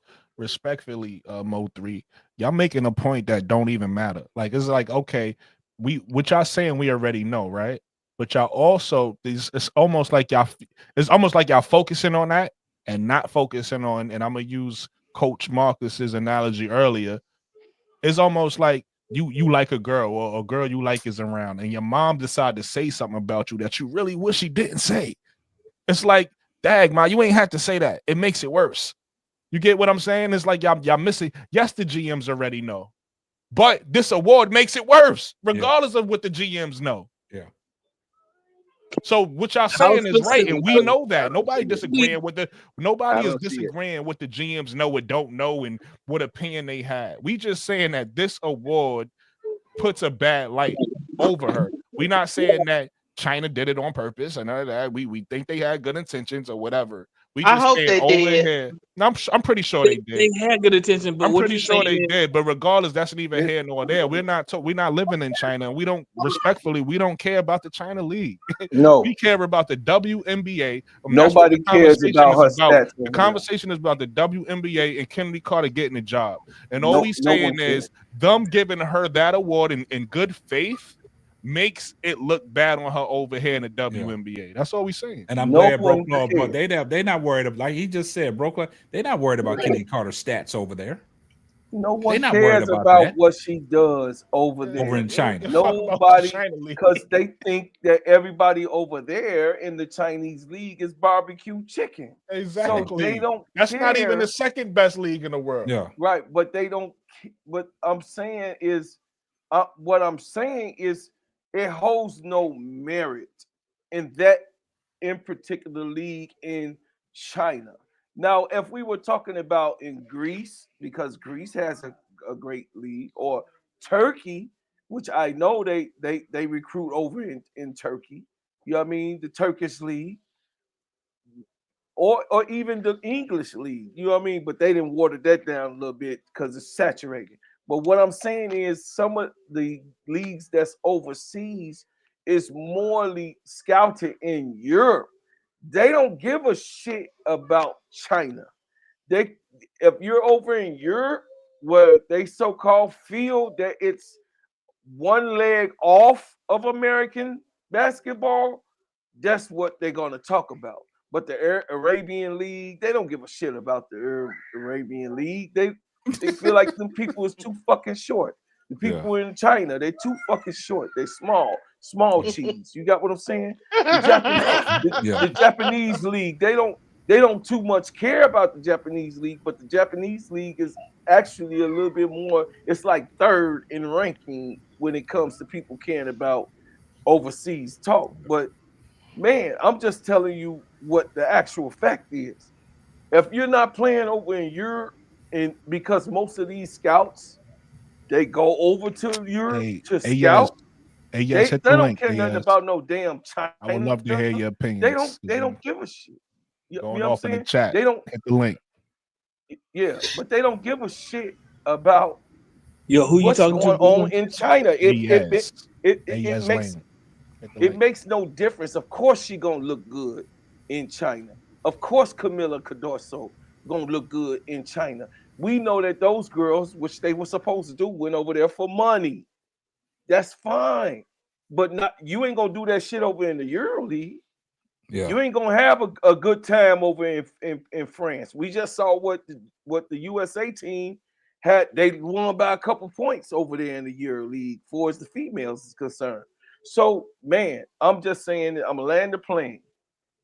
No one gives a shit about what she does over in China. What we care about is what she brings back to translate what she did in China to America.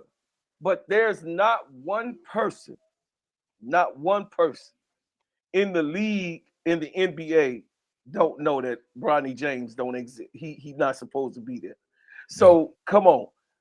Hey, bro, Claude I just mean, hit we y'all with talking. the "Give me my money" fingers. I'm just saying, dog. No one cares, and everybody on this panel, we have to keep it real. We love our girl, but I don't give a shit about what people problems is overseas, what they like or what they don't like.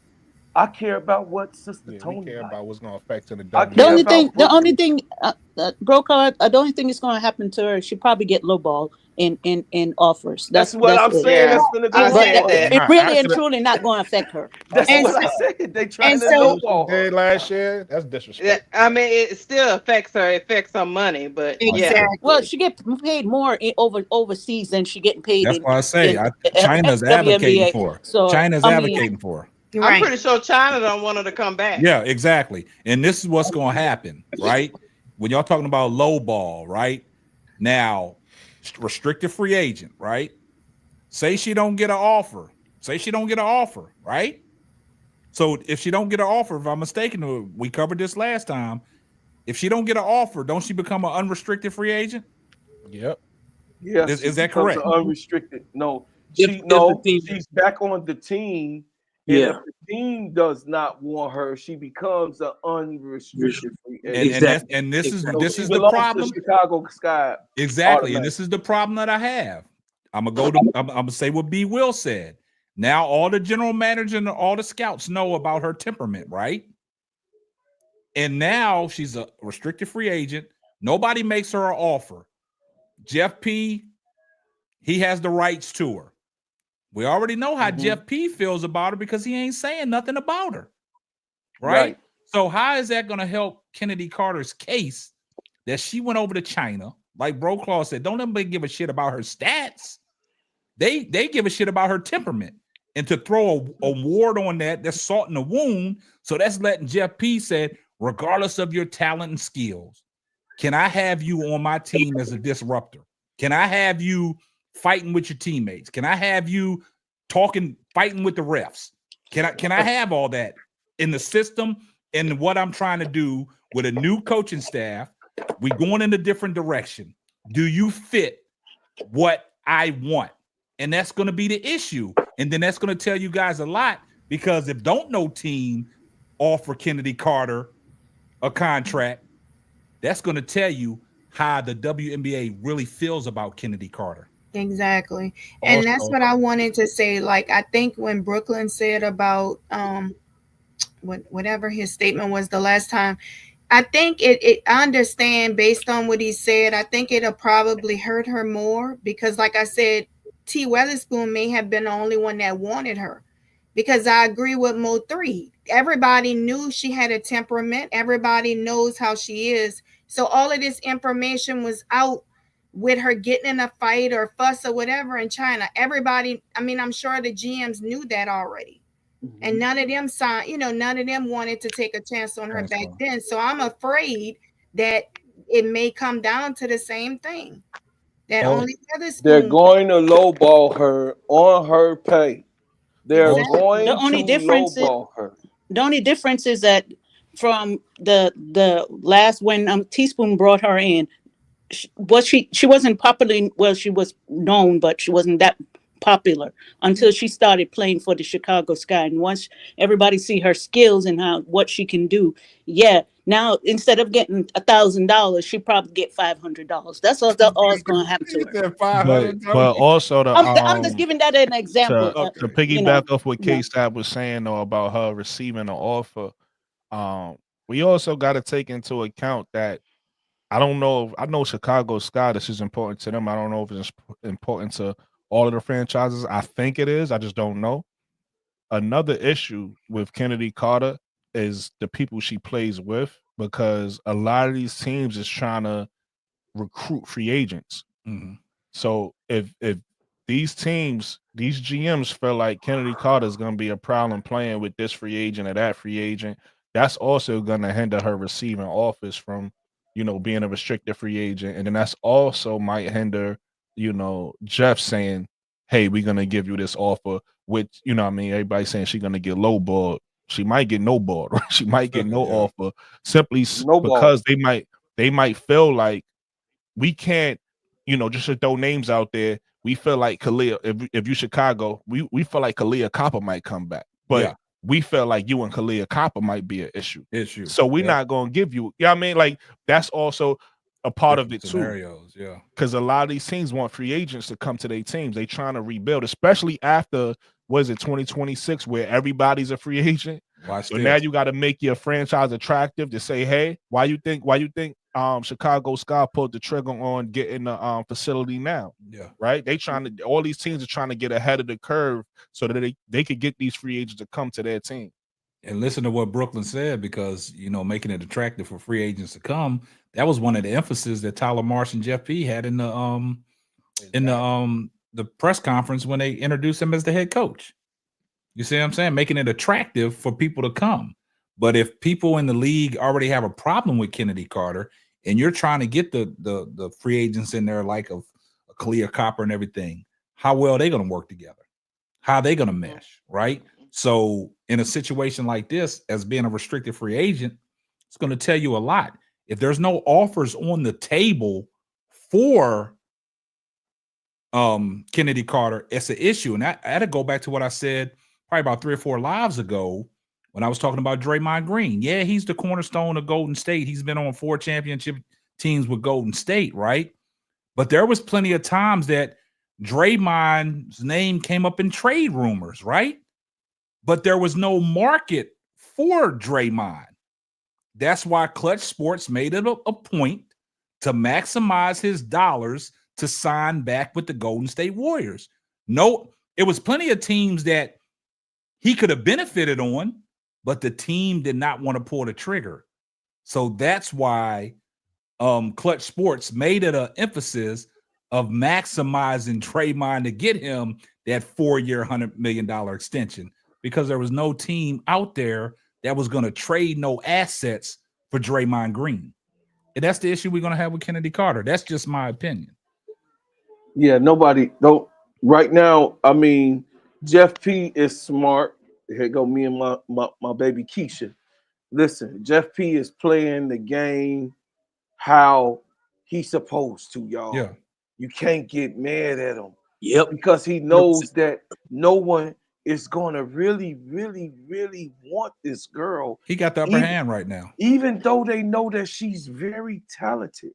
So he's not going to put Kennedy Carter on a platform because I believe that he intends to bring her back. But the way, see, this is the other difficult part, you guys. It's the way he wants to bring her back. And how he wants to bring her back, I'm gonna speak facts on it. Y'all tell me about this. He wants to lowball her and not give her the money that she ultimately deserves. But if he wants to see what the market will offer her just to match it, I believe he's going to match it, but he wants to sit back and say, they want this little motherfucker. How much they want to pay for? Okay. And then I believe that the league, the way that it is, and he's not talking about her, he already got the clamps on Angel, because just like they said in the chat, Angel not talking about her. Angel, what happened to the Ken and Barbie? What happened? I mean, we gonna keep it 100 over here.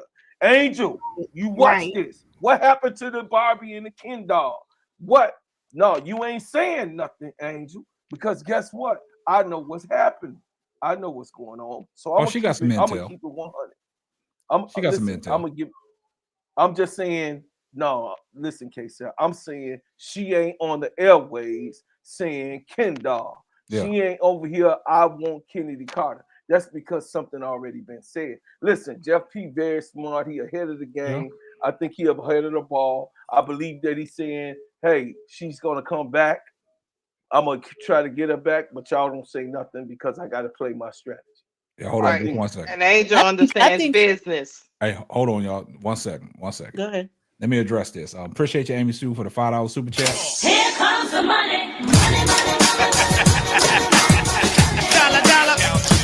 See, y'all just giving me more news to feed into now. Amy Sue said, did y'all discuss the article Amy Constable wrote for the Chicago Sun-Times stating that the sky protecting Kennedy hinges on her behavior? See, See, that's what I'm saying. See, this stuff that I y'all read put that out. to y'all. That's what I'm saying. Like Annie Constable, she's a reliable source, right? So when you putting stuff out here, man, where there's smoke, there's fire. But I will say this, and then I'm gonna fall back and I'm gonna let y'all have it. Y'all talking about Kennedy Carter's talents, right? Yeah, she is. We know she's talented.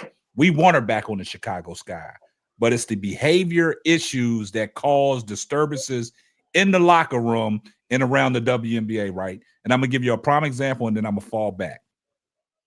Colin Kaepernick was a talented quarterback. Yes. He kneeled and got blackballed out the league, right? But he was highly talented, right? Forever. So what he did, it caused a disturbance through the NFL, right? He don't have a job no more. I'm gonna go back to, I don't know if anybody is old enough to remember Chris Jackson for LSU, the talented guard. You should know him, Lakeisha, the talented guard for LSU. He changed his name to Mahmoud Adu Raouf, right? Got into the league. He was the type of person that was busting Michael Jordan's ass. Right? I'm gonna put it out there, bro, Claude. It's facts. Busting his ass. But he got blackballed and got thrown out the league because of the fact that he didn't want to put his hand over his heart during the national anthem.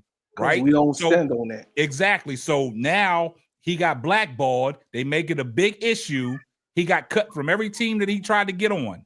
And there's a story out there about it. So do the research on that. So now Kennedy got this whole narrative about her. All the GMs know about her. And to bro Claude's, what he said is absolutely right. Like she's gonna get lowballed, and if she don't get lowballed, she's gonna get no-balled, like Brooklyn said. And now she's gonna be. It's unfortunate that she's gonna have to pack her bags and go back to China. But hey, listen, guys, here's the bright side about Kennedy Carter, and this is if she do a deal correctly, and I'm pretty sure she will. I mean, I think everybody in the WNBA know what's going on and know what's about to happen. If I'm Kennedy Carter and I'm getting low ball, I understand that it's probably based off of my behaviors and everything like that. But I also understand that a year from now, everybody's salary go up. Yeah. So you got to low ball. You go ahead and low ball me for a year, right? Bring me back, sign me for a year. I'm gonna ball out. I'm gonna do what I need to do for a year, and then I'm gonna get my money next year. Yeah, right. That's what she should do. And that's she has a great team behind her.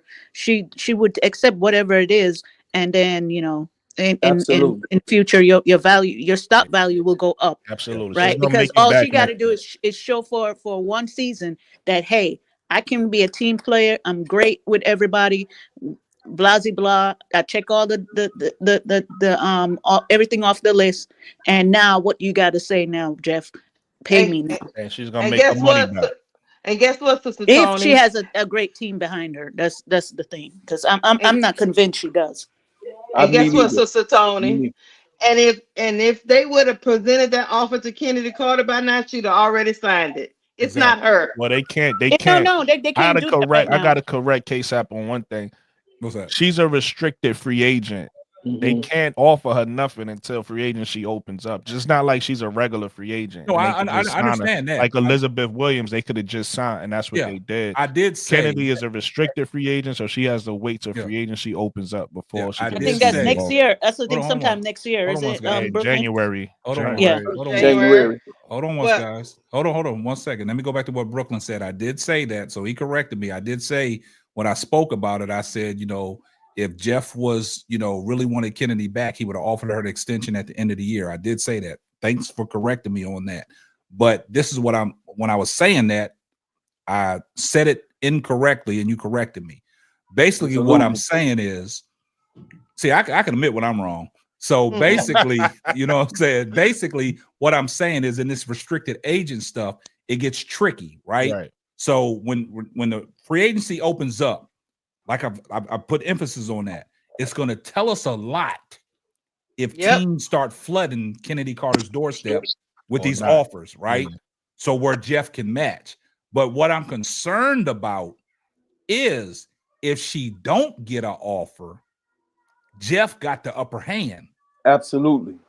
That's what I'm concerned about. But we I also all know we want Kennedy Carter back on the Chicago Sky.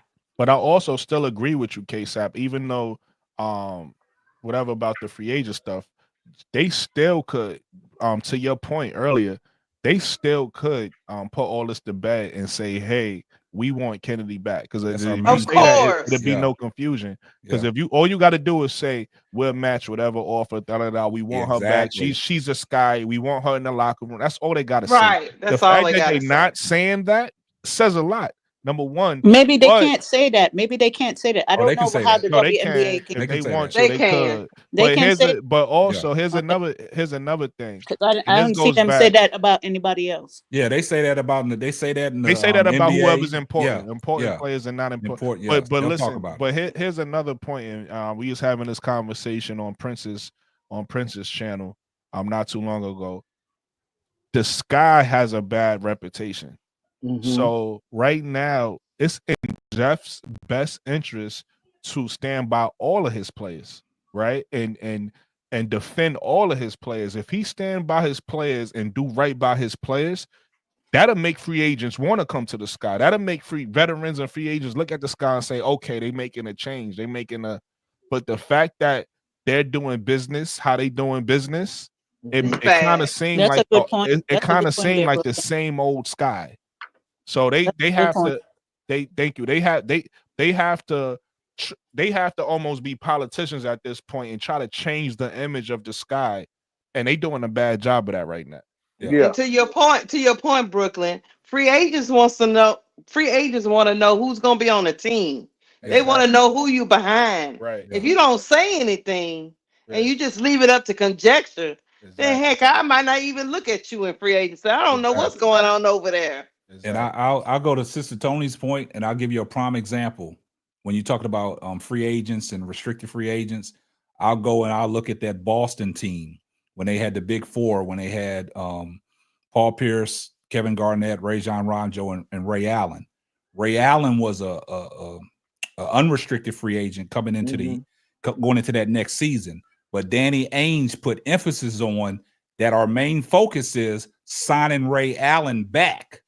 But see, what happened is they lowballed Ray Allen, and Ray Allen took what the Miami Heat offered him, and he moved on. But he came out at the end of the year, and he said, this is our main focus of signing Ray Allen back.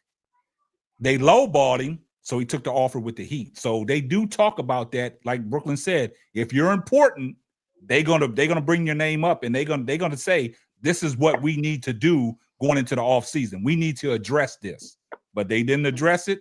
Ray Allen walked, and that's the reason why they didn't want to match him. Exactly. They didn't want to match it, and that's the reason why Kevin Garnett, Paul Pierce, Garnett, Ray Allen, right. and Rondo had that big beef. They fell out. They fell out over that because they thought fell that out. Ray Allen betrayed them, but they don't know what went behind closed doors in the negotiations. And then Kevin Garnett said, hindsight, he would have said, hell yeah, go to Miami. Exactly. See, when everything comes out now, that's what Kevin Garnett said. So they squashed their little beef. You know what I'm saying? So, but that happens all the time in free agency, Tony.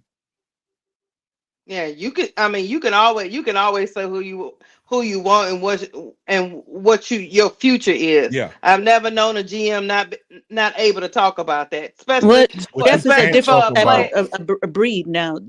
Jeff ain't like a player that's already on that roster. Tony, just to let you know, what you can't talk about is who you want to trade to your team. Like you can't have a player on your roster, and I say as a GM, I say I want that player, or I want to make that's tampering. I can't do that. Right.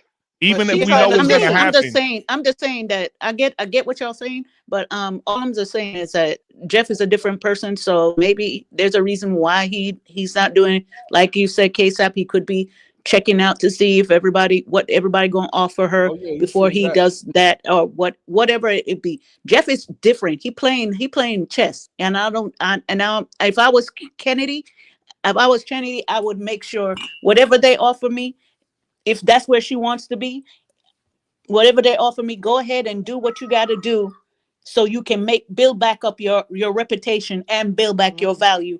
So when that time comes for that contract to resign, now you got the you're in the lead. You can tell them, hey, I want this. If I don't, I'm walking. Right, Sister Tony. That's right. But in a situation, I agree with you, Sister Tony. But in a situation like this, I know we putting the onus on Jeff P in this situation, but I think Tyler Marsh could have put that to bed itself. You know what I'm saying? Because he's mentioning all these Maybe players he that, didn't want to talk about it. Maybe that's something that they don't want to talk about. I don't know, because I don't work with the Chicago I'm gonna Sky, tell you like this. and I'm not going to sit here and assume about what they do and what they're not doing. Hey, I'm just saying, if they take her, if I was Trinity, Tony, if I was Trinity Carter, I would, because I know my reputation, because I know what is out there saying about me. Hey, sometimes you gotta take the low seat. All right. And I'll do whatever it is. I'll check off all the block, right? Make sure I'm good with this person, even if they piss me off. I'll be good. Okay, that blah blah blah, right? And then when comes the season is over and it's time to redo my contract, now, come on, let's talk. Let's talk money now. that's why Hey, she wanted you to K-Sap. participate in her poll on trends, Tony. You didn't participate. Hey, K-Sap, you hit the nail on the head. You hit the nail on the head. She did do K-Sap. a poll trying to see what team Piggybacking- she'll go to. Hey, What's listen, that, Brooklyn? piggybacking off what you said though, K-Sap, Michaela is a restricted free agent too. And Tyler Marsh already said what he said about a bro Claude? Yeah, bro Claude. Go ahead and say what he said about Get Michaela. it, talk What he about said bro about Claude. Michaela? He's Tell gonna, us, bro, Claude. he's gonna work on Michaela. So this is what they said about Just Michaela, like who's also a restricted free Jackie agent. Young. You got what I'm saying? He's gonna give her Jackie Young's work ethic, but use Michaela. Got for you. So what he already got a Michaela- plan for Michaela, even though she's a restricted free agent. Yeah. And Yeah. guess No who else pass is a for restricted free agent and they ain't say a word about? All right. See my point? They right, both there's a few restricted free agents. Yeah, both, but there's both you can't give an offer to until free agency starts. That's But two one different got a plan. personalities you're talking about now. It's not You're talking about that. two different We're not personalities. even talking about I personalities. don't care if they're both restricted agents or not. Tony, That's we two different talking about- personalities. Tony, we're talking about somebody who has Tony, you missing a point. We're not perception talking about her already. personalities at all. We're If- talking hold about on, Tyler hold on. Marsh. Hold on. I'm saying you're talking about somebody who already has a perception from everybody in the league about how she is. Now, when you're talking about Michaela, you have never heard anybody talk negative about Michaela yet. What does that have to do with Tyler Marsh? Right. That's the So point that's Chris two brought up. different people. That's two different things you're talking about. Right. No, I'm not. You're talking about two different things. I'm They're talking gonna about one work with person. her. They're gonna do whatever they're gonna do with her to help her back.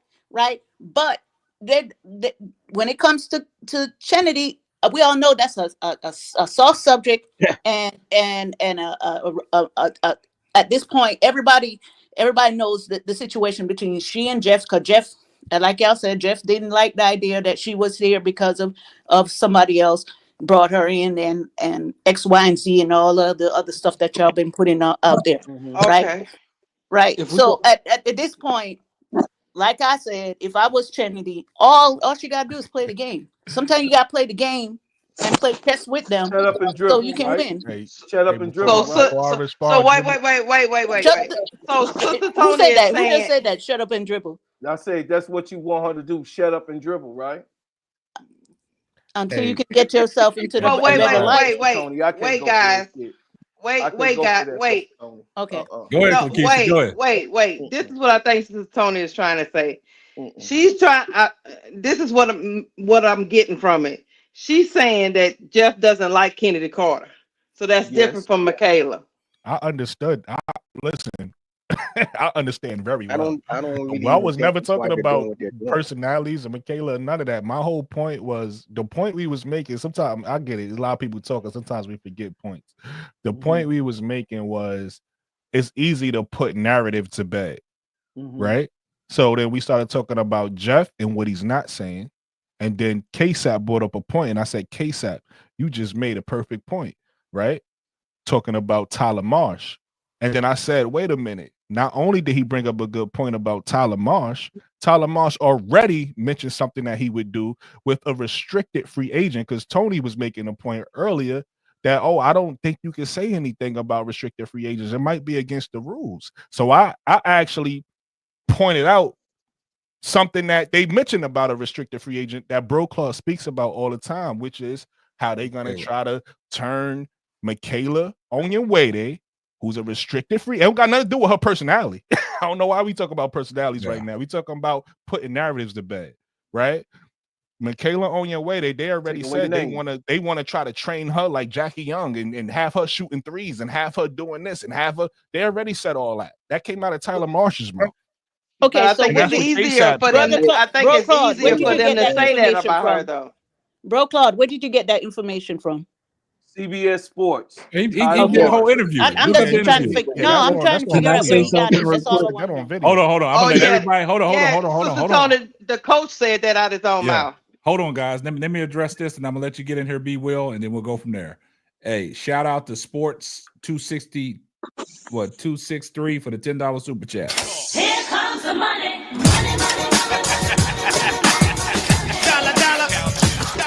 If they talk about her and praise her, they would change the narrative on her, and she will be offered big money. They don't want to match big money for her.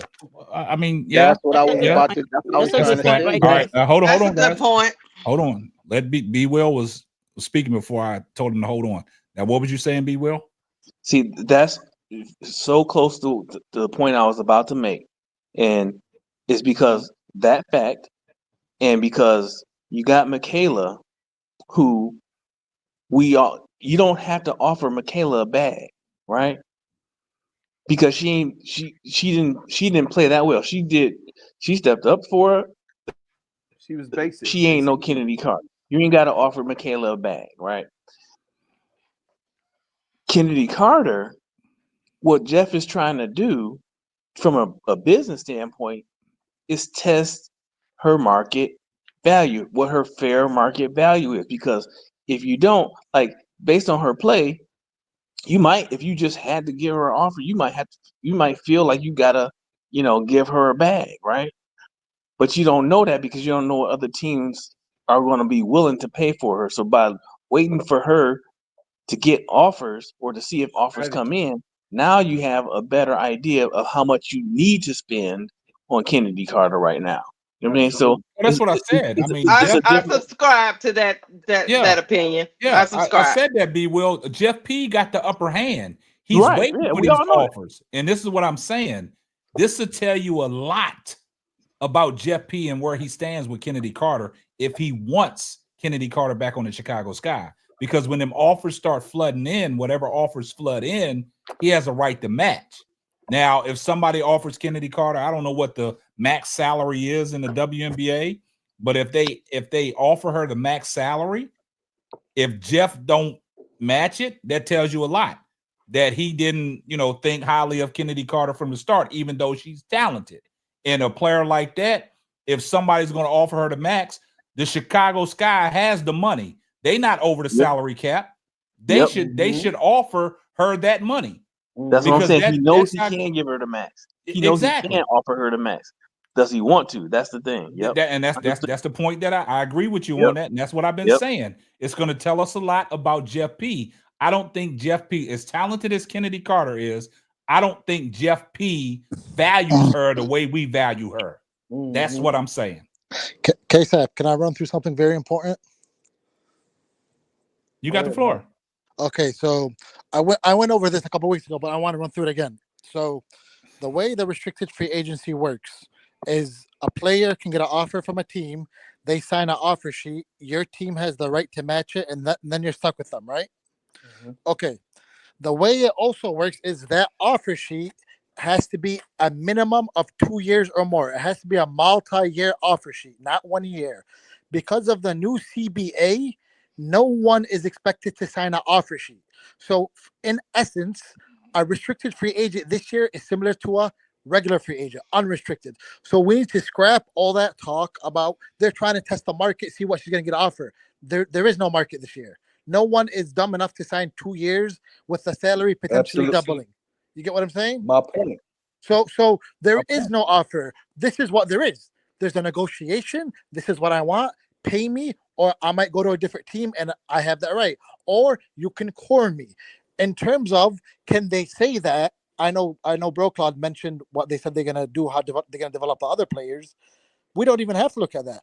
The Fever president went on a podcast and they brought up Kassie Mitchell. They mentioned her as part of the core three. And she says she basically insinuated they're going to do what they could to keep her. And they have the option to call her. And it would be irresponsible for them to not call her or something in those exact words. She came out. This is the president. Right. Forget the GM. Forget the coach. This came from somebody right under the owner. She's not going nowhere, basically. So basically, they killed the narrative. So Yeah, no confusion. that's all we're Right talking away. about, the narrative. But they're not Right going away. to do that. They're not going to With do Kennedy. that. With, Hold on, just 1 second. Let me address this. Appreciate you, Amy Sue. Here comes the money. She said a quote from an article: to buy into Tyler Marsh's system, Kennedy must prove she has learned from the past behavioral issues that showed a lack of discipline and impact locker room cohesion.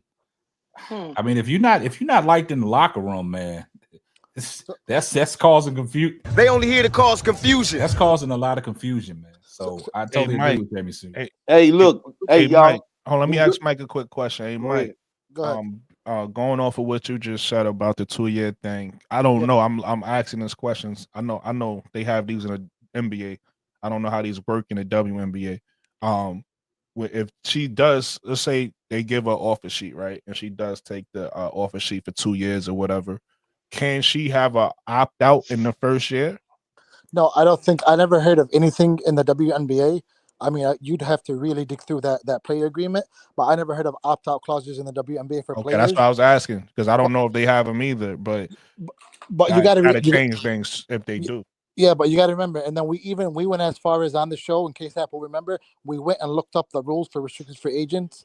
It has to be a multi-year, and that the pay scale might more than double. So no one is expected to sign. No. Listen, again, we don't know if they have them, but if they do have them, right? If you sign a 2-year contract and you have an opt out in the first year, you're basically that means you have a 1-year contract, basically. Yeah. But I don't know if that's if they have deals not, like that in WNBA. That's enough. Right now, Brooklyn, the factual, that's a non-existent. It is in some. You might find it in a couple, maybe 1, 2, or maybe the top 3 people, but it's something that's quiet about it. That really does not exist across, like in the NBA league, right? That's across the whole league. This is something that's kept quiet because the CBA is coming out, the new. So everybody that's getting signed, basically is signing a 1-year deal. I'm telling y'all what Jeff P is. First of all, like Mike was saying, she gonna have to sign 2 years because what Jeff P is trying to say is, listen, chick, no one wants you. You understand? No one really wants to pay you. But if you come over here and play with us, we got it for you. We're gonna help you with your namesake. You come in here, you play the game, we're gonna pay you. And then if you ball out these next 2 years, you can get the max contract. But you're gonna have to, there's no way. I want all the Kennedy Carter fans to understand, just like I'm a fan, but I understand it. It was a pill that I have to swallow, and I have swallowed it. It's gonna take her the next 2 years to ever be a max player. No matter what you're talking about, it's gonna take her 2 seasons to play 2 full seasons to get the monies that we all know that she deserves because of the player that she is, but because of her repertoire, her reputation, she will not be able to be up for it. Not even if she ball out this year, she's not going to get the max contract. She's not. Once the CBA goes down at the conferences, whatever, that situation go down. Once it go down, all right, cool. We didn't do down. This is what it is. Then she will have an opportunity to get max production out of who she is and monies. But right now, we just might as well swallow this goddamn pill because the next 2 years, we're going to see her ball out, but she's not going to get the money that she deserves. Bro, Claude, let me ask you this. But it's just what I was saying before. I mean, in other words, just go ahead and do what you got to do until you can get the max. Right. I was with you, Sister Tony. I say so. You saying? No, Shut you up. was talking about the no. I'm not talking about she must shut up and dribble. I'm just saying that do what you got to do to get what you want. You know what I'm saying? Sometimes we got to swallow our In pride and do certain Chicago, they're things and called get shut what we up and want. dribble. In Chicago, shut up and dribble. Oh, Bro, okay, okay. Oh, what? Okay, so I'm learning something from you now because Yeah, no, in I love Chicago, that's what it's called. I'm not hip to Yeah. what the Man, I shot just town. love how passionate y'all guys are, Hey, man. I tell just your wanted to say hey, that. bro, Claude, tell your son I say hi. Hey, okay, yes, ma'am. I I appreciate just it. love how passionate y'all Yeah, I guys are. appreciate I just wanted to say that. Bro, Claude, let me Oh, ask you love something. you. Bro, Claude, let me ask you something. Yeah. We're speaking right now under the assumption that Kennedy Carter has no outs. It's either this guy or she's out of the league. But I don't think that's true. You want me to tell you why I don't think that's true? We have a team across the country that has an amazing leader and an amazing coach who's no longer the top team. They need to get better. That's the Las Vegas Aces. You're telling me you don't think the Aces would bring her in? If Becky Hammond, as strong as she is as a coach, as a personality, does it think she can make sure that Kennedy Carter stays out of trouble? AJ Wilson, who has her team on lock, one of the best leaders in the league, you're telling me they will not consider bringing a talent like Carter to try to close the gap between them and the Liberty, them and the Lynx? Let me Hold tell on. you. Let me answer that. Let That's me Since answer you that. Then asked I'll who let you you. get rid of. Who you Go getting ahead. rid of? Go ahead. Kelsey Plum might not be with them for much longer. They offered her an extension. She rejected it. This is what I'll say, Mike. I mean, this whole notion of Kennedy Carter being out the league, it's a possibility, but it's not highly likely. I think the issue is of everything that we're talking about Kennedy Carter. See, we defending Kennedy Carter right now. We want Kennedy Carter back on the Chicago Sky, and this is the issue that we're having because our general manager hasn't came out and said anything good about Kennedy Carter. I don't think he spoke about Kennedy Carter. I don't think he's really said anything about Kennedy Carter last year when he was the GM, right? He hasn't said anything good about Kennedy Carter, right? Not a thing. So the notion is we all here and agree on this panel and even in the chat, we want Kennedy Carter back on the Chicago Sky. And this is the problem. For the question that you answered about, do you think that she could be a good fit for the Las Vegas Aces due to the Kelsey Plum situation? Yeah, she can be a great fit for any team. Everybody. No, what I'm saying is because we were speaking like the ball's in Jeff P's court. It is. No, Yeah, to no, bring her back hold to the on, Chicago Sky. Right. Yeah, it's in his court because of the core option, which Not they even have. because of the core option. Not because of the core option. It's in his. So I get it, Mike. What you were asking. It's in his favor as of right now. This entire year and the next season, if he decides on how he wants to play the Kennedy Carter situation. But what he's going to do, which is a smart GM, he's going to see the buying base, what she's worth to other people. So you don't know what you have unless you shop it, right? This is what it is in music, back in the days before the internet exists. You shop your music.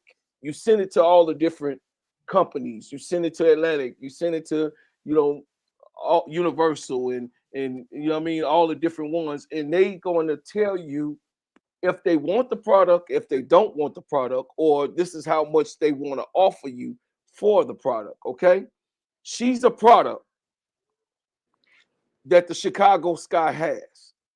He has to be smart to say, hey, since you're a restricted free agent, it's up to your agent to say, hey, this is, we got an offer from the Aces and they want to pay me such and such and such. We got an offer from the Mystics. They said they want to give me such and such. Well, we also got an offer from Atlanta and they want to pay me such and such and so. All Jeff P want to know is how much they offering her. But bro, Claude, And listen, we hear me out. already. Hear me out. Let me Go land the plane. All he wants to know as a strategic person, I play chess.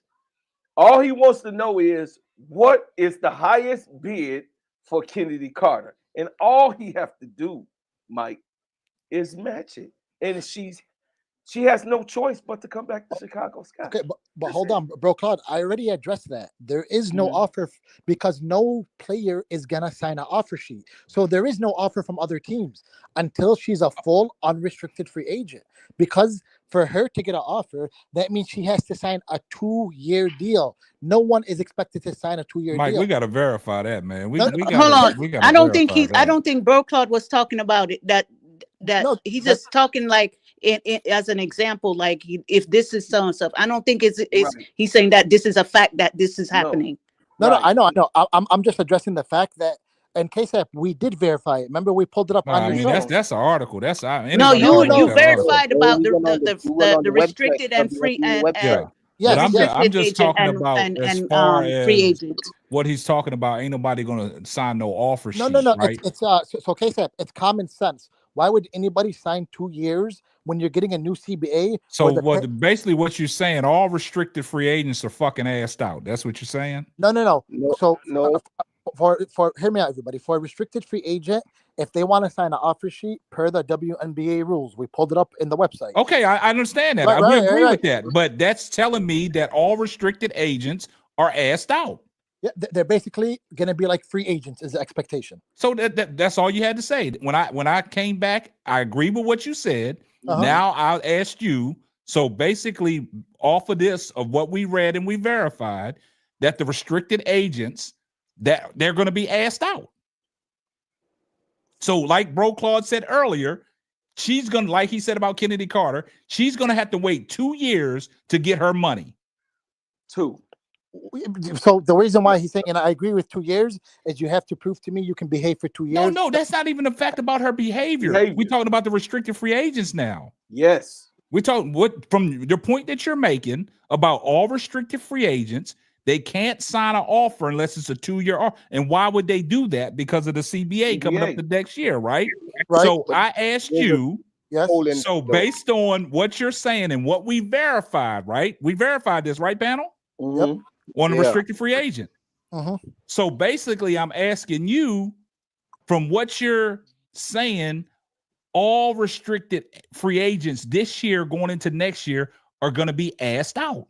That's all I'm saying. They're going to become like a regular free agent, sign 1-year deals like everybody else, and then when the new salary cap hits, they sign the long-term deal. I understand that, but that's still making them asked out. Because what are these 1-year deals going to do? What kind of money can you sign on a 1-year deal if you're waiting for the next wave of money to come in on the next CBA? And on top of, hold on, Mike, on top of what KSAP is saying, I forgot who said this. This might have been Seth Sports. Somebody said this. I think it was Seth Sports who said this. A lot of these players who are about this go in the KSAP point about some of them gonna be asked out. A lot of these players who are about to sign these 1-year deals ain't 1-year deal players. I agree with that, Brooklyn, but I don't think any of us view So some of them ain't gonna be in the league next year. Yeah, I agree with that, but I don't think we view her as one of those players. But KSAP, but this is the purge. She could sign a max somewhere, or the Chicago can just core her for the super max this 1 year, this coming up year. You think Chicago gonna core her? I don't know because you're all right, bro, Claude. This is the purge. Yeah, this is the purge. Listen, this is the purge. I said it. Half of this league is going to be gone when the CBA. That's why we don't care how thick this draft is, because the draft, these kids that's coming in gonna be replacements for the purge that's going down. G, the next 2 years you're gonna have 3 teams in the next 2 years. So next year is 1. The next year after that is 2. So you're gonna have 15 teams in the WNBA, and then they said possibly another one will be, they're considering another team in Miami. So yeah, if they consider bringing back the team in Miami, and then Detroit's supposed to come back in 3 And they need more to bring years. back the comment show. That's I'm talking about the Detroit. WNBA team. check it out. But in Detroit, my cousin's in Detroit right now. They talking about getting the Detroit team back in the next 3 to possibly 4 years. You got what I'm saying? They getting the people together now. So in 3 years, you could possibly have 18 teams being in a league where these people are going to be tied up in contracts. Hell no. They're purging this shit out. They're going to let go of all of these motherfuckers, the Tarasis and all of these motherfuckers that's holding on to their life. That's praying to God that they wake up the next morning. You got what I'm saying? So they could bounce the ball another day. So they're going to get rid of all of these old MFers, should I say. I mean, Brooklyn was right when he was saying it. Hey, but man, I appreciate it. I was thinking that. I was like, y'all y'all brought that point up. No, Brooklyn was right. Old Brooklyn ball was right. players need love too. Now, hey, listen, Brooklyn was saying it. I'm just being honest, Sister Tony. My sister Tony. I'm just being honest. I know. It's just Hey, funny. Lakeisha, they can get love on the couch. I'm just saying. come on, old ball players need love too. I'm just Right, saying, and you listen, know, Brooklyn on this one. KSAP didn't like that. What's that? Listen, no, Oh, no, KSAP I'm with me. past No, that. When he said that long time ago, that was just a little back and forth. I was like, Yeah, that what? was a I little said back- old listen, people need that love too, but it makes- I but it- understand I'm not naive to a lot of things. I Right. understand what he was trying to say in that sense when you look at saying it, the right? old bulls So gotta it's go. like, yeah. you know what I'm saying? Bro, See, Claude, hold want up, some- Melissa. I go don't ahead. like what T. Carmella said. See, I don't like that. I don't like that Bron slander. She's talking about exactly Bron's still playing with his old ass. But the thing about it is LeBron's making an impact. That's Bron's the still a difference. superstar. And LeBron All right. is still the face All of right. the league. All right, now it's a little stop that. different. We'll leave that alone. We'll get off the Bron leave it stuff. alone. All right, go get back on topic. Go and finish saying what you're saying. Bro, Claude, you want some evidence of what you're saying? No, Oh, wait, no. wait, I bro, don't need no Claude. evidence, So but I you, know what so, I'm saying. Okay. No, I'm but saying Claude, yes. you didn't want Jordan on the Wizards. Is that what you're saying? I didn't want Michael Jordan That was a bad look. to play. First of all, if he would have played, listen, Sister Lakeisha. If he would have went those last 2 years with the Bulls, good for the Bulls. But bad for Michael Jordan for doing the shit poor job of not only scouting for himself and planting himself on another team, but also going as far as he did They need to in bring the those league. Connors I mean, back. as Donnie. long as he did in the league when he was not really healthy, right? He was not healthy in those last. You hear Gilbert Arenas, he talk about it. Yeah, he was there, but he still was smoking cigars and shit. And then he wasn't listen. even healthy. Hey, You listen. got what I'm We can saying? say what we want about Jordan in the Wizards.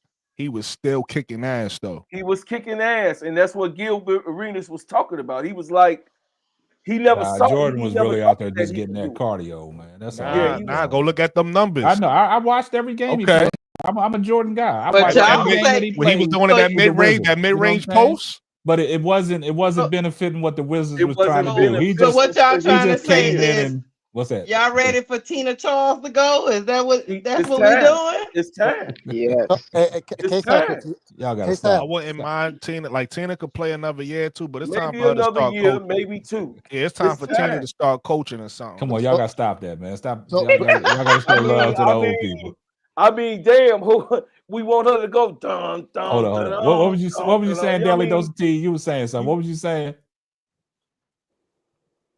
Daily Dose, what was you saying? No, I Oh, was that- just saying. No, I was just saying that you had said something about that the last time, but you addressed it. You said that you were saying the old players need love. You said it. Daily Dose Yeah, created old players. confusion. Now they just trying to shit on all the old players. Now they trying to break. They No, trying to. no, Hey, no. they trying to open up old wounds, man. Y'all ain't gotta I do that. look, I No. understand purging, but he like everybody No, over 30, get but the they hell out finna of pur- here. No, listen. Yeah, but I They mean, finna- Brooklyn but said they- that. it's I reality. want to hear what Mike Hey, had to say. Brooklyn I said will that. say, Hold I on, will Brooklyn say the said bro that code. probably about 4 months back. Exactly. That's a was fact. everyone- that And was now fact. y'all treating me like Kennedy Carter. Y'all bringing up old wounds. Don't do that. Right. I will wanted say to the hear- bro cause credit. I don't know how many people is gonna get purged out the league. I won't put a number on it, but I will say, you know, when you take a look at players like Olivia Miles and you know all of these young players coming in, it's a new wave of players coming in that you got to make a decision. Do you keep the old crop that's been there, or do you start letting new blood come in? And they Seriously, become bigger and guards. They anybody, let you know already. anybody that has a business knows that.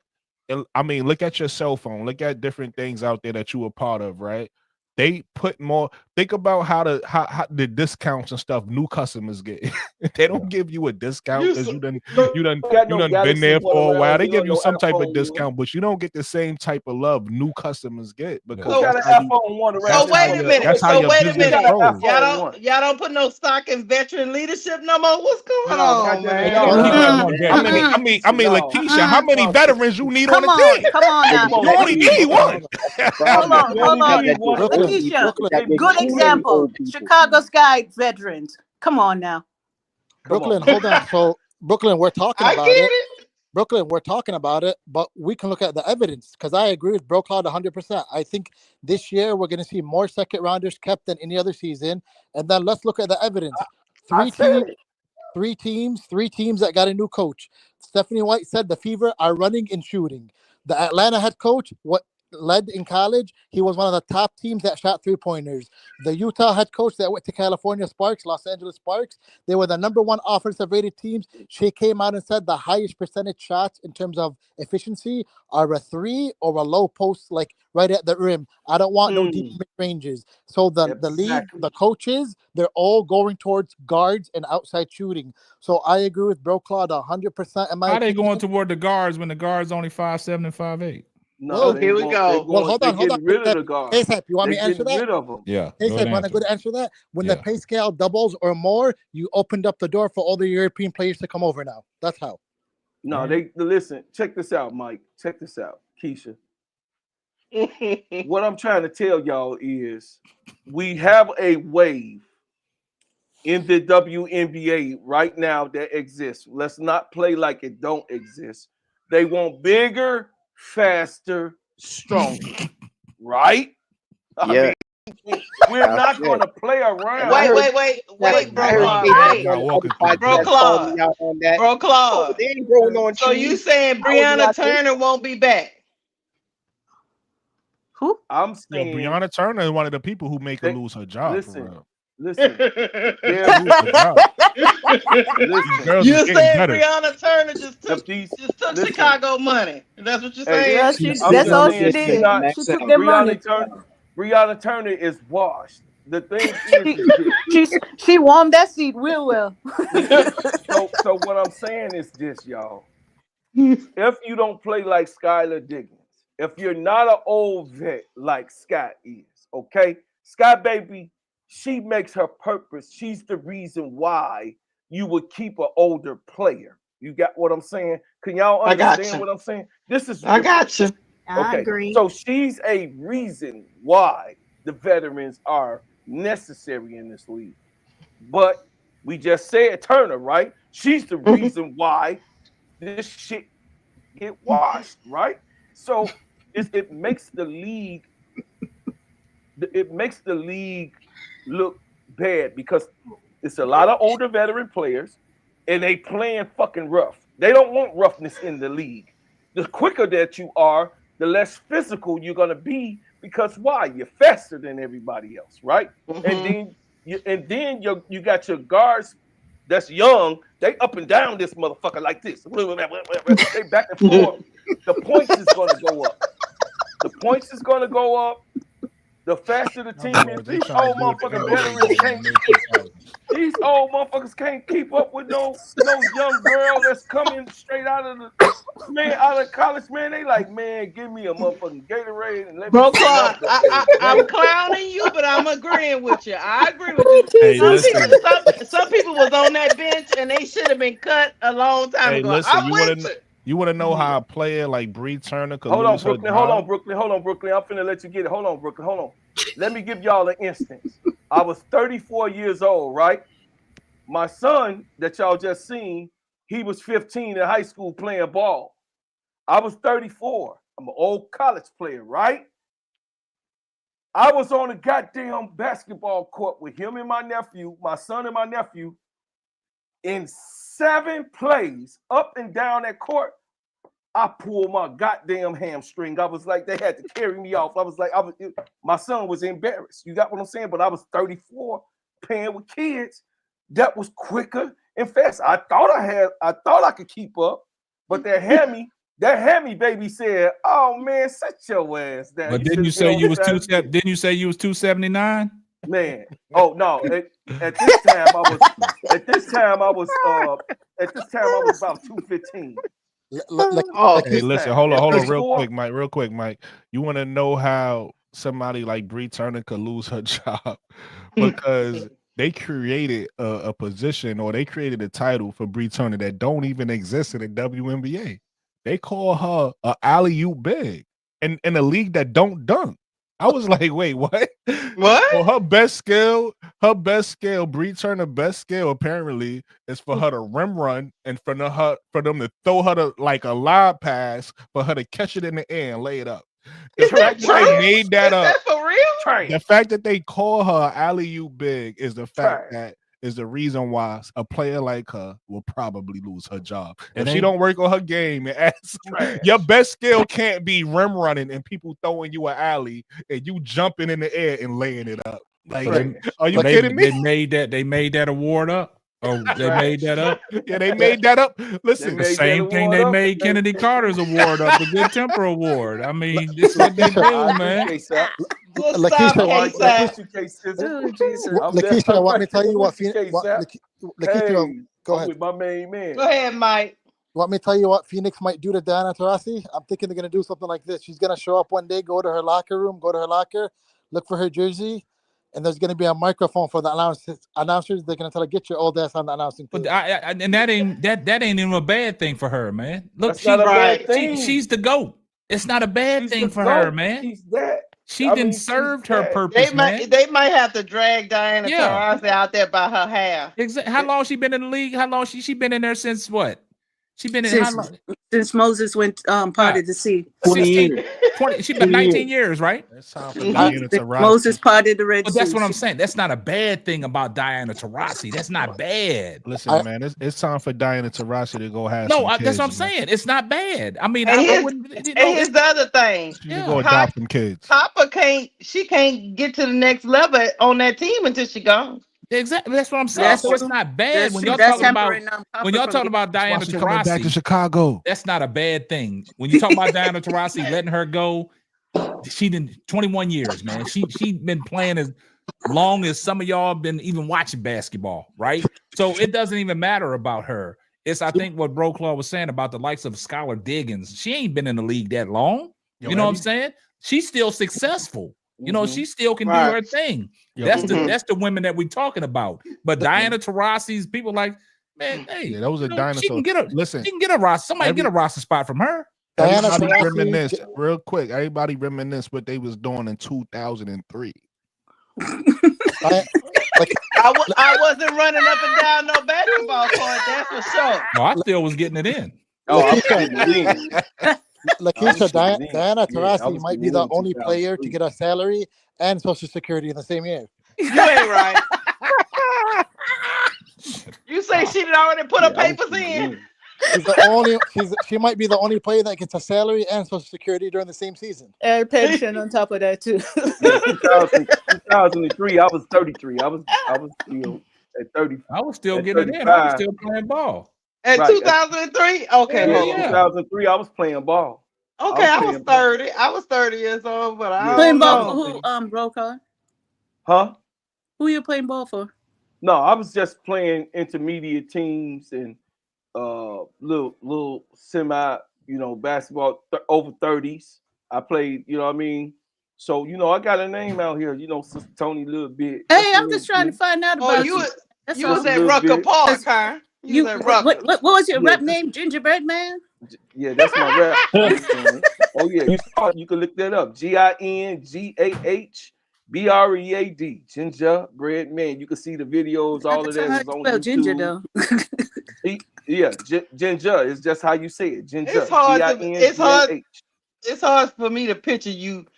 Shit, nigga, I was What's the still name of the rap hey, group? I was still playing What was It's the ball, name hard of the for me guys. rap to group? picture you with girls twerking on side of you, bro, Claude. Hey, I can't. What was the name of the rap group? The name. 2003, man. Look, I was My still playing name ball, is guys. GINGAH. I'm gonna put it in the chat. GINGAHBREAD. Look, I'm gonna put it You in say the you were chat. part of a rap group. I'm trying to understand what Yes, the name my of the rap rap group. group, Soldiers at War. I'm gonna put Soldiers that in at the War. Okay. then Okay. Soldiers at look, War check this from. out. Check this out. Then look, then I went You over, should then I went over to play on one of your hit songs, man. Y'all got K-Set bringing out his yeah. jersey. Then when I went out, I was playing in Mexico. See, man, look, Man, I ain't got to K-Sap throw done all went my and got his accolades jersey. around. You know what I'm saying? Shit. He bringing out the Mexican Goddamn, look. Go jersey. ahead, Kate. You was Look, playing I Mexico? was a football star too, man. I mean, look, just don't do this to me. Hey, he was Bo Don't do Jackson. it. He was Bo Jackson. No, he was Bo Jackson for real. I Hey, was Sister that Tony, dude. the You were name of playing the for group is Mexico? in the chat. Yeah, I played for a team in Okay. Mexico. Yeah. Okay. Sister Tony is in the chat, and then how you spell my name. You also You know, can go on iHeartRadio, Spotify. You could go on Amazon. I sold Just over say a all million major records this month. platforms. hey, let me tell you this. It's called jacking organizations for money. If they want to continue to get them old players money, you want them girls to turn it down? Now, if you giving me money, I don't want you to Apparently turn they it not down. making Hell that much no. money. Apparently, Yeah. they can make You more ain't money making if that they much, so retire. I don't. I mean, I would turn. All I'm Take saying their is, ass if you give me overseas. 150,000 to sit there and do alley oops, I'ma do them. Oh You my got to God. dunk the ball to do an alley oop, Lakeisha. Right. That ain't no damn All I'm alley-oop. telling you is, I'ma get up there and try to do it for Talking 150 about an grand. alley oop big. She catching the ball and laying it up. Yeah, alley oop big. I'm just telling you, if you sign a check for me to do that one thing, I'm gonna do my best to do it. That's all I'm telling you. Mm-hmm. See, look, that I just sent you something to your Instagram case. I tried to post it myself. It wouldn't post, but Sister Nova say she could do layups. Why she she talking ain't getting about no music, money? bro. Since Bro Claude talking about music, I posted a song I did. You know what I mean? I ain't Oh, I talking see. about no damn music. Got what Come you on, want. get out of here. You do music too, Brooklyn? Oh yeah, you already know that. So That's so where wait my a name. I minute. didn't know What's that, your Brooke. What's I your didn't know song that, now, Brooke. Brooklyn? Where my What's name your come song from. now? My I ain't stuff never is on heard my you talk YouTube about you page. do music. Wait a minute. My stuff on my Bro YouTube Claude. page. Bro Claude. So you Yes. okay with E-Well being signed again or no? Will, I'm okay. She had on last. I'm okay. I'm okay. Hey, really quick, I just want to say because I couldn't say it earlier. People was talking. Thank you, KSAP, for posting my YouTube page and Yeah, everybody. y'all make sure y'all follow Brooklyn. Yeah, everybody that subscribe. Thank you. I appreciate you. Put it this way, already on Brooklyn. there, Let me baby. ask you I'm this already on question. Let me ask you this question, bro. When are you going live? I'm gonna probably go live. See, all right. So let me ask you this question. This is what I was thinking. Okay. I wanted to because so my plan is to go live pretty much every day, right? Oh, that. Like every I day mean- at 6 o'clock, I'm gonna just go live just to start off, right? But Yeah. before I did that, I wanted to record 3 shows, right? Yeah.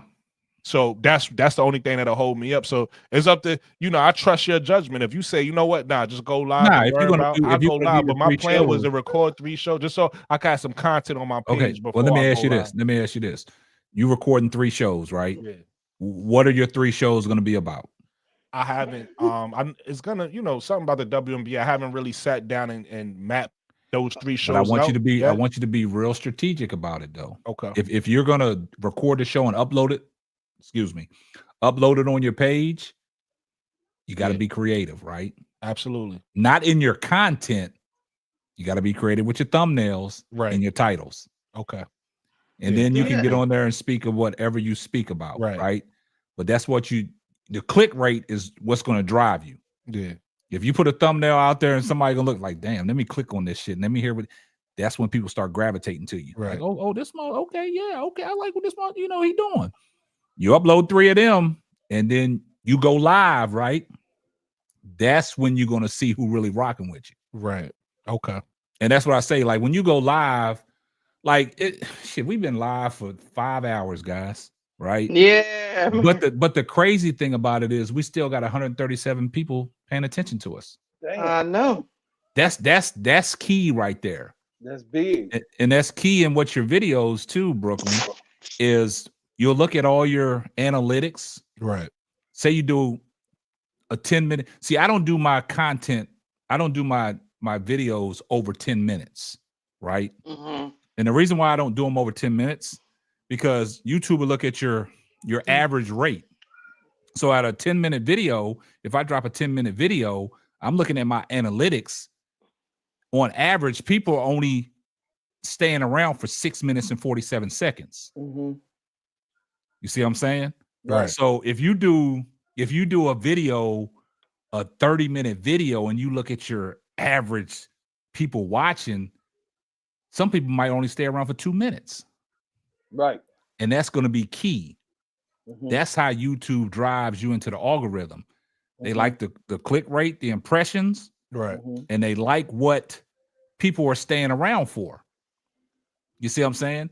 Yeah. So the way I have mine set up, since I'm monetized, the way I have mine set up, if you're looking at my video, and if you're not a premium customer of YouTube, you're gonna get an ad that starts before you click on my video. You're gonna get an ad in the middle, and you're gonna get an ad toward the end. And that's how you make your money off your ad revenue. Gotcha. And your sponsors and stuff like that, and people that are supporting the channel. So if you're gonna go live, it's very important that once you go live, you got to draw that audience in. Like I said, man, we still got 138 people watching, man, for 5 hours. Right. That speaks volumes. Yes. That speaks volumes, because I see. There you go, Pro Talk fan. He know, because he in the same situation I'm in. That ad revenue, man, that's key. So Brooklyn, so when you do these videos, don't over talk yourself out of no money. Okay. So if you're going to do a video, you get a topic that you want to talk about. Right. Talk about it. Drive home your points in 10 to 12 minutes and get the hell out of there. Gotcha. Okay. And upload it. Gotcha. Only time you want to keep expanding on it, because there's different topics, is when you do a live. Okay. You see what I'm saying? So now what you're going to do is when you do your live stuff, that's when you're going to see, because you got YouTube analytics where you can set it up to where you're in subscriber mode only. Only people that's going to be able to, come in the chat is people that are subscribed to your channel.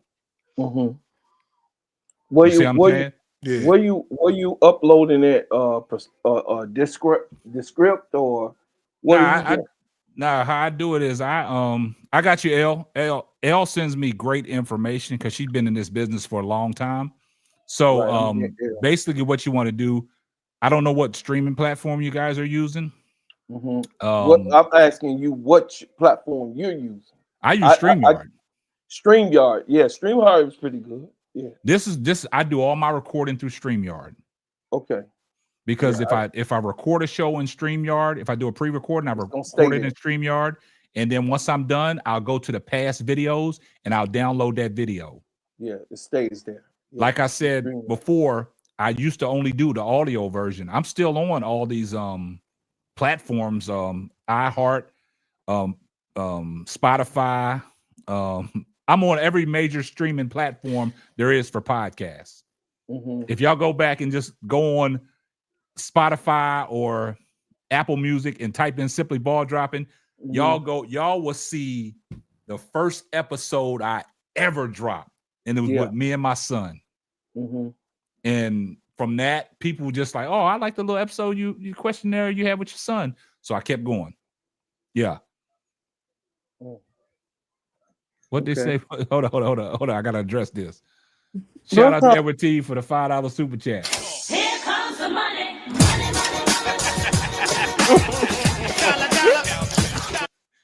Edward T said, Brooklyn, don't make no puppy-eyed face graphics. I'll block it. I don't know what he mean by that, but I guess it's kind I of think funny. he's just being funny. Yeah, but that's what you need to do, Brooklyn. Just get catchy with your thumbnails and your titles. Let me see what L said something. Hold on. I gotta L hit said L. StreamYard is a great platform to use. Get your branding together. That would help you shows stand out along. Yeah, you got that's key. About to L. purchase StreamYard. They it's on sale right now for the advanced Hey, version. Sap, why don't you 40% and off. L do a masterclass? Say again. Why don't you and L do a masterclass? I mean, I won't do that master class until we get the ladies podcast. Y'all tripping. Oh, I mean, it ain't gonna never happen. Yeah. Oh boy. Let's go I on. never told Let's nobody go. I was texting in that. Hey, That L, I'm broke gonna hook hard. you up with my son. Are you the one in the one in the orange shirt holding your chain? Oh yeah, I'm at the end. Yeah, that's me. That's you? Oh, okay. At the I'm all the way. So I'm on the. So if you're looking at the picture, I'm all the way on the right. I got the long braids. I was a slim guy. You can see how slim I was. Hey, bro, Claude, you better watch out. Ever since she seen your son, she been on you. Yeah. Hold on. L, just L, just text me and just send me your number. Just DM me your Here number. we go. Just DM me your number, L. Boy, you can't get nobody a compliment on this You place. better be careful, bro. Claude. She seen your son. She said, "Oh, we got good genes." Hey, Yeah, send me your number. DM me your number, L, and I'll send you mine back. Keisha looked up and she was like, "Who is that?" Yeah, That's so Bro Claude. that's what's gonna happen. So, You know what I mean? That's Hey, me, bro, Sister Claude, Keisha. I Tony got you. over there. You know what Hey, I bro, mean? Claude, Tony over there. Like, okay, now I see what bro Claude look like at 279 and 250. Yeah. Oh no. See what the picture that she looking at is I'm actually 190 pounds. Okay. He I was about 190, like Tony. 190 He pounds. 190 right there. Yeah, I'm Don't look like 190 pounds 190. right there. Yeah. It does? It is? Don't Yeah, look I'm like 190. Yeah, I'm 190 pounds. I'm all the yeah, way so to we gotta the get far that ladies' night before the end of the year. We gotta get the ladies' night. I'm serious, guys. I'm serious. In Brooklyn, you're on the clock like Jeff P. So Oh yeah, you on the clock, Brooklyn. Get it together so we can get on the panel. No, hey, you too steady serving dope sports and entertainment. Hey, I'll be up. Hey, my son is here, so I'm gonna be up. He gonna take care of it. Hey, Case, that yeah, we gonna you be know ready. you gave me the blueprint. You said, "Yo, listen, this is what you need," and you already know.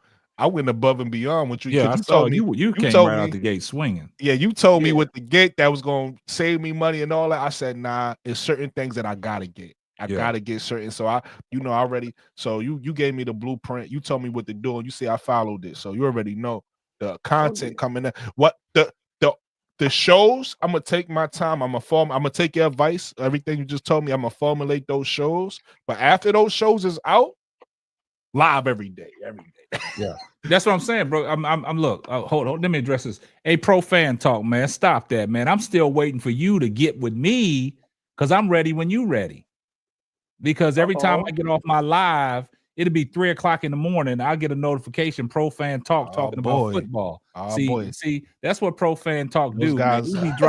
He be dropping content 2, 3 o'clock in the morning. Always talking about, hey guys, I gotta go. I gotta get some rest. But 2, 3 o'clock in the morning. All of a sudden, he put notifications out that he's dropped. So yeah, basically that's what it is, Brooklyn. To get off the ground, man. Just you got it, man. I'm telling you, man, Brooklyn. It was times where I was telling my wife I just wanted to give up, man, because I wasn't getting no motion, man. No traction. Wasn't getting no traction, man. I'm like, and the crazy thing about it is, I'm gonna tell you where I went wrong, so y'all learn from my mistakes. StreamYard got your ability to stream to YouTube, Facebook, Twitter, Instagram, right? Okay. So what I was doing with all the followers on my Facebook page, I got my own personal page, and also I got Simply Ball Dropping page, right? So what I was doing was when I was setting up these lives, when I was doing my roundtable talks and my sports talks and my marriage chronicles, I was giving too many people with too many options, right? I was going live on YouTube, Facebook, and Instagram at the same time. Now you got to pick your poison. Which one you want to watch it from? So I'm saying to myself, I'll do a show and I'll stream it live to Facebook and YouTube and Instagram at the same time. So with all the people that I know on Facebook and stuff like that, I get off the show on Facebook. I have probably about 500-600 plays, right? But then I go to YouTube, I look at my numbers, man, I got like 7-8 views. I'm like, hold up, man, something ain't right.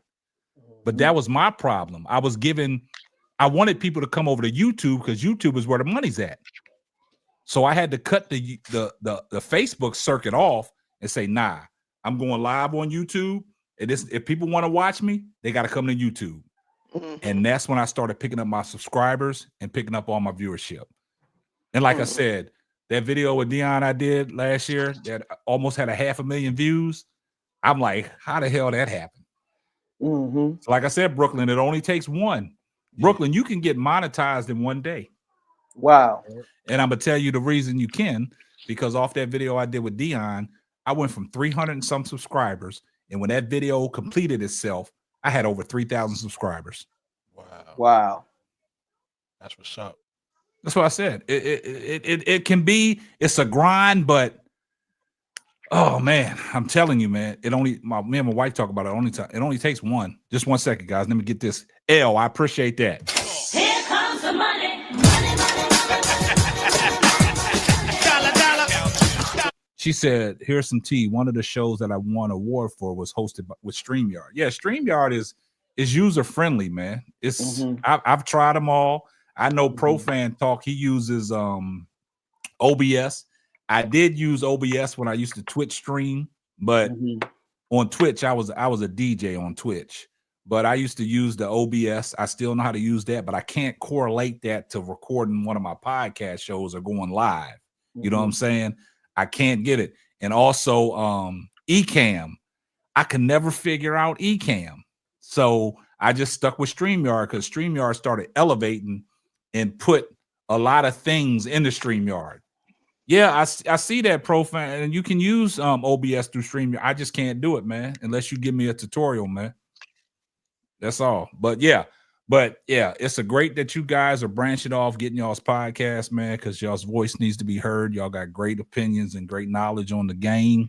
But like I said, man, it started sooner than later, man. Don't set on it, man. Oh yeah, you know I'm not. I ain't spent all this money to not to use it. Yeah. So once you I got almost everything except for my switchboard.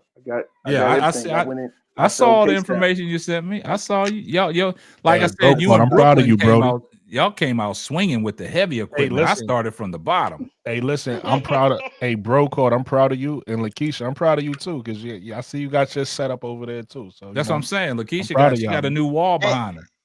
Oh well, I'm in Baton Rouge at my mama house. Okay. Oh, for the holiday. For the holidays, and then we went to the game I've been here since last week. So when you coming back to Dallas? I'm coming back on Tuesday. I do this usually. Over there. Hey, Lakeisha, what you said? Not Tuesday. Tuesday. Well, I usually come because I always come for a LSU game, and then it's Bayou Classic week with Southern. So I usually be here this week either way it go, because my city be turning out on during this time. Thanksgiving. You see that this is for you, Brooklyn. ProFan Talk said from the time KSAP has been talking, you could have done 2 videos. Don't talk, just do. Oh yeah, I'm at my mama house. That's why I got a different backdrop. Sister Keisha, I gotta take a plane and come. Everybody's in your corner, Brooklyn. We already know what you appreciate the motivation. Everybody in the chat, thank you for the advice and the motivation. I appreciate it. But see, the thing about it is, Brooklyn, everybody in the chat and on the panel knows what you bring to the table, right? So, like I told you, when you first came on my panel, and I told you that next time that you came up, I told you bring a different dynamic. You know what I'm saying? So that elevates, right? So now that you got somebody else coming up on here, then you got other people wanting to come up on here. Yeah, we still trying to break a few in to try to come up on the panel, but that'll happen over time. Maybe they might not want to come up on my panel. Maybe they might want to come up on yours. That's a fact. Listen, Lakeisha's one. I remember when I first joined, Lakeisha was in the chat. And Yeah. I, Lakeisha, I Yeah, even listen. that's I remember crazy. that one time Lakeisha was in the chat saying, "I disagree with that, Brooklyn." But I always mess with you know what's Lakeisha about that. But crazy? yeah, but Lakeisha was in the chat, but now look at her. So you're Yeah, right. that's crazy that, like, it's real though, man. Y'all just don't understand, man. I have daily conversations with my wife every day, Appreciate you, that ADP. pillow talk, and we talk about the people that's up on the panel and how they came about to the panel. It's kind of crazy how, like, I've always said that because I love doing what I'm doing, but at the same time, I just don't want it to, I just don't want it to be directed out there toward men. I want women as well to gravitate to women as well. My demographics, when I'm looking at my demographics and all my analytics, y'all be surprised on how far this podcast has reached different countries. You see what I'm saying? That's what y'all don't realize. See, when you get off into YouTube and you start studying your analytics on the geographics and all the age groups that is reaching, I don't know how YouTube depicts all that and breaks all that down, but they show you all that. So it's like my channel ain't just USA based. It's in China. It's in Hungary. It's in You hear that, Hungary. Tony? You hear that, Tony? That's why we all talked over the about it, place. Tony. It's in China. And Elle sent me something that was What? very important. She told me that you don't know who's watching, right? Right. Yeah. So I try to get through all my comments on all my shows, right? And I've seen some comments from some media outlets and stuff like that. And like I said, my wife, she'll go and verify all this stuff for me. You know what I'm saying? To make sure it's legit. And I'm like, damn, Fox Sports, they commented on my podcast. So it's like like Brooklyn said, I try to stay humble through all this stuff, man. And don't try to, toot my own Work horn. hard though, bro. You work But hard. sometimes it's hard. I'll advertise it to my family and stuff like that. Like, y'all That just shit don't ain't, understand. no, that shit ain't going. And listen. Hey, hold on, real quick K-Sap. before you do that, bro, Claude. Let me make my joke real quick. Go ahead. Tony asked me a question earlier, talking about have you been to other countries? Yes, on K-Sap's podcast. I've been to China, obviously, on K-Sap's podcast. That don't count. That don't count. Good try, Hey, though. hey, Good try, though. But that don't count. Hey, check it out. So, I like hustling for a cause. Oh, that's nice. Thank you, baby. Thank you. So the thing is that at the end of the day, what we are doing is very, very important. I mean, as we go on, I'll be able to introduce, Crucial Conflict, Brooklyn, to your cat. You know what I mean? I'm definitely gonna bring them to K-Sap. You know what I'm saying? People that I got relationships with, you know what I mean, Twister and all of the greats, Do or Die.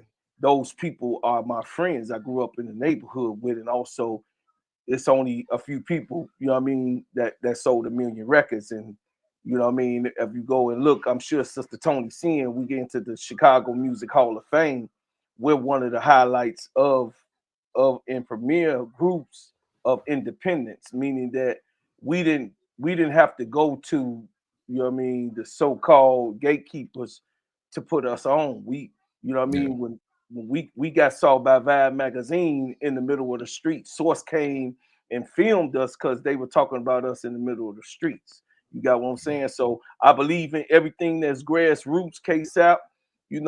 I'm with you because I'm a grassroots rider, and I'm not here to be a separate part. No, I'm here as a branch on a tree that's well rooted. So, to everybody else that's out here, me and Brooklyn are branches of what K-Sap has made, and it's encouraging and influence. And then by me already being an artist in the industry, it's gonna be real easy for me to get certain things. But what I was gonna say to you, K-Sap, I'm gonna say this real quick for everyone.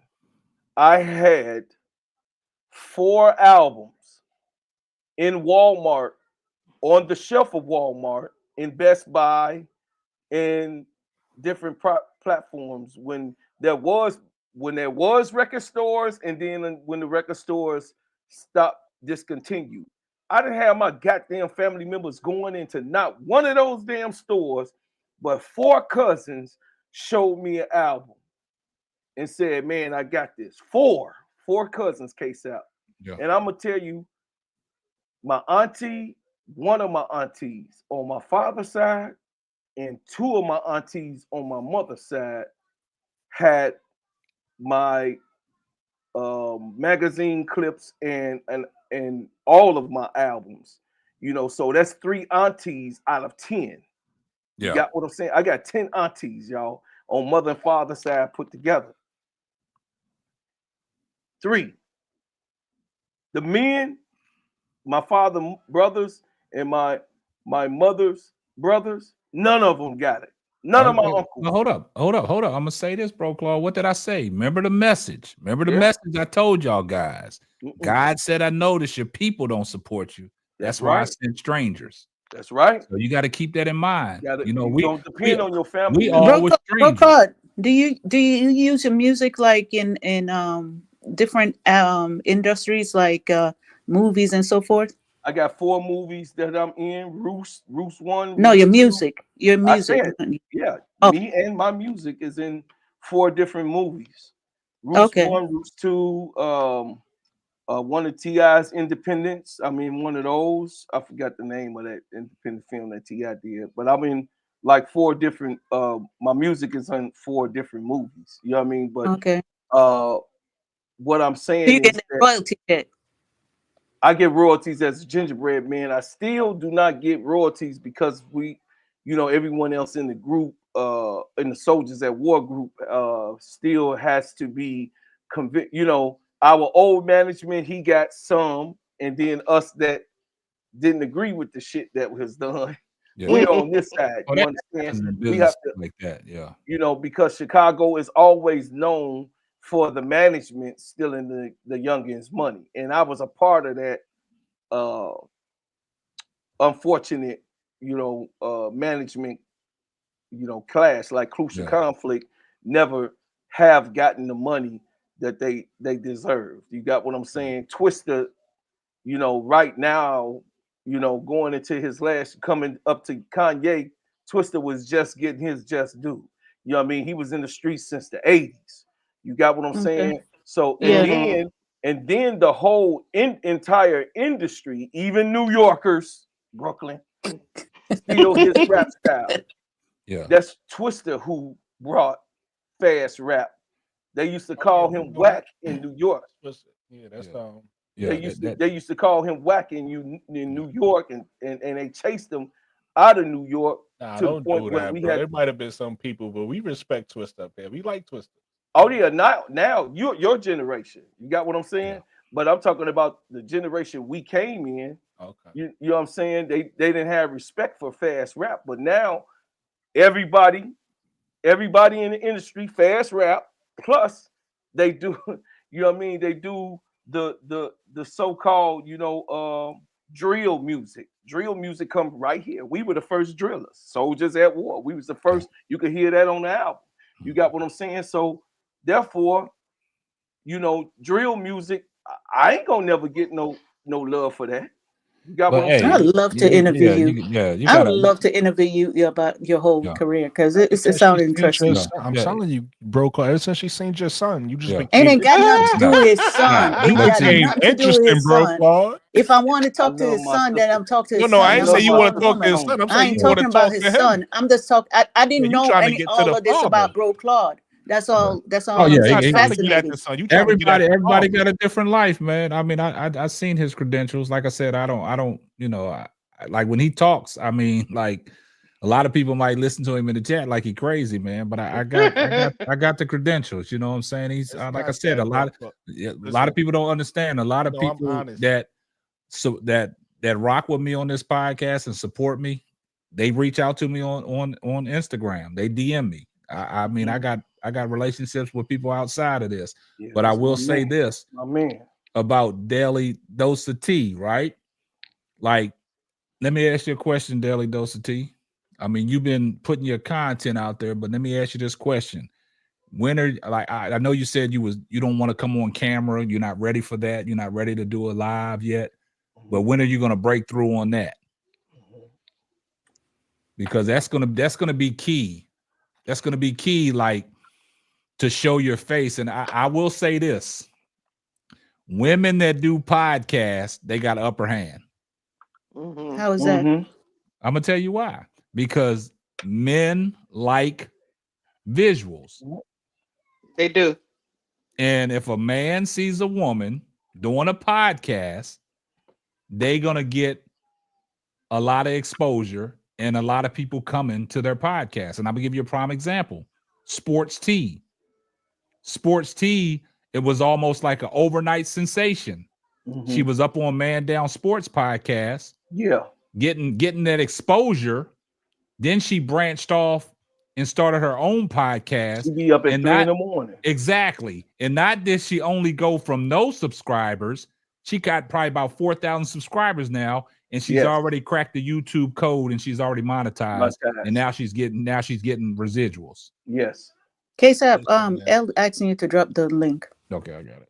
Hey, listen, man. Just because I'm not a woman, y'all better come subscribe to me. No, I'm just saying that. I better watch. I'm already No, subscribed. you good, I'm K-Sap. already- I was saying that about Daily I'm just Dose of threatening Tea. your viewers. You good, K-Sap? Nah. I'm threatening your viewers. I was Y'all saying better that watch about Daily Daily Dose. Dose of Tea. You ain't So even did nothing. I'm subscribed. don't settle on something that is promising. I'm just trying to create confusion, Lakeisha. Yeah, don't. You gotta get up there and be sexy, Brooklyn. You gotta be up there and be sexy. I put it to you like this: on my first live, I get up there and I rub some honey on my chest. I want to see you twerking. I want to see you twerking. Hey, L, what's we up, got Sister L. What's up, L? Hey fam, hey fam. What's going on? Who said, "Oh no"? Here y'all go. I come spreading cheer and good tides and a little bit of encouragement. Don't do me. Okay. Yes, No, ma'am. I just wanted to kind of echo what KSAP was saying, especially when he was talking a daily dose. And I think I've shared this before. I'm a firm believer that a lot of times we will talk ourselves out of a blessing and growth and opportunity because we're so in our heads, we're so focused on perfection. Everything has to be right, everything has to be perfect. I have that. You got a list of, I gotta have this, and this first, right, Brooklyn? Like I gotta have all this other stuff first. But really, you could take your phone and start with what you have, because people care more about the content. Like, yes, Wow. audio matters, lighting matters, all of that matters. And when you get to the place where you can invest in those things, cool, then go ahead and get it. But don't allow you not having those things to stop you from getting in front of the people, because God did call you to a certain group of people.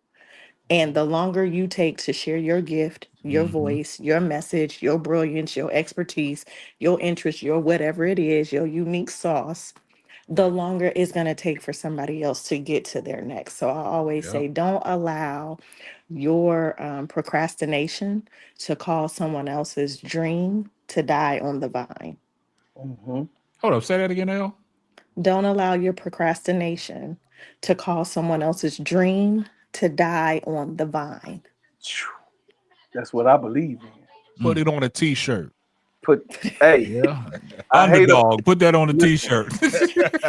I hate a procrastinator because I'm a grassroots guy. That's a wrap. I hate. Listen, when I say hate, I mean that. I hate a person who procrastinates, because procrastination is three things: fear, not knowing, and not wanting rejection. Okay, so when you fear something, you're hesitant to do it. When you don't have the knowledge of something, you're hesitant to do it. And then the rejection part, you don't want to be rejected. None of us want to be rejected, but it's a part of it. It's all a part of what it is. You know what I mean? It's a thing to be rejected and go through rejections. When I used to go out to the streets Sister L, when we were, doing the campaign before we got into the vibe and P came to get us. You know what I'm saying?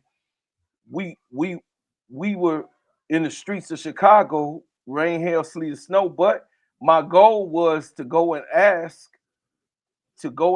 200 people. So me asking 200 people meant at a low average, I sold 20 CDs. But at a high clip, I will always move 70 to 80 CDs We a talking about day. CDs, bro, Claude? Oh yeah, CDs. Listen, I used to sell. You on MP3s now, right? I'm on Because you're talking everything. about CDs. Every platform. No, I'm talking about. See, I come from the '90s, baby. I got it, but is your music on MP3s now? It's on everything. They wasn't moving iHeartRadio. CDs in the 90s. They was moving. Spotify. I'm on Spotify. I'm on Amazon. You could buy it on Amazon. Whatever you want to go, Sister Tony. iTunes. Okay. I'm trying to support now. Soldiers at War. Don't clip on Soldiers at War because I ain't gonna get that money. But the gingerbread man, I do. I get all that. I get all that royalty. I get all my royalties. Gingerbread man. Right. You see that? Hey, insignia? you ask Y'all him see how to that? spell it, L. GHBREAD. And you know what go good See with that the insignia gingerbread in back of man? me? I own that. And you know, Yeah, that I own that. That's why you don't see audio, sound, and things that's saying that gingerbread man. If you didn't notice, there's not a lot of things that's out here saying my name. I'm that guy that Gucci Man had to pay. Yeah, hey, I'm listen. that guy. Oh, you're gonna have to Yeah, do when a he says Listen, you comeback. gingerbread know You're what gonna have to man, else come could do a go comeback. good? You know what go good with the gingerbread man? that's my Do a remix. Honey. I own the trademark. He said, "Honey." Honey on the chest. Honey I on the chest own with it. Tahina Pow Pow. To get back to Oh, the so last point Hey, real quick. okay, L, let me finish that real quick. Yeah. Bro, Claude, I'm gonna need you to do a remix of one of the Gingerbread Man songs. Hit me on the, I got you. I'm gonna hit you. I'm gonna hit All right, you. Okay? what was you saying, L? What? Yeah, I wanted to I was answer just saying L. Go ahead. before a Go daily ahead. dose gets out of here, because I think it Go was ahead. her that was saying about, being willing to do videos but not showing her face. And I Mm-hmm. like to catch like comments in real time when they're happening in the chat. Mm-hmm. Um, Here's the thing, like everybody know who Winnie Harlow is. Are y'all familiar with Winnie Harlow? No, She man. has Mm-hmm. vitiligo. Yeah. Okay, Yeah. she's a supermodel. She has vitiligo. Really, really successful Yeah, supermodel. the Jamaican girl. Yeah. Yeah, Jamaican girl. Hmm. Okay. So I was born with vitiligo. I Mm-hmm. have a white birthmark in the middle of my head, and I have vitiligo spots just like her, but just on my legs. I don't have them all over my body. And I'm a Mm-hmm. 70s baby. I grew up in the 70s, was a 90s, teenager. Mm-hmm. And I had, That's how you everybody gonna has trap that people. insecurities, right? Everybody Mm-hmm. has insecurities. Even the most confident people that you see or come across, we all have insecurities. If I would have embraced what Mm-hmm. made me unique then, who knows how my life would have been in the industry? I hid a lot.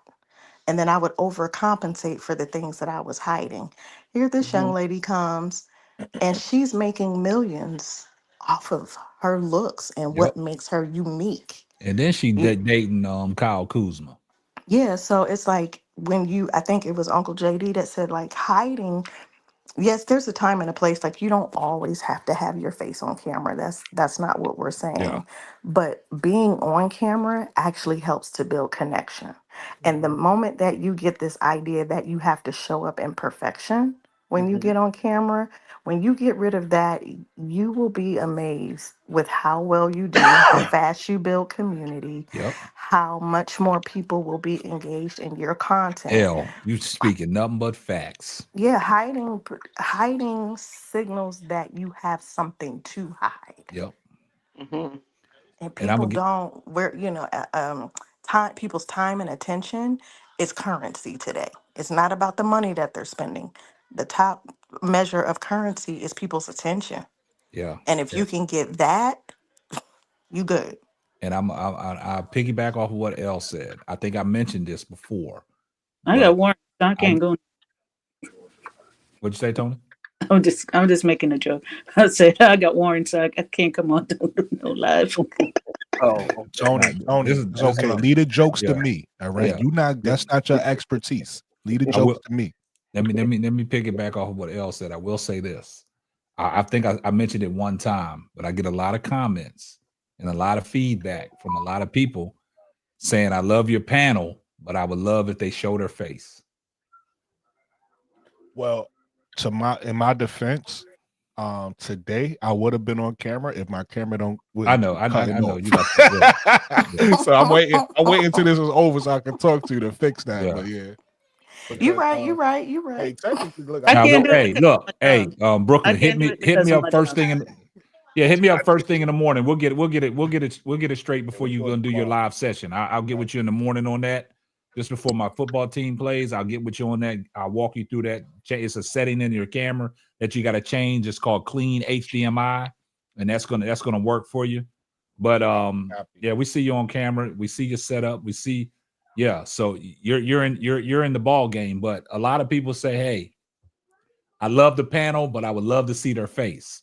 You know what I'm saying? So, when time makes for it, hey, I've only said it one time, but it don't make no difference to me. If you want to show your face, you can show your face, man. But like Elle said, that builds a lot of trust and that builds everything in the community. It'll build you up.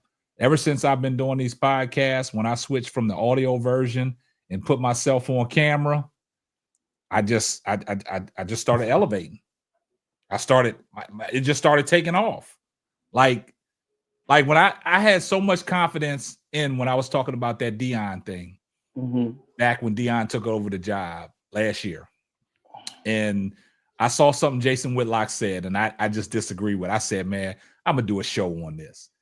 I didn't know it was going to blow up like that, but I was on camera, confident at what I was saying, and that shit just blew up, man. Like, you know how they say you overnight sensation? Shit. YouTube wanted to partner up with me. YouTube wanted to break bread with me. Now I got to create some confusion, case. You know what I'm saying? I mean, that's what it's about, though. You know what I'm saying? Like Elle said, great content. You gotta. It's. Casey, I gotta create some confusion real quick. Get back. I don't want to interrupt you. Get back to what you're saying. No, I'm trying to just go off of everything that Elle was saying. No, listen, I'm getting the L. I just put this full screen and I see the picture L got up there. L. L, you know you wrong now. You know you wrong. She looking back at it. She looking back at it. Look right back here. at it. Yeah, I didn't see it until I made it full screen, and yeah. She looking back at it on the screen. I tell you, women know what they doing. See, women know what they do. That's why Keisha laughing She looking back at it. You know, and that's why I said, man, y'all might. It might sound funny, man, but if you look at some of these women that do podcasts, right? And the things that they talk about, because men love visuals. If they see a woman doing a podcast that got some kind of appeal, and we'll take Angel Reese in consideration. You see why she's so marketable? Because easy on the eyes, right? I've told my wife and her friend that do the round table talk with, I said, man, y'all need to branch off and have y'all's own podcast. Niggas gonna look at that shit. Right. They gonna look at that shit. You know what I'm saying? Yo, niggas is gonna be niggas gonna look at that shit. So y'all have women have a upper leg on dudes that do podcasts, right? Absolutely. Because men are like visual. Like they'll click or they'll go through the internet and be like, damn, what this chick talking about? And they'll just continue to go back to that page. You know what I'm saying? And then that's going to build traction. And then YouTube going to be like, okay, we're going to throw them off in the algorithm. So, and that's what I was telling you about Sports Team. It was like she was almost like an overnight sensation from the time that she got off of Man Down Sports and did her own podcast. I think she got monetized in with 2 weeks, man. That's amazing. ASAP, to your That's point, amazing. do you know this woman named how do you say her name? Hold on. I just sent it to like you. that mic too. I like that mic, Brooke. Thank you. Appreciate it. Look good, man. Thank you. I just sent you the link to your IG. Her name is Demetria. I can't say her last name, but she used Demetria Debola or something. Yeah, there you go. She used to be a news anchor and then she left that, and she do her own show now. But anyway, I send this to you in case you like. You can play it for the rest of them if you want. Mhm. Just goes to your point. She don't do like she got one show where she just go eat. Yeah, eat and look at all the people that's watching. And people watch it because she's eating and drinking beautiful. She's a Douce. beautiful woman. Exactly. So she got another show where she talks sports like us. She talk football or whatever. All on that one channel. I'm showing you, and the people watching. So that's Man, she got over 13,000 likes Yeah, on Sister something she Nikki. eating food, man. That's That's what we trying to talk about, y'all, man. y'all probably familiar with her. She real popular. Yeah. They called her the news anchor at one point. That's just like I'm gonna give a prime example. I don't know. My wife, she looks at her that girl Kendra G. She has her show on YouTube, right? Where she interviewing people with relationships, almost like something Kevin Samuels used to do, right? And she blew up overnight. Yeah. You see what I'm saying? Look at Tabitha Brown. Look how she blew up overnight. Oh yeah. That's what I'm saying. It's like women in these spaces right here. If y'all doing it, shit, y'all gonna blow up, man. Yeah, and pick your thing. Pick your Yeah. thing. You can be a multi hyphenate like me. Like I'm in the beauty space. I'm in the entertainment space. Like Exactly. that's a part of me. That's a part of my personal brand. I'm very intentional with the pictures that I use, especially when I'm on somebody else's platform. We Because when already I'm know, not on L. You ain't camera, got to tell us. We already know how you operate. no, but hold on, Okay, because go it's ahead. not what y'all think. Okay, It's go not ahead. what y'all think. It's Not not what not y'all in think. that sense, I was L. just joking, by the way. Let's be Not clear. in that sense, I L. was joking. I know. Presentation's half I the like the battle. picture, by the way.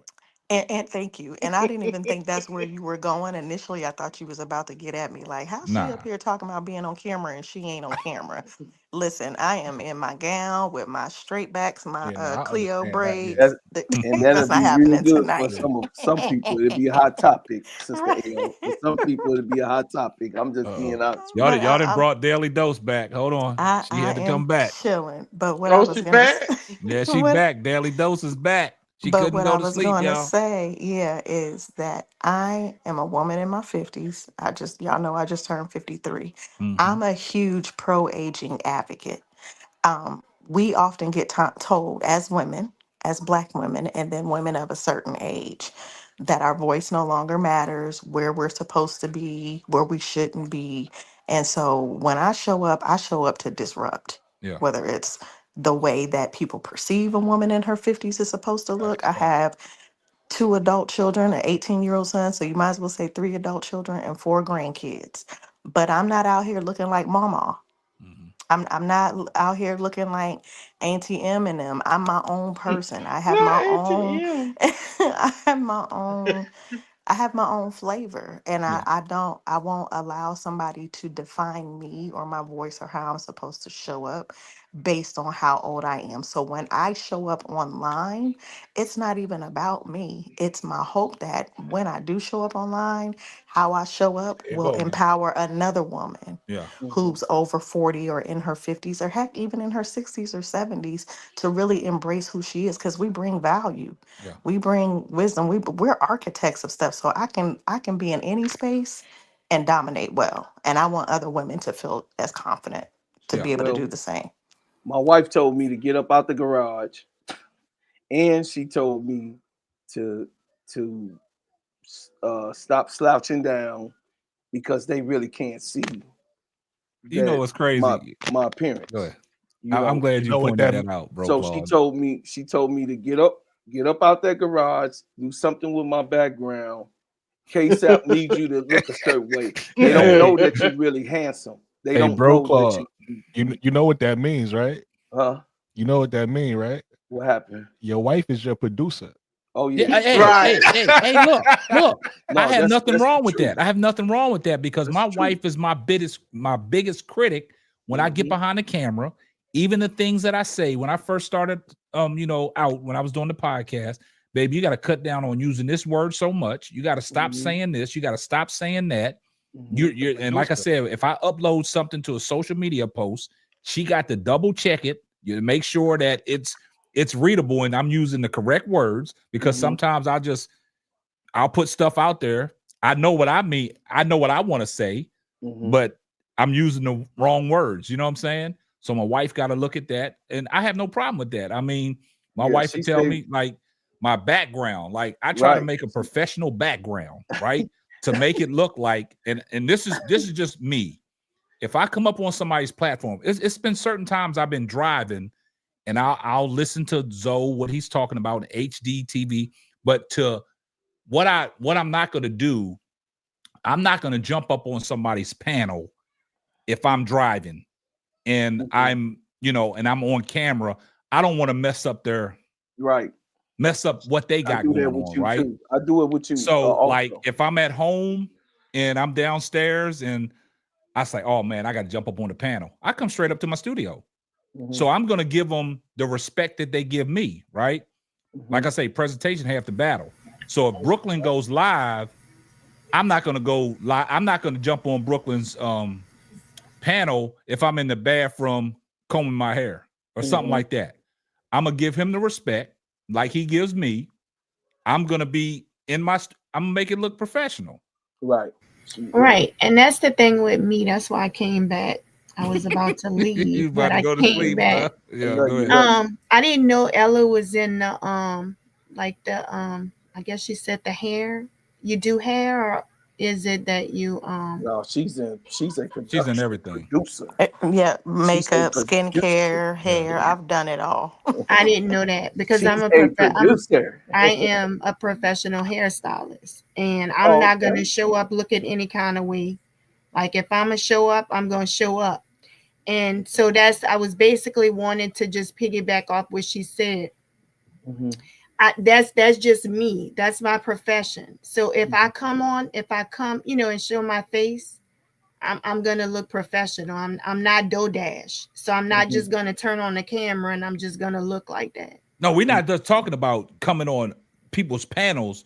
We're talking about your podcast. Right. Your own podcast. We talking about your own podcast. And I understand that's what y'all are saying, but I was just like I said, piggybacking off of what she said. You ain't got to turn your camera on my thing. I mean, you do. I like the I'd rather see your face than Brokaw face. I want to see K-Sap face. Yeah. Hey, hold on, Brooklyn. Hold on. Sister Keisha and Sister Tony want to see my face in L.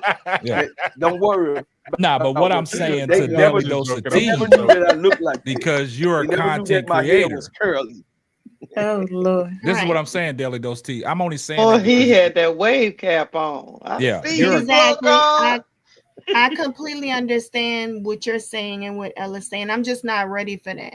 I'm just right now. I'm just posting. I'm just feeling it out. Okay. I'm not saying I'm never gonna go live, but that's just not where I'm at right now. Okay, I got you.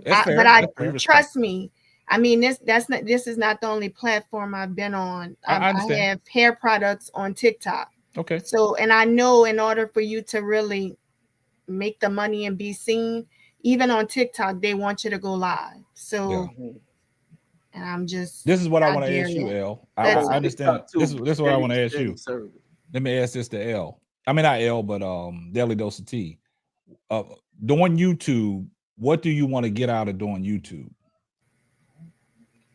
I would say monetization, of course, but it's more like, I'm just gonna be honest. My channel was originally, it wasn't supposed to be just Angel Reese, but I'm an Angel Reese fan, and I'm from Louisiana, and I love LSU.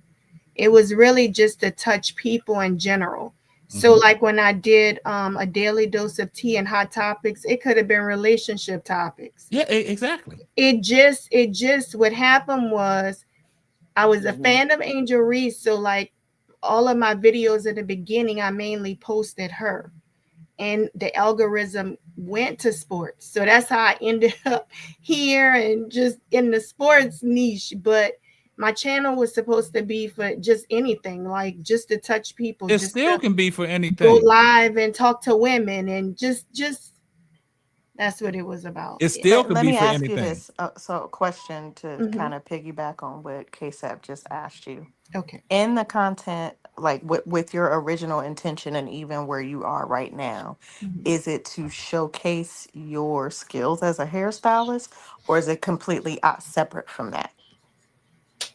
No, I wasn't trying to showcase my hairstyling skills. No, because if that's the Okay. case, I would have So made a channel strictly for like right. installing wigs and all of that. Yeah, Right. no, So it wasn't. I just want to encourage you, sis. I get what you're saying.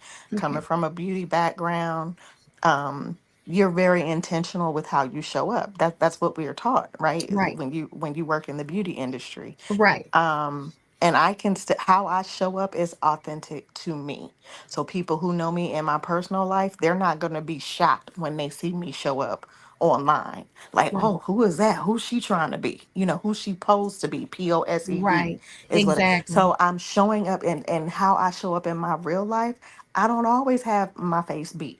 I don't always have my hair laid. Like, and Right. if I'm not promoting content that's centered around beauty in a specific live or video, Right. I'm not really worried about, like, I'm not saying show up looking crazy, but Right. something tells me that you don't do that anyway. You know Right. what I'm saying? So Right. I'm just saying, like, if your content is not focused on what you do as a profession or your skills as it relates to the hair industry, I Right. wouldn't put a lot of weight into saying, well, my hair is not done, or I don't Exactly. want to just show up looking any kind of old way. We know you're not going to show up looking any kind of old way. Right. Right. We know that. Right. So fear has a way of I just telling us said that. stories about ourselves. Feel the Yeah. fear and do it anyway, man. I want all y'all to succeed. Exactly. Yep. I I want agree. y'all, this is my instant gratification that I get off of this, man. I'll look back at this and say, man, these people been on my channel, and I helped them get to somewhere that they tried to get, right? Me and Sister Noble been going back and forth on email. She been trying to get her, her Twitter handle off, right? Hey, Sister I Noble. created Sister Noble, a header for her Twitter that she fell in love with, right? So if y'all go to Sister Noble's Twitter page, Women Be Hooping, me and her been going back and forth on that. I helped her out with that. So I'll give helping hands. There's a lot of people out here that won't do that because they think that that's going to mess with their dollar. Y'all not messing with my dollar. Exactly. You know what I'm saying? Put the Y'all, dollar in front of me. Put it in front of me. See what happened. But nah, I'm y'all about not to- messing with my dollar. That's not going to mess up my money. You know what I'm Exactly. saying? And the thing about it is, what I'm doing is, knowledge is power. I can't take all my knowledge to the grave with me. You see what I'm saying? So I'm spreading it. You know what I'm saying? So if I can help somebody out along the way, then I love what I'm doing, because I've always told my wife, you might tell a story and you don't know how to impact somebody else. You see what I'm Go saying? ahead. You say something. I've said a lot of stories. I done told a lot of people a lot of things about me, and you don't know how it impacts a lot of people. And I'll give y'all a prime example, and I won't talk. I'm gonna keep this to a short. I did a marriage chronicles, and the first person we did a marriage chronicles with, they was going into their 5th year of marriage, right? And their story that they told, it impacted a lot of people that are in similar situations that the couple that we interviewed was in, and it changed their life, because it was a situation where this person was incarcerated, and this woman kept on going, seeing this person, traveling, and that story impacted some of the viewers because they was in similar situations, and that gave them hope. Yeah, it depends on, just like I was in a rap group, right? Each and every one of us had specific fans who like our style. You understand? We all didn't rap the same in my group. So there were some who like Landman. There was some who like Jesus. But it definitely was somebody that loved Killer C the Wild Child, aka the Gingerbread Man. Hey, You know what I'm calm saying? down, Tony. Calm down. So Yeah, so the bro. thing is that everybody had their own unique style, and everybody on here has their own unique style. You know what I mean? Even like I said, my wife was like, "Man, they it looks like you a blob they don't know that you a big stern man at what your size is, but man, you got to get up out that chair because you looking like you slouching down, and they might just think you one of these, you know what I mean? Yeah. And I had to correct somebody today. I'm actually solid. I go to the gym every day. Yeah. You got what I'm saying? So the thing is that it's presentation. And then if I'm really trying to do this thing, and then by me being outsource of music here in Chicago and throughout the whole Midwest and the underground in America, I have to be able, you know what I mean? I wasn't really coming KSAP, to be honest with you. I really like you and what you were talking about. And I knew some of the things, and you pricked my interest on your show. I did not come here to do no goddamn podcast. That just I figured that I'll be in the back. I mean, I just did not come here for that shit. But I know this shit. I'm a artist, not just a rapper. I'm an artist. You know what I mean? I could draw. I could do different things, and I could play instruments. I could, you know what I mean? I produce. Hell, you know what I'm saying? I own two beauty supply stores, which KSAP know. So I know how the beauty world works. I own beauty supply stores. You got what I'm saying? So I don't want to come to this platform throwing out accolades. That's why he never knew the last. This gonna be 7 months. This gonna be 7 months. All of y'all just now learning some of the stuff. Especially not temper accolades. You got what I'm saying? So I don't come off of what I did yesterday.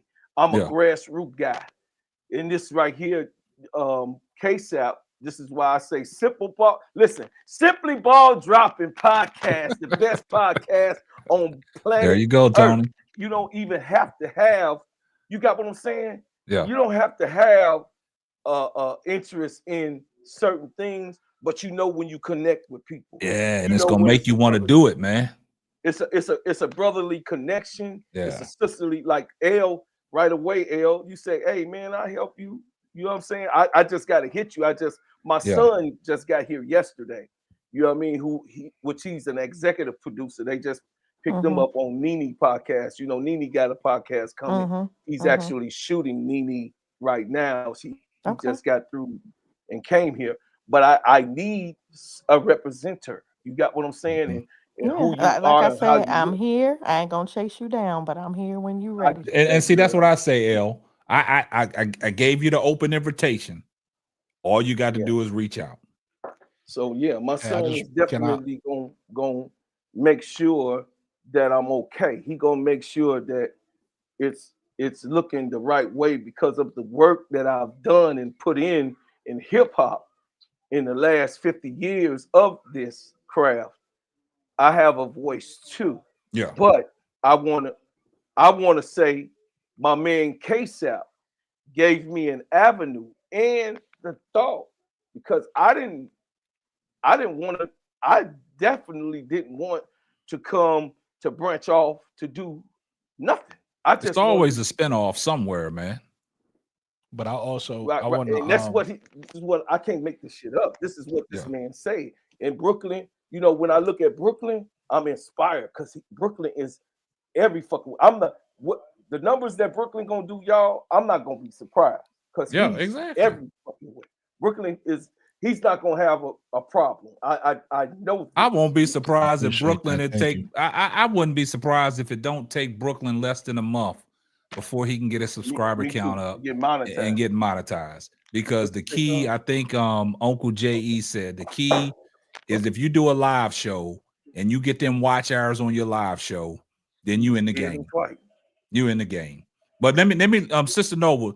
Let me get your thoughts, Sister Noble. Wait, let me before let you her do get that, I just wanted to say okay. something. I was waiting everybody to talk before you get to Sister Noble. You had asked a question earlier, or you had made a statement earlier about you know, people been asking about people camming up on your chat. You want people to cam up on your chat. So I could actually give some advice when it comes to that, because one thing that and KSAP says this all the time, He said it actually just a few minutes ago as well. Presentation is everything, right? Yeah. And when I was on my phone, I didn't cam up. I cammed up every once in a while, but I didn't cam up a lot because, like Elle said, and I think Elle said this or somebody else said it.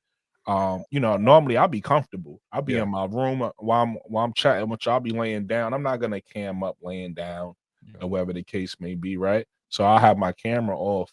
But now that and I'm not saying everybody got to get a whole studio set up and nothing like that, but one thing that makes camming up easier for me is having a setup, right? Like having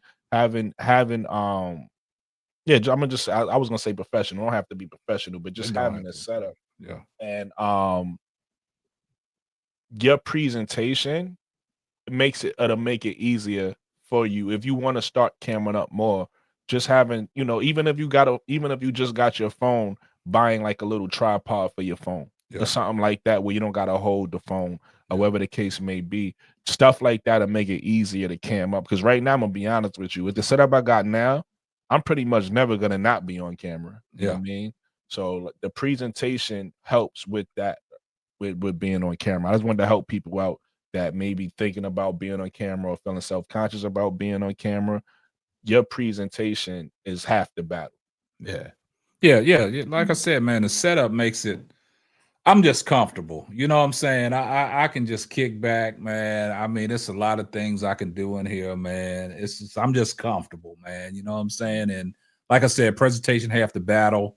And it's great that you guys are, like I say, leveling up, wanting to do this stuff.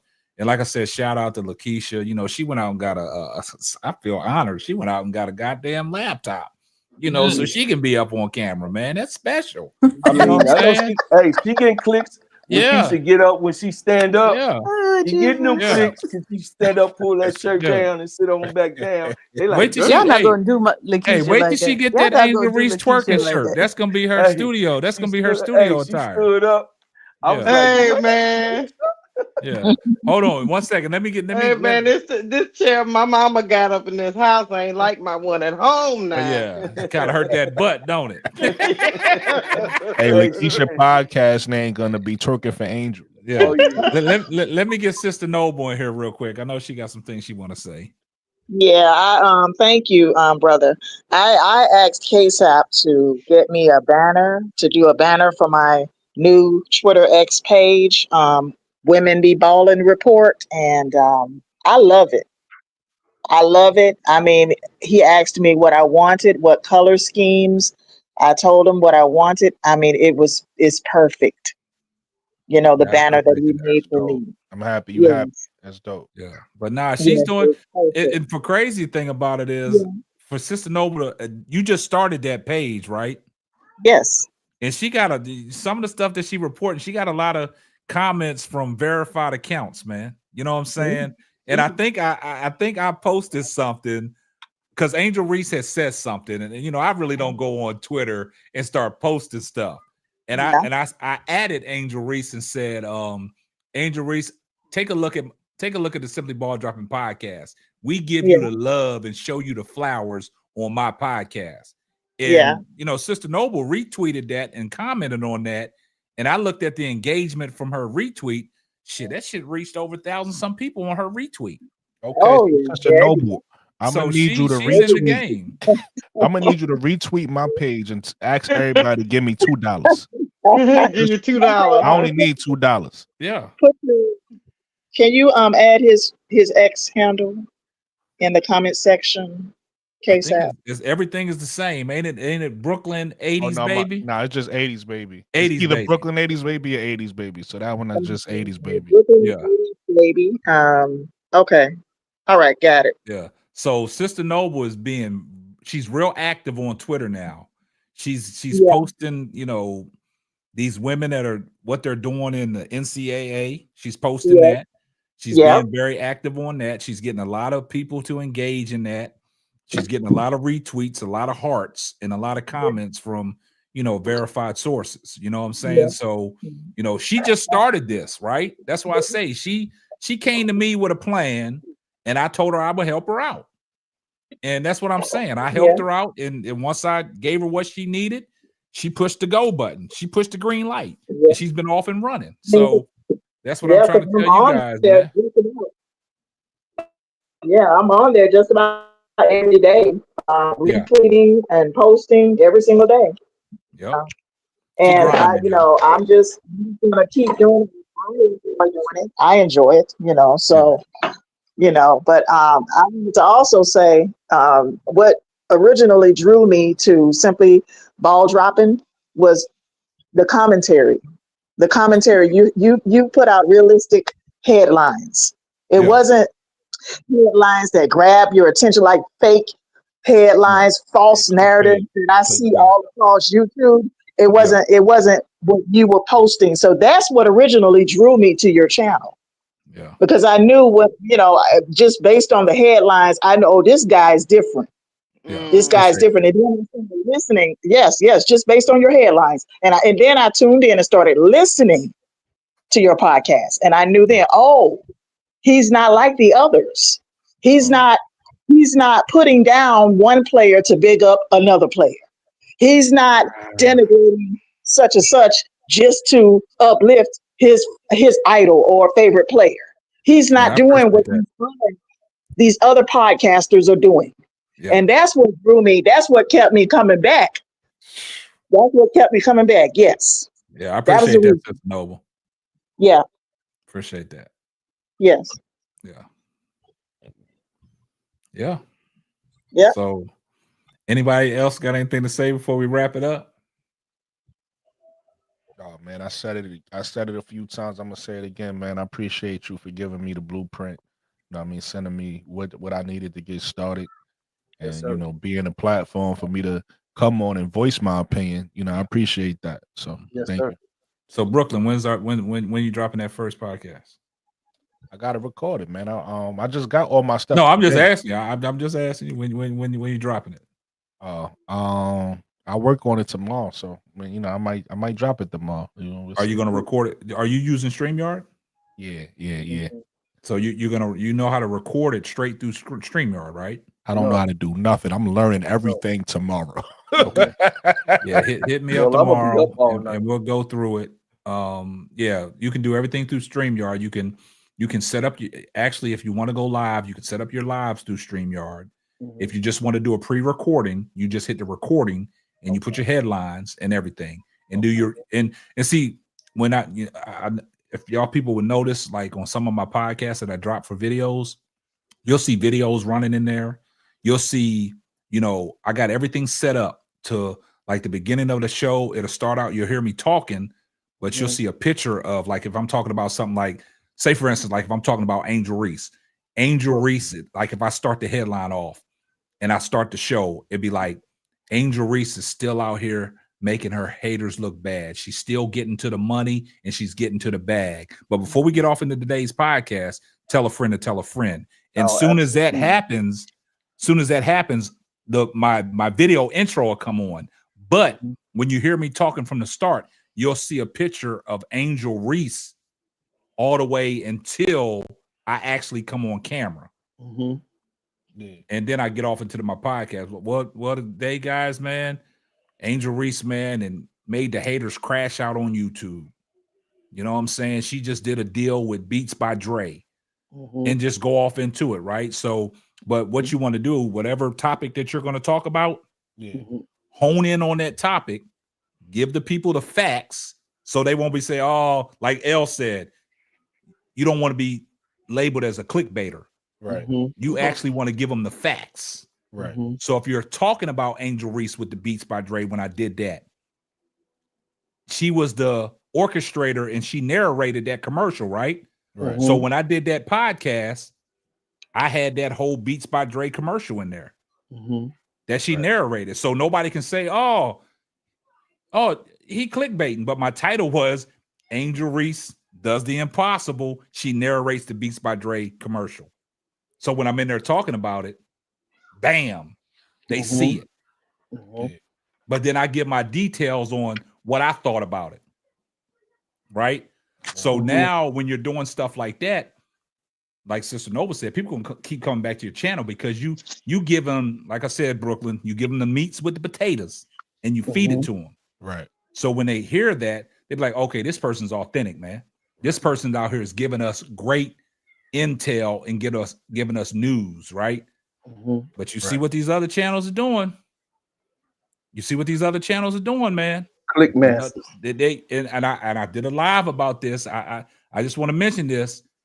I did that podcast on Angel Reese where she clapped back at somebody on Twitter, right? So what happened was they took my positive video. This is what people was DMing me. Mick Yeah. He spent it. He spent He it. spent that. He spent it. that He into a said, negative. "You better stand up." I Hey. blasted him. Let me tell you what I did though.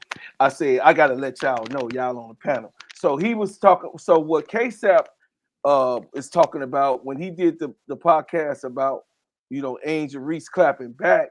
Mick talk sports, faggot. I mean, I'm sorry about that, sissy.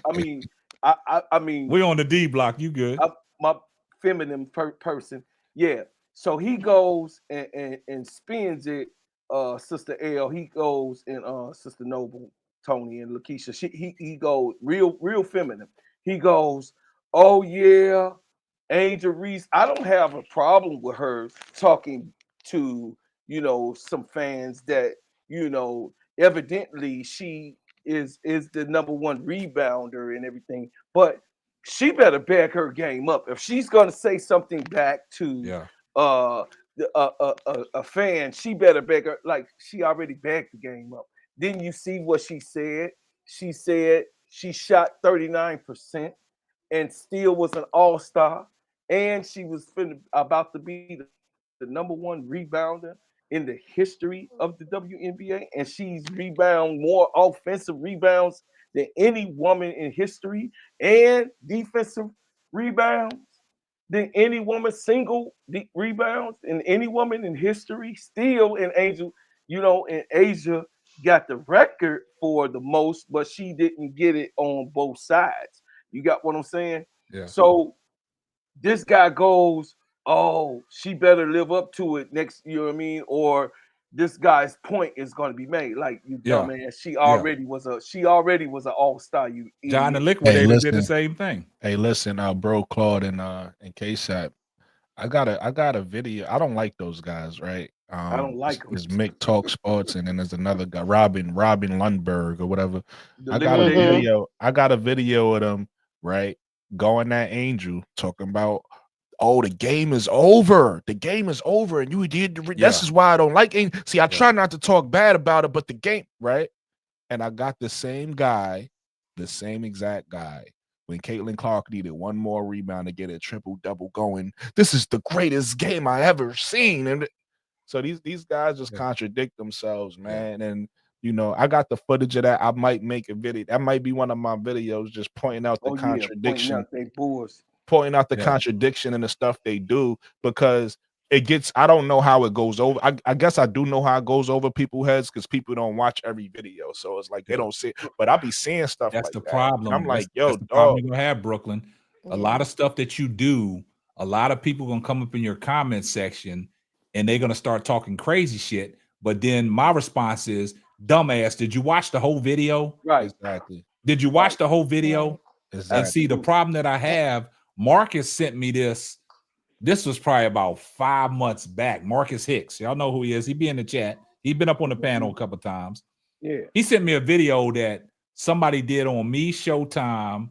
Oh for Lance. I remember that. Yeah. Oh, I'm like, boy, I didn't even know that thing even surfaced. Yo, you know he talked about me too, right? Yeah. I'm new in the game. He mentioned my you name. had him hot. He Who was hot. talking? Who was saying Hey, that? L? K-Set. What's Yeah. I saw your live the other day when you were going live from the car talking about this. See, And I I don't do wanted that to, often. Yeah. no, I wanted to share this with you that day. So I'm glad that you brought it up just now. They don't have anything to talk about because their favorite is not doing anything right now.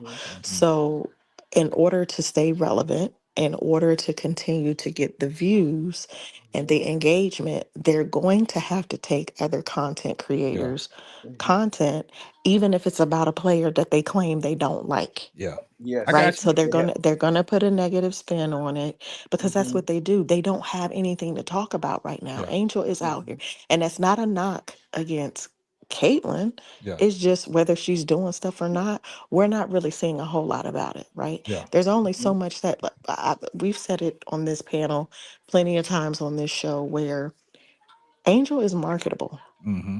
She really is Absolutely. genuinely a likable public figure to most people. Absolutely. It doesn't seem like it when you get on YouTube, if you buy into the narrative that she sucks and she's, all the negative things that are spun about her. But she really is a likable person and a marketable player.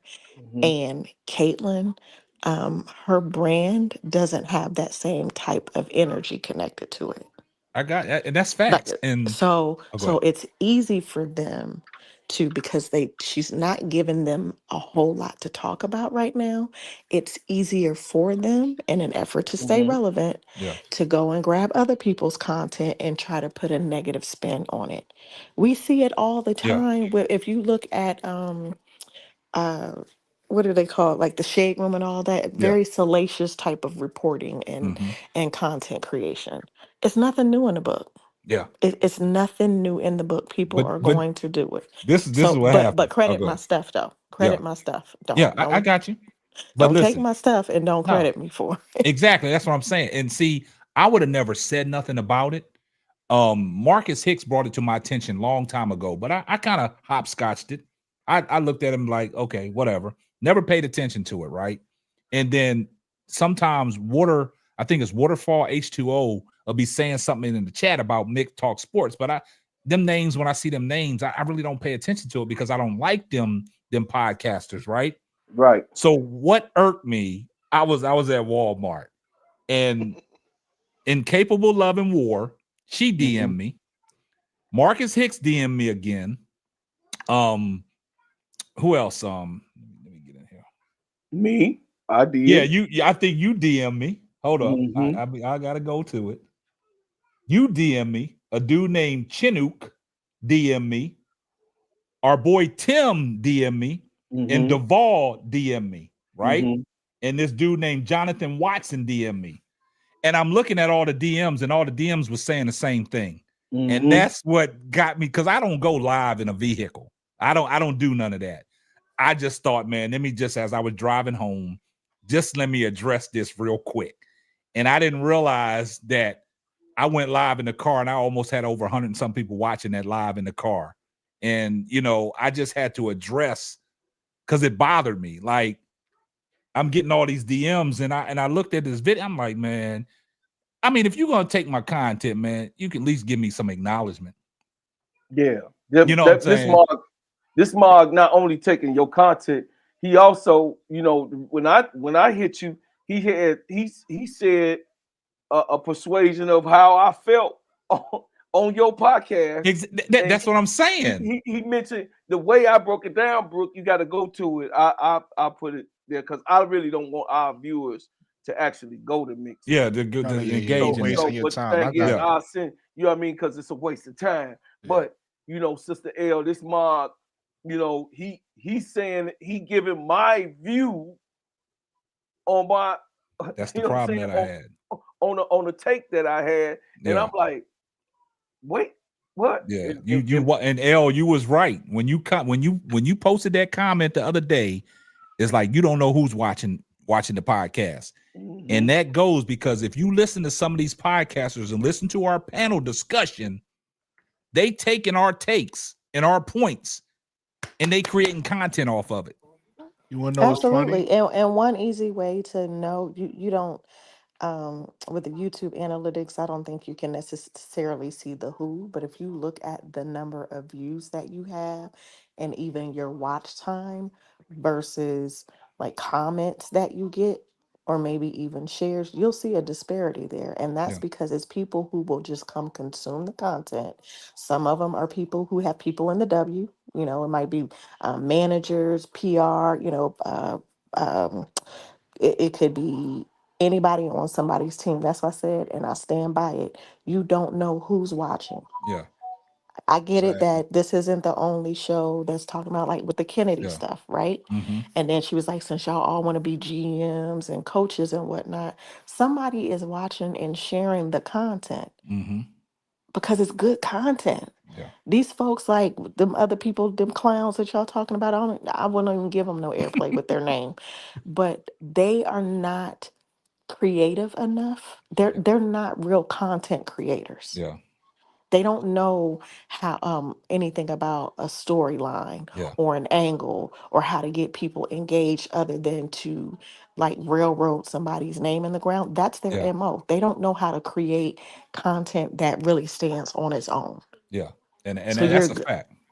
you're gonna get people like that. Yeah. But the problem, like what Bro Claw was saying, is if you listen to our panel discussions, everything we discussed on every live and every perspective we have when we're talking about an Angel Reese, a Caitlin Clark, let's say Nafisha Collier, let's say Camilla Cadosa, Kennedy Carter, and things like that. If you listen to what you guys really are saying on the panel when we get off into it, and then you be like, and then you go to somebody else's podcast, and you be like, where the fuck I hear that from?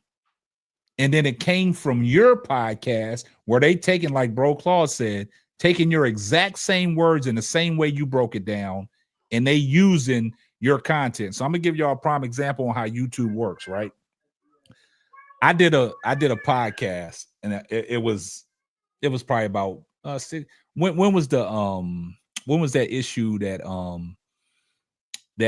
guy said he busted in, and it was something about Will Smith, right? And I got the clip off of I forgot what Tasha K, I think.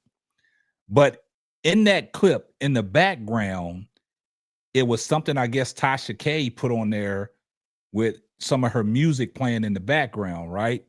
So when I uploaded the podcast, I started to look because it started generating views on it. But then I looked at it, it said shareable revenue. And I was like, what? What is shareable revenue? So I clicked on the shareable revenue. It was something that Tasha K put in there that I was sharing the revenue with Tasha K because in that clip that I used, it had her music in the background. So I was sharing the revenue with her. So I took that video down. She wasn't getting no more money. Right, exactly. Because she still owe Cardi some money. That's what I'm saying. I took that video down. So Brooklyn, y'all got to be conscious of that, right? So when you start doing stuff, if you notice, like when I do my thumbnails, I always put that Simply Ball Dropping logo up there. Okay. You know, to personalize it for me. Right. So if I see that, and I think I told y'all that. See, my son brought this to my attention. My son be on YouTube all the time, right? He watches all the streamers, Casanat, Flight Reacts, and all this. But for some reason, he watched another video that was up next. They took my whole intro. And my son said, Dad, this looked like your intro. I had to redo my whole intro. And KSAP, it's not gonna necessarily stop them from doing it, but it puts them in a precarious position. At the end of your streams, you can put up you know how at the end of shows they have like rolling credits. If you'll see Yeah. like on a talk show, they'll have this content cannot be reproduced or redistributed. You can put that clause. That's what I would do for my clients' shows. Man, You can you put that gotta clause help on me the with that. It's a lot of Okay. things. It's a Yeah. lot of things. I'm gonna tell y'all this. It's a lot of things. Even though I do YouTube, it's a lot of things that I still don't know. And that's Because okay. We all learn from each other. yeah, That's the beauty of this. because it's a lot of Do you know that's what they're doing now? That like I can take your the address from your podcast, and then there's a software that I can use and download your whole transcript and then put it in and make it my own thing. That's That's what what they they're do. doing It's now, called and they get monetized for it. it's called It's called reusable. Yeah, faceless. faceless reels or something, faceless Yeah, stuff like that. it's a big thing that Yeah. and it's not for some reason YouTube is not highlighting them or stopping them from doing it. Yeah. That's why No, they there's a don't. lot of people that make a lot of money off them faceless reels because they take other people's content, like you say, chop and screw it. They'll use an AI voice, and it almost is like Yeah, that's their it's own called stuff. LM. I think it's LM or MLM. And it's a thing from Google. Yeah, but it's a Not lot of Google, things. Microsoft. I'm sorry, Yeah, it's a Microsoft. lot of things I'm gonna change going into 2025 about the Yeah, podcast. Yeah, you trademarks can are use in. you can make a avatar, two Yeah, avatars talking yeah, and have the whole thing, and it's basically everything that you said on yours, yeah. but But you still see, get monetized. yeah, but the thing about it is, like, simply ball dropping in my logo, that shit's already trademarked. My shit's down in the Yeah, in the system. You know what I'm yeah, saying? You can't use that. So yeah. whoever comes up with simply ball dropping, I can No, I sue don't them think for that. they're not going to use your No, name, but I'm they're just going to saying use your that. But transcript. yeah, transcript. But like Elle was saying, it's a lot of things that I haven't done in the settings to protect myself in that situation because I don't know it all. I look at videos to try to find out how I can get better. And that's how I do it. I try to learn something from everything. Every time I watch somebody's show or something like that. And like I said, with this overlay I got on here, I came up with pardon the interruption, that PTI with Will Byrne and Kornheiser. And I just made it my own. I flipped it. Instead, you know what I'm saying? I've called the hot takes with the rundown with what we're going to talk about. But I made all that my own, right? I just take a little bit from everything I see and try to translate it into my own. Just like you see where it says the finger point, Angel Reese shuts down the trolls over the Caitlin Clark drama, right? I made that whole headline. I did all that through Canva. That's where I do my overlays and my backdrops and all my thumbnails, right? So it's more to it than just press and record. I take time into when I produce a show.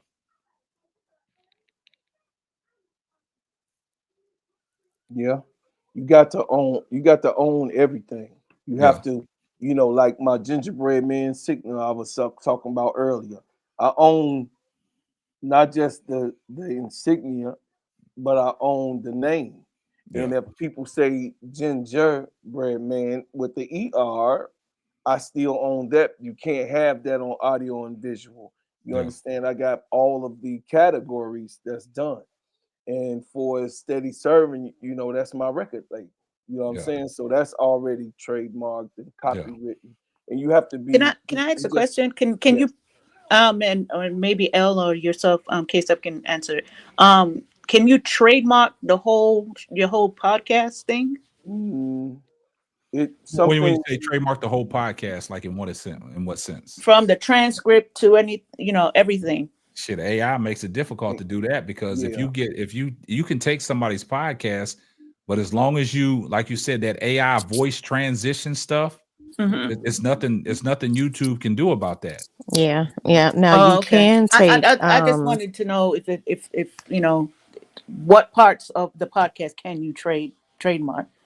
and it's more of a copyright piece Yeah. Okay. than trademarking. He Oh, so might it's copyright. Okay. and I would I'm say sorry. always to no, you're good. Because there are elements that you want to trademark, like you said, his logo and Yeah. maybe even artwork and things Yeah. like that. But That's then the only thing I'm worried about. but there's a difference between like trademarking Copyright, yeah. stuff and then getting copyright. And he Mhm. may be able to get like the transcripts from his show copywritten, but that Yeah. becomes costly. Yeah, But costly. it's Yeah, Very that's a lot his of money. yeah. Yeah, you But it might is as your well just IP. have it Yeah. out there and people, Yeah. you got dated time and everything else. Mhm. So, right now in the copyright community, from what I've learned, you could have long as your emails are dated. You can also have that as validation as the government now is being able to notice emails that have, like, say, your music. You have emails that's dated to '06 and have proof of that. You can use that. If anyone use your music, you use that in the court of law because Yeah. the email is a thumbnail, is a stamp of your creation. Yeah, So they call that the poor man's poor man, poor man's method. Yeah, yeah. because it And used a to lot be a letter. You know, we used to back in the day when I ain't had no money, you know what I mean, in 88, 89, we used to just send a letter to ourselves. And then You I had just put money it in in the 88, platform. 89. But see, the thing about it is when Elle was talking about that copyright down, that's what you got to be that's what you got to be careful on, right? Because like, say this show right here, and somebody does a video of our whole show like this, it can be copyrighted, right? They'll get a copyright claim, but not a strike. So that means that this material that they took off of my podcast, they're not gonna get paid off of it. It's gonna be ineligible, right? Right. So if certain videos that you do, if you take somebody's like ESPN, I don't know if y'all noticed, like if I do a video and it's an ESPN piece, I will crop that video down and I will take off that ESPN symbol, right? Absolutely. So I'll give you a prime example. We did a live show probably about months back when I think we was talking about when Skip Bayless, before his show got canceled, it was L. Duncan was on there. It was Skip Bayless and I think Paul Pierce and Keyshawn Johnson. They was talking about Caitlin Clark's impact when she came over, how her game hasn't translated, but Angel Reese has. So what I did in the live show, I showed everybody that video that they was talking about it, right? But I put the wrong video in there. I didn't put the crop down version video in the live show. So when I got off the live show, I'm looking, it was like, damn, why am my live show ineligible? And I read the thing because I had that ESPN clip in there. So they gave me a copyright. It gave me a copyright, but it didn't give me a copyright strike on the channel. Yeah, So it those wasn't copyright infringements. Well, yeah, and that happens on all platforms because they have AI to scan the algorithm, and even if and they're really sensitive. Like their software is really sensitive. So even if sometimes on YouTube, if you create a short and you use the music from the music library, this happens to me quite a bit on Instagram. When I'm creating Instagram reels, I always use music from their music library. But when I was getting my stuff monetized, they'd come with a copyright infringement and say, you can't monetize this video. But I'm like, I got it from your music library. That's So why I don't they mess with play TikTok no games. more. I don't mess with TikTok no more because TikTok, I had over like 1,500 subscribers on there. I was able to go live, right? So we was headed down to Shreveport and I was taking my show on the road. And I said, man, let me go live on TikTok. We was in the car, right? And as we was driving in the car, I was just going live, letting people know, hey, Simply Ball Dropping is on the road, man. We're gonna come to you live with a show. But in the background, Boosie's music was playing, right? And my son said, Dad, I think they just took your video down, your live video, but I'm still recording, but the live was off. So I go on my TikTok, shit, them motherfuckers told me they took my channel down because I was playing Boosie's music, which was not authorized, and it gave me a complete strike, and they just took I couldn't get my channel back. So I had to start all over, and I can't even get back to my 1,000 subscribers. So I don't even deal with TikTok no more. Oh yeah. Well, TikTok, you got to be careful. Yeah. You know what I mean? Like all my music that I do have on TikTok, I got like 4 videos that I posted up on there. They had because I was under steady serving, they had hit me and they was they like, do you own plate music posted? And I had, because they had took the channel down actually, and I sent them in. I'm like, motherfucker, this is me, motherfucker. Fuck you talking about? You know what I mean? So they put it back up. You know what I mean? But you know those videos, I had my whole channel. You know, when you go to TikTok to Steady ENT, because I'm doing mostly a lot of shea butter or whatever, and you know, my new shea butter business. So you know, I had the videos of me you know, of my songs back in the day, and they had decided to take it down. But you know, you gotta be having the due diligence on that, and you know, and then the audio visual community is very finicky. You got to make sure you own your shit. You got to be on your shit, like Sister L. You got to know your shit. You got to be on your shit, and then you have to be on top of your money. That's three things, right? You got to be on top of your business, because being on top of your business helps you get your money. Because if you're not on top of your business, not being on top of your business hinders your money. So you definitely, you know, have to have that. And I appreciate you, KSAP, you know, once again. You know, just to give me the inspiration to go ahead and go on and do this thing, because I know it's gonna be a beautiful thing. You know, what I mean, me in Brooklyn, me and my youngin, you know, me and my youngin being up in here doing what we're doing, we're gonna do it. You know what I'm saying? We're gonna do it all nighter one time. I want y'all to get off and popping, man. But look, check this out, man. We 7 hours in, man. We on the deep dive, man. Hey, K-Sat, let me ask you a question. Nah, you can't. It's got no. It's about closing the show out. Okay. Didn't you tell us to do our final thoughts like 2 hours ago? Nah, I ain't say nothing about final thoughts. I said we was on the deep dive. It just put your head on the pillow at this point. No, because when I was like, yo, I appreciate you for the I had thought that was the final. Oh, nah, we were just chopping it up. Okay, we got off. I'm like, damn, final thoughts is a long time. Nah. We don't do final thoughts no more, man. We just gonna close. We just gonna close the show. Got you. Yeah, but look, I'm go ahead, bro. Nah. I'm gonna give my final thoughts. I'm gonna give my final thoughts, because I think that's why Lakeisha went off camera. She probably laying down right now. But Keisha tired of that chair. We on Simply Ball Dropping Podcast with my main man, KSAP. I had to lay on the couch. Man. Boy. Appreciate you, baby, for doing what you're doing. Thank you for the platform, and we all love you, baby boy. Hey, man, I can't wait to hear the close out for steady serving. Nah, hey, get you an intro, get you a nice little intro, and get you an outro, right? But I got some new music coming for our live panel discussion. I got my man cooking me something up. Y'all gonna like it.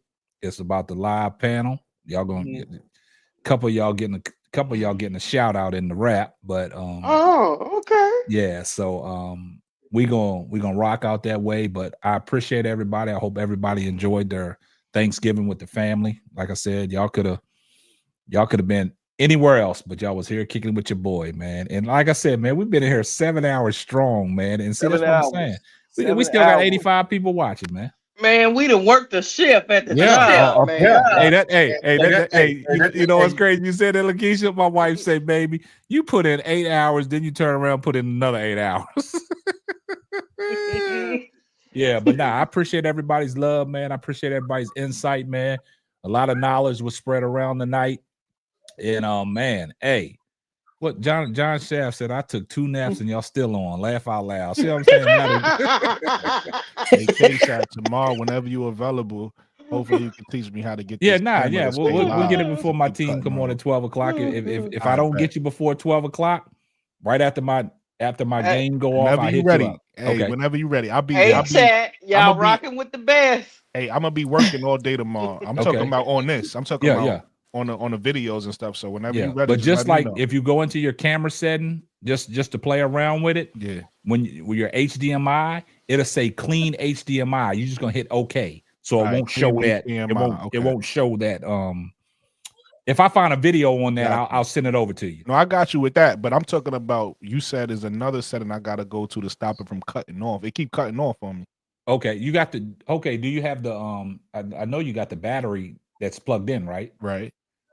So when you say it's cutting off, like what do you mean it's cutting off? Just what you said. Remember how earlier you was like your video went out? It does that every once in a while. The camera just your sensor might be overheating. But it's an old camera though, so maybe then your sensor is overheating. Yeah.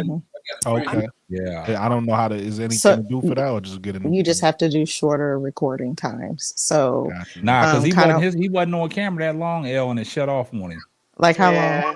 How long were you on? Like maybe 10 minutes. Yeah, 10, 15 So then minutes. you got to go under 10 minutes.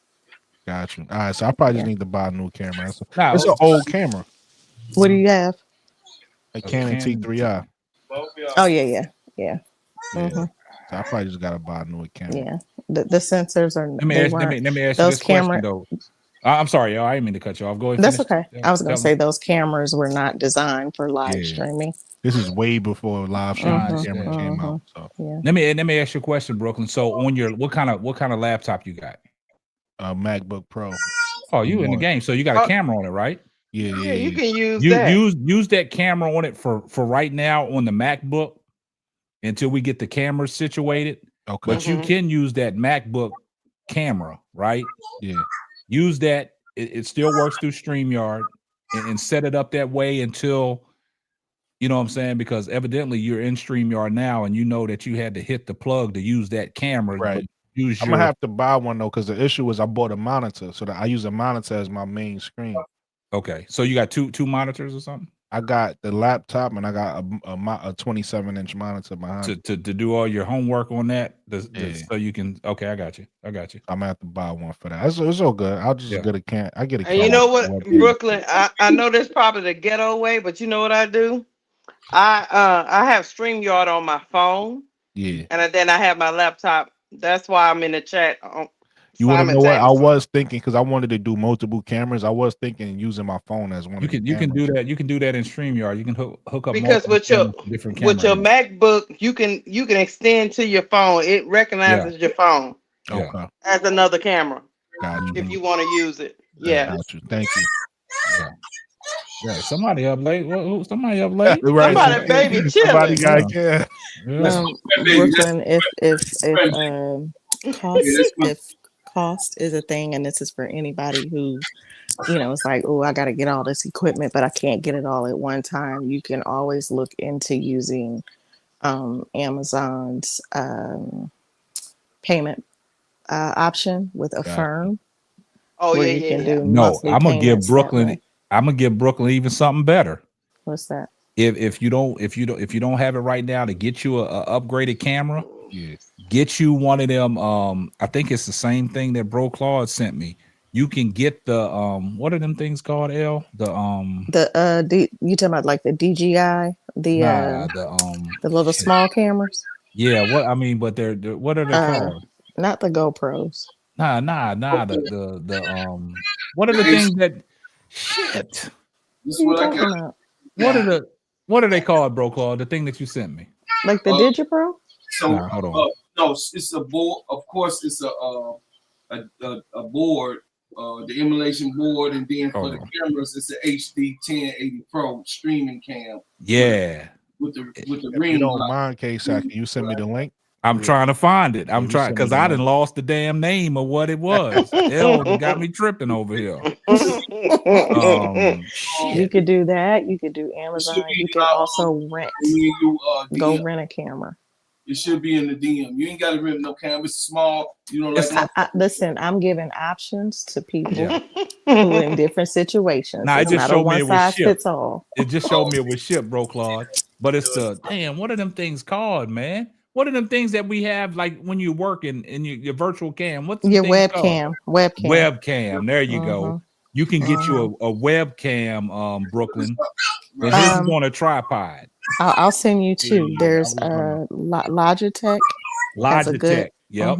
I have that's the one that I was on when I got on camera the last show when I was in my studio. Yep. That's my Logitech. You got me on IG. Just send me the link. Yeah, I'll send you that one. And then there's a one called I have another one that's a 4K webcam, and I'll send you the link for that one too. That's probably the one that you want to get, Brooklyn, because that HDMI cord that goes to your cam link, it'll plug right into that. Gotcha. 4 or 5K is actually LL. Yeah. That's what you might need to get. All right, do your thing. I gotta call her. All right, do your thing. Yeah. But I'm gonna shut this down. But yeah, Brooklyn, don't let that stop you from recording that first podcast. Oh, no, you do it. Yeah, we about to get it. We about to get to it. You know how excited I am right now.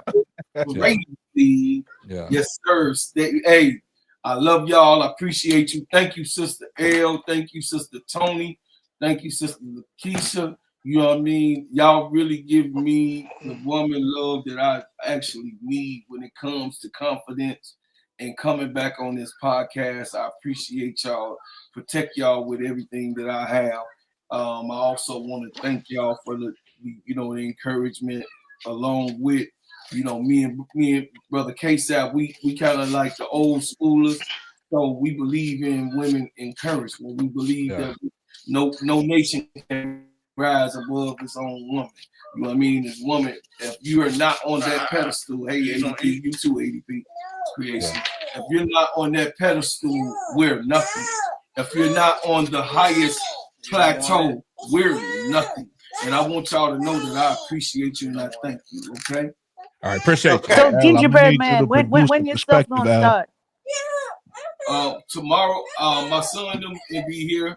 So my daughter, both of my children that's in the entertainment film, they both here. So they're gonna have it. I should be straight tomorrow. All right. We're gonna shut it down because y'all keep asking questions. Gingerbread Stop Man. that, Tony. You see what Tony doing. But I appreciate all y'all support. Much love. God bless. Good night. Hey, I'm gonna need you to produce a perspective. Yeah. I got you. Ladies' night. We got it. I got you. All right. Y'all have a good night. All right. Good night. Appreciate you.